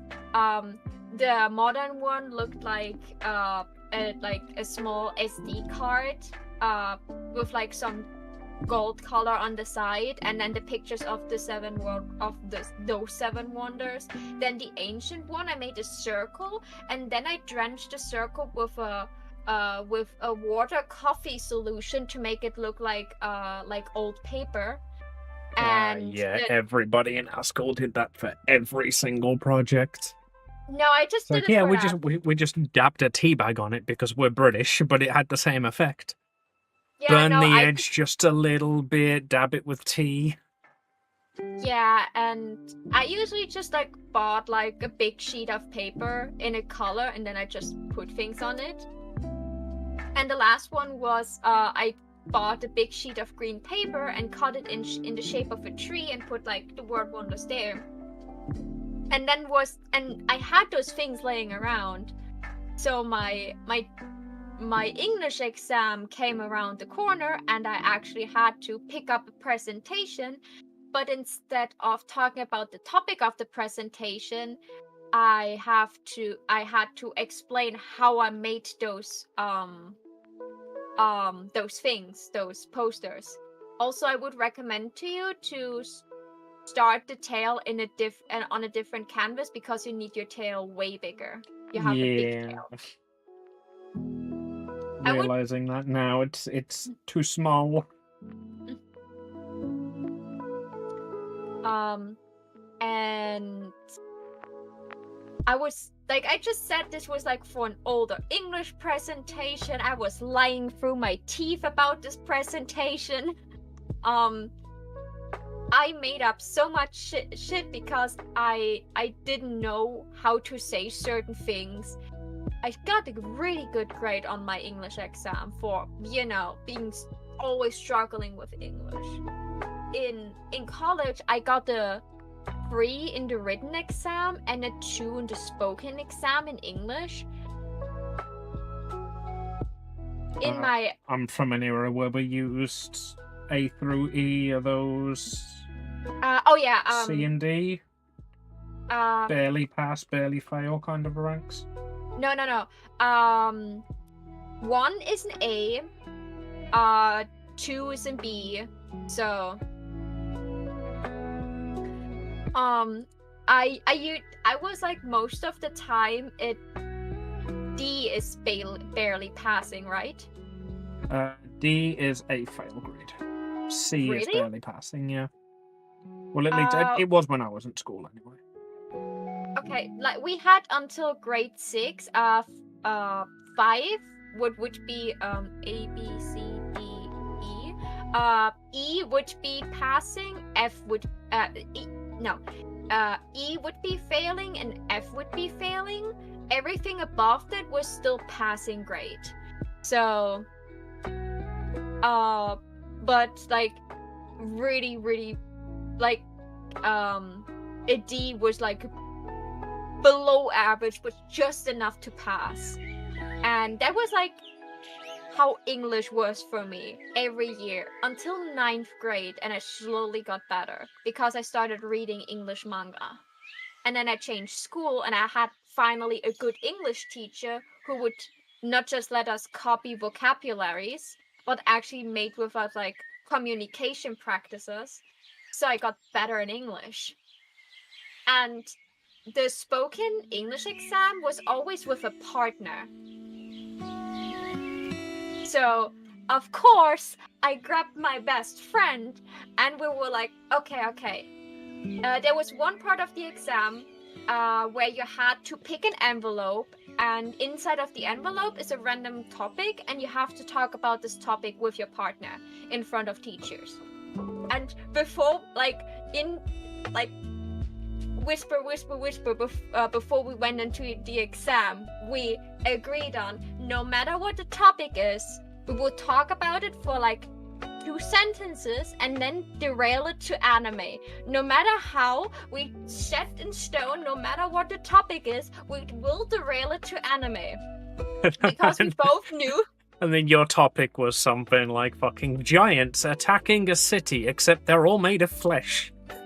And your eyes sparkled a little. Our topic was ball sports. So wait, no, I don't think Haikyuu would have been a thing when you were in school, would it?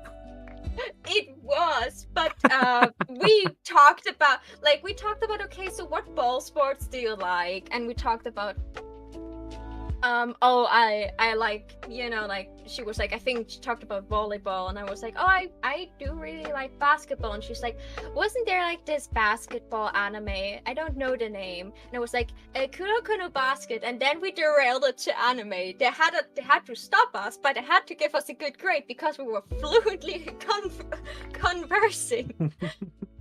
This was the greatest thing we could have come up with, because we both knew if we would get something like airport or something like this, we both would have been screwed. So we were like, okay, 2 sentences about the topic and then find an anime topic that is just close enough. Close enough to be not off topic.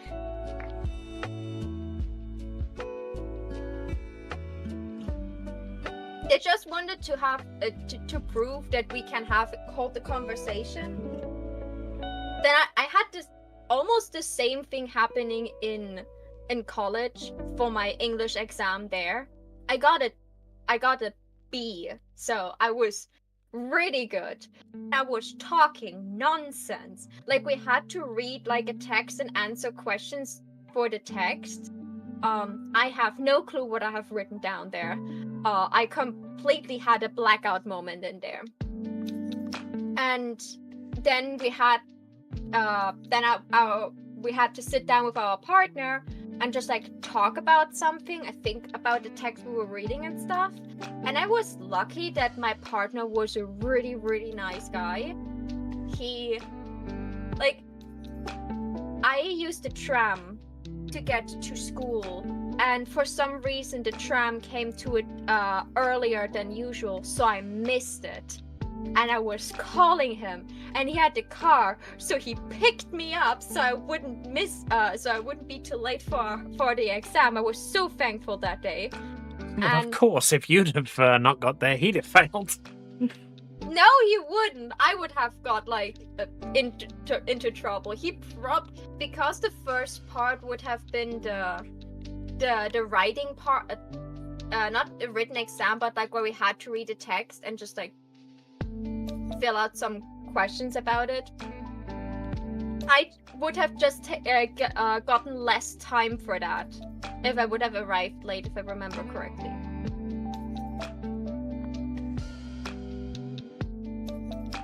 How did you just do that with the moving the ear just in a straight line? Have it selected and you can use the arrow keys. What? The last time I tried it didn't work, because that's like something I could do in paint.net, but I couldn't do it in Medibang. It was always pissing me off because I was always slightly off if I moved things. That's good to know for later pictures. Yeah, I use it all the time, especially since like I can't be bothered to learn the symmetry rule. So I just do that, copy it, paste it, flip it, and then I make sure it's even by just using arrow keys to move it. But yeah, you can do it with either click the entire... Oh, that's probably where you've done it. If you click the entire layer and do it, the arrow keys don't work. You need to have the move tool selected. Okay, that's good to know. Thank you. But yeah, you can either do it with the move tool, or you can just like take a selection and do that. Ah. Yeah, so he was, thank God, like, he actually went to the same high school than me, but he was in the other class, so I had nothing to do with him. But like when we were in college, like we sometimes exchanged like pleasantries. We weren't friends or anything, but he was a nice guy, he was reliable, and thank God we both were like on a decent level of like same quality of English, so they didn't really notice that I certainly didn't know what I was talking about. We also just managed to have like a conversation again that worked well, even though we didn't share many interests. I got a better grade in this spoken exam than my IT spoken exam, because what's an IT spoken exam look like? Stand there and recite binary at them. So in high school, you have to pick one subject where you want to have a spoken exam. That is not one of the main like exams you have to have, like not English, not German. And I was really, really, really good in school, especially in 10th grade. I was one of the class best. Maybe because I had to more or less repeat 10th grade, but because I was most of the time when I was in 10th grade in the hospital, I didn't really got much of the knowledge I should have gotten. So when I switched school and I just like repeated 10th grade, it was like the first time for me. But because 10th grade was like repeating most of the things you learned throughout your 10 years of school, there was not a lot of new things, so I was really good. So most subjects I had like, you know, an A or an B, like mostly A, and I didn't want to ruin any of those good grades that I tried to get. So I decided to go for IT because I had straight A's in this class, really straight A's, nothing else. and I decided to, okay, I will have that as my spoken exam. But it was fully structured. So they had like the Word, where you have like PowerPoint and stuff, all those programs. They had like the Office suite. the Office pack. They had like the 1990 version of this, like this really old one, and I had the new one at home, like partly the new one at home. So a lot of the buttons were somewhere else, and they wanted me to like turn an Excel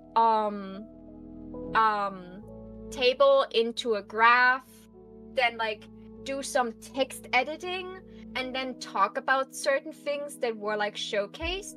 But the thing they did is they didn't give me any time to think. So every time I just like had a moment to actually think what is going on, or I had to think, okay, where is it? They just gave me the answers and didn't give me any points.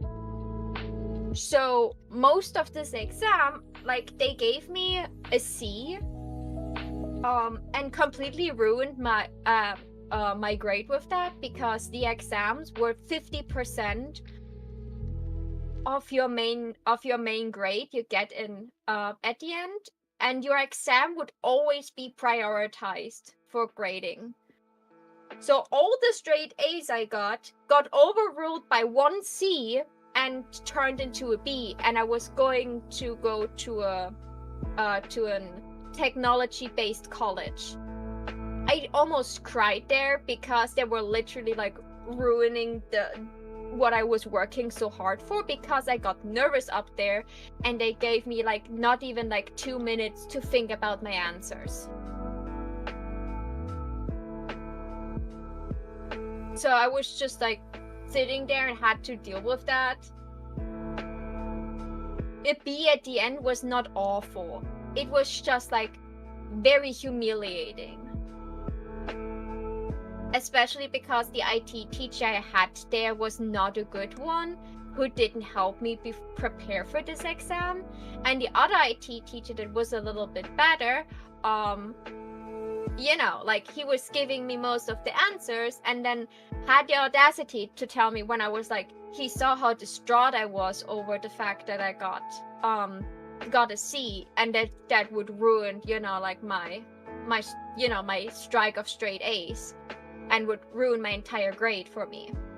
And I was like, I applied for a technology-based college, like that's where I wanted to go. Like this would look, I don't know, that will probably look bad for me there. Like, yeah, well, that maybe it's good that it got like downgraded to B. That will represent your knowledge better than literally an entire year's worth of straight A's.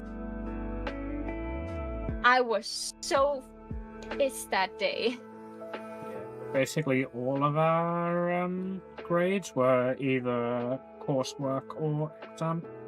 We didn't have any spoken exams. Yeah, we were forced to have spoken exams. Like it was German and English, and no, I think it was only English with a spoken exam.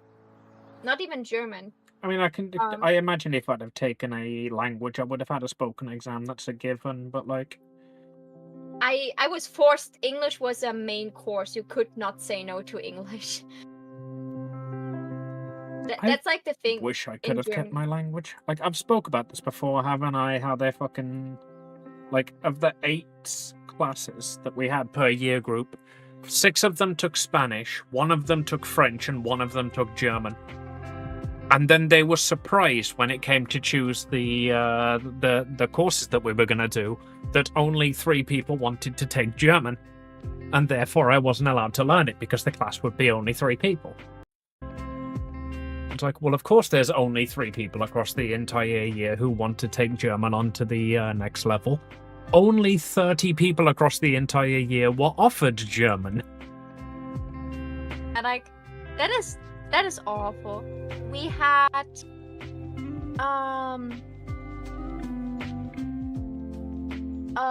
French is like the usual third language you can pick if you want to.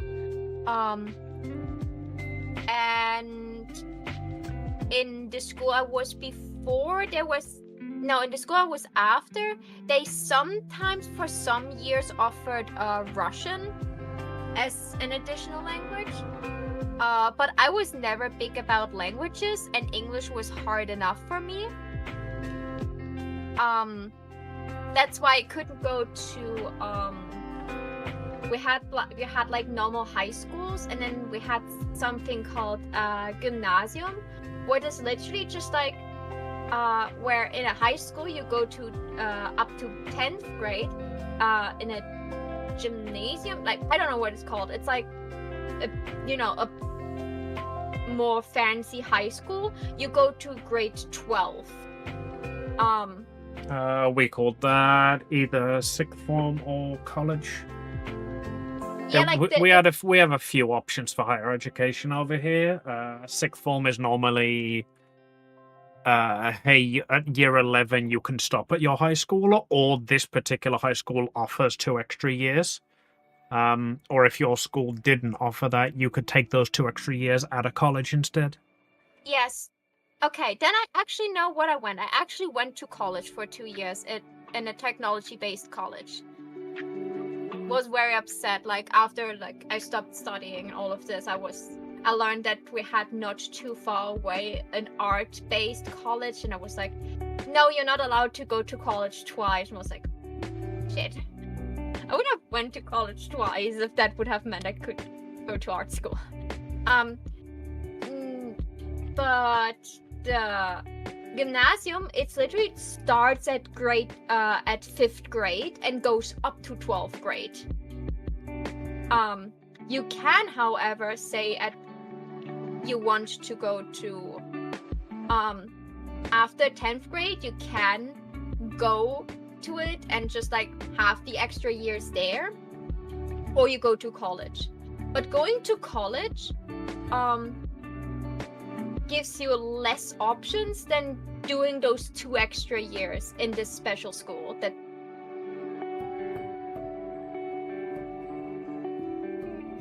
But I couldn't do that in a gymnasium because I would have been forced to also have French.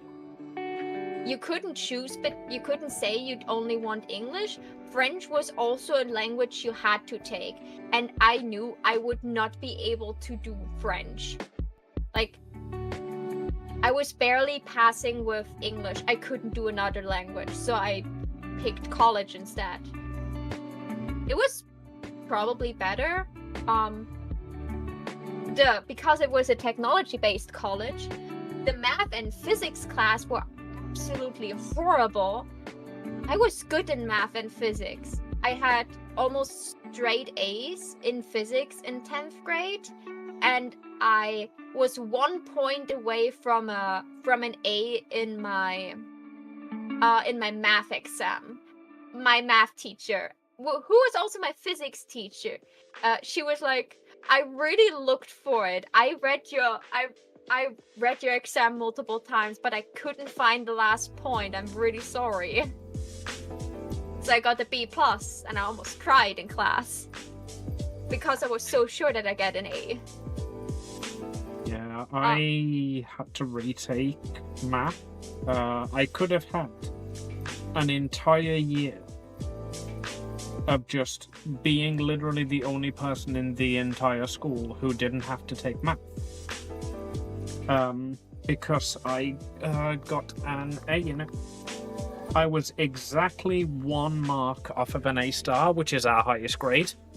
I was the only person in my whole year who got an A, and they were like, "All right, you can sit math for another year and retake the exam to get the A star, or you can just have math off as a free period so you can focus on your other studies." And I was just like, I don't want to be 1 point off an A star. I'll take the fucking classes.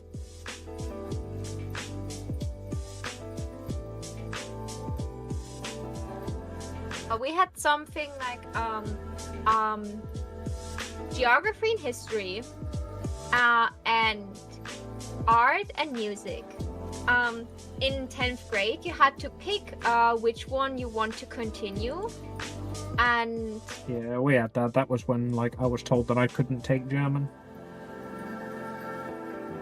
so I was sadly forced into music. I wanted to do art, but art was pretty full, and I was like, I just transferred to the school, and my teacher was like, "Oh, we get a new transfer student start of the year, and she would go to music, and you're new too, so maybe you two can get along." So I got sweet talked into taking music.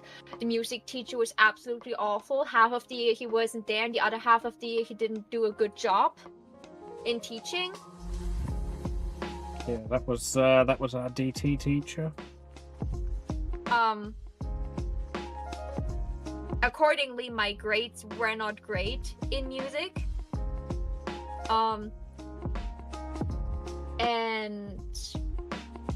I picked geography over history because I exactly knew what was covered in history 10th grade.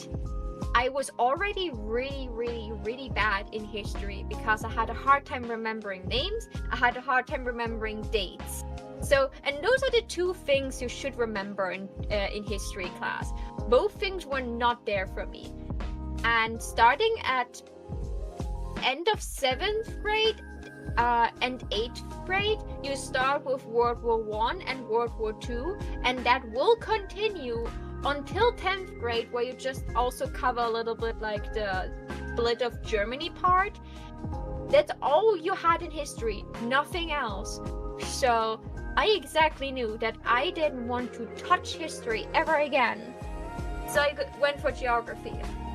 Because half of geography was like remembering names of and locations on maps, what I couldn't do. But the other half was about like like weather and stuff. And I loved everything that had to do with like learning like how different cloud names are called and stuff, and learning about weather and climate zones and stuff like this, or learning about stones. That was the interesting part. See, stones, like the study of rocks, like geology, that was science for us. That wasn't offered in geography. It was just a small part of geography. The rest was like in chemistry, where we had like to learn about certain things, but like the main like where you find certain stones and materials and stuff, or like how the earth segments are like structured and stuff. That was all like geography. A little bit of and a little bit in physics when we learned about like celestial bodies. We also had like an entire segment of physics in I think 8th or 9th grade, which was astrology. I love that part too, because we all got like star maps, and then like when we had to write tests, they were giving us coordinates and time, and we had to find the star or the star sign that was located there. It was more or less map reading if you know how to do it. Or like, when you said astrology, I was like, wait, they're fucking like teaching you horoscopes as part of your course? And then you were talking about No, like mapping. I was like, oh yeah, that actually makes sense, yeah. Astrology. Yeah, astronomy. But we also like learned about like star signs and a little bit. So that was like stuff I really liked. Everything that had to do with like until 10th grade, like physics and math, like that's why I'm such a good tutor for younger children. Everything that goes up to 10th grade, I don't want to say I'm smart, but I'm a bit above average, and I understand the material if I can read up on it again pretty easily, and I'm so patient. my mom is surprised how patient I can be. My mom tends to, when she's helping with studies, she tends to, if it takes too long, she will give you the answer or will help you find the answer with a bunch of clues. I don't do that. I only give clues when I notice the person actually has troubles finding the answer. And if the person needs the explanation a 5th time, I will sit down and be very patiently explaining it a 5th time how to do certain things, how to understand it, try to find a different way to explain it.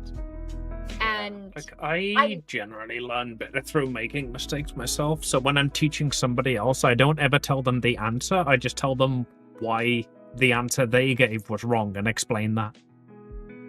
yeah, And then so- eventually they get to the right answer and I'm like, ew, next question. Yeah, and for me, it's like, I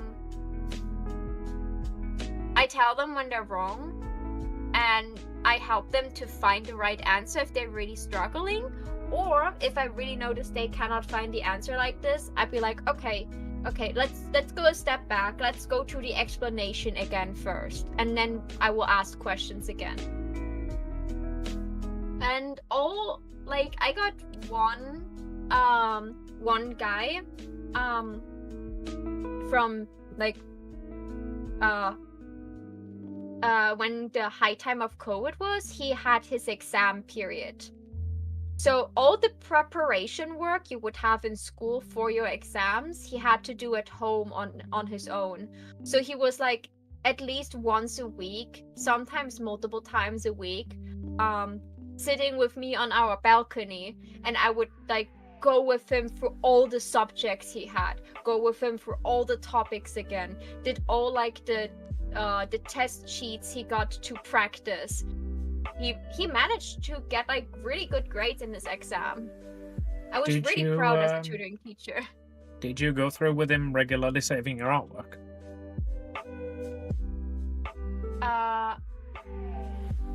I saved earlier. I can save How well, yeah. when I was like having a when I was already doing stripes. I'm done with the stripes now. You want to look? Does this look okay? Because I've been looking. I've eyeballed. got you on my monitor. Those are looking really good. Yeah, like I was just like eyeballing this, like because I didn't like how this her other thing was really just like a texture slapped on top of it. So I just followed the curve. Oh yeah, It like was that's like- that's that exact thing that I was complaining about. I didn't realize that it was on your screen. I think I will call it for today because I have to take my medication now anyways, and I got the decent chunk done. I got the base colors done, I got the entire line art done, and I had to do some more sketching before going to line art, and I got the most difficult part of her entire outfit done, what is the blouse. The rest will be like way less difficult shading because I will like do like some simpler soft shading. Well, I had like 2 mental breakdowns and a midlife crisis, but I eventually managed to do a It looks rough really plan good. of how I want her to be sectioned. That is a really good plan. Like I really have to watch some tutorials to figure out how to do those plans. Because I have a sketch, but I don't know how to section the sketch yet. Yeah, I've not found a good guide yet on how to section because every model is very different and every art style needs to be sectioned differently. I will send you the best one I found, which goes over sectioning and a few techniques that you might want to use that you might consider while sectioning. That would be helpful. There was that is for a later thing. But there was this there was like a big controversy in the art and rigging community. There was like someone who was really, really experienced and he made like a skeleton for rigging. So the that he could just like apply on like any like model. And that would literally like rig the model so he would have less work to do, but he was still charging the main like his main price, even though he had like a big shortcut he made himself. And also he got sloppy with it because some of the models weren't fitting his like his skeleton model. See, that's the thing, like, if you've made this yourself and figured out how to do it yourself, then you deserve to sell it at whatever price you wanna sell it. But when I do your character here, I don't just copy and paste like your exact features on top of it. I change your character here. I erase bits of it. You know, like you're doing here. You've changed the bunny into a U. You've added the pants with the pockets. You've done the shirt around it. It's not just the outline. You've added in ears. If you were to just take your character here and just copy, like not copy and paste, but like draw in the textures rather than adding the extra lines. Yeah, like how some of us guilty over here did with like those bases, like those anime bases where you just like drew in some colors on top. What I am hoping with this eventually is that I can have this set so that I can like long term toggle between the 5 pieces. But I think what I'm probably going to have to end up doing is doing 5 different models because they're all very different heights and sizes. You know, like King's Booba jiggle physics will not apply to Bishop's Booba jiggle physics, for example. Yeah, but that's why I started to talk about this skeleton. I don't know how difficult it is, but in theory, if we both get the rigging down for one model and just use our own art again for to make like and use that as a skeleton, because like our arts, like if we use our own art style and it would be the same model, for example, but different outfits or something like this, you could potentially shortcut a little bit if we know how to do a skeleton. The way a lot of riggers do it is they will have a lot of presets that they use, because you can literally just import presets. So they will have like a booba jiggle preset, they will have like hair sway physics presets, but the thing with that is, depending on the model itself, you have still got to do all of the mesh manually. You can just be like, hey, I don't have to type in these fucking 200 different variables for all of the physics. I'll just add the physics I've already done and tweak them to the model. Which is what, eventually, if we do multiple rigs, that will be something that we've got. We've got the physics presets that we like. We've got the meshes that we like. When I explained to my mom that I want to switch to 2D, and I said I want my model to be like Jello, like jelly, to wiggle, and she's like, no, you want to be your model like a dancer with like you know like flowing movement and stuff, not like, you know, like jiggly wiggly slimy Jello. Like, I can hear Josh's angry face. What is it for British people? Jelly or Jello? Jelly. Jelly. I had no clue. That's why I said both. So over here, jelly is the substance. Jello is a brand.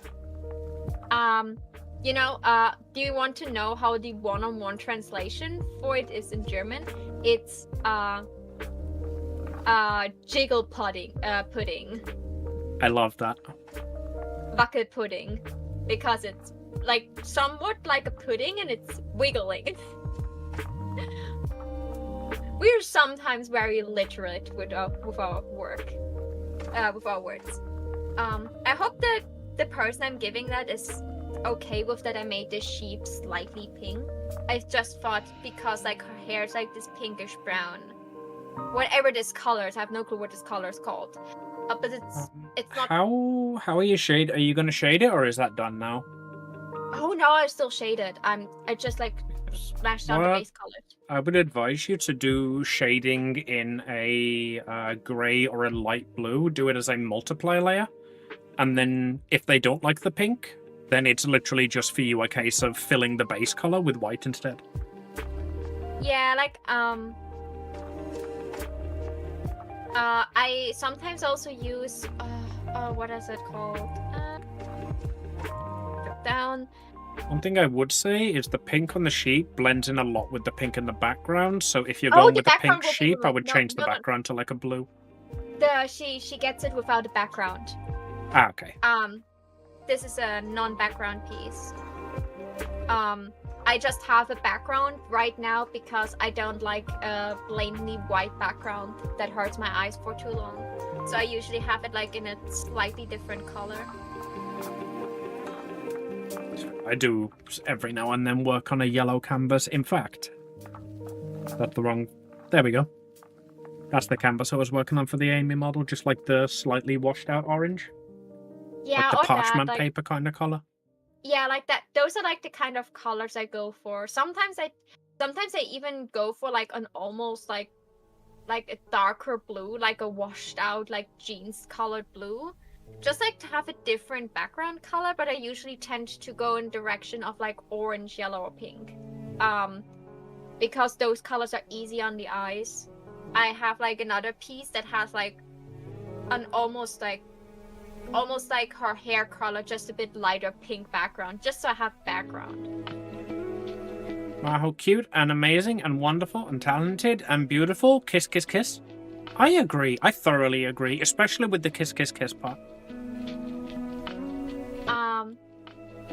But I certainly need to end the stream now. I still have phone games to play and sponsor game I have maybe to play. So, and I have a stream tomorrow, unless something changes. Right, tomorrow is Borderlands. I don't even know what we're playing. Are we play free or do we play like something connected to 2? We will almost definitely be playing the DLC for 2 because Do I reason have to buy this? Or is it included in it should be included. If it's not, we'll get it for you, don't worry. The reason we're doing the Borderlands playthrough is because we really want you to play Wonderlands. And one of the DLCs for 2 is very important to Wonderlands. So, at the very least, we will play that DLC, but I imagine we'll probably play them all because the Borderlands 2 DLCs are way better than the Borderlands 1 ones. Okay. And we start at 7 your time? Should be 6 6. your time? 6 your time, okay. Good, then I know what to do. Okay, and until then, thank you everyone for watching. Remember my little sparks, you're the reason I can shine. I hope to see you all again very, very soon. And until then, bye-bye. Also to the people on TikTok, bye-bye. Thank you for stopping by. Yes. I love you all, and I will see you tomorrow. If, I actually manage to sleep. Amy, just say goodbye. Love you all. Bye.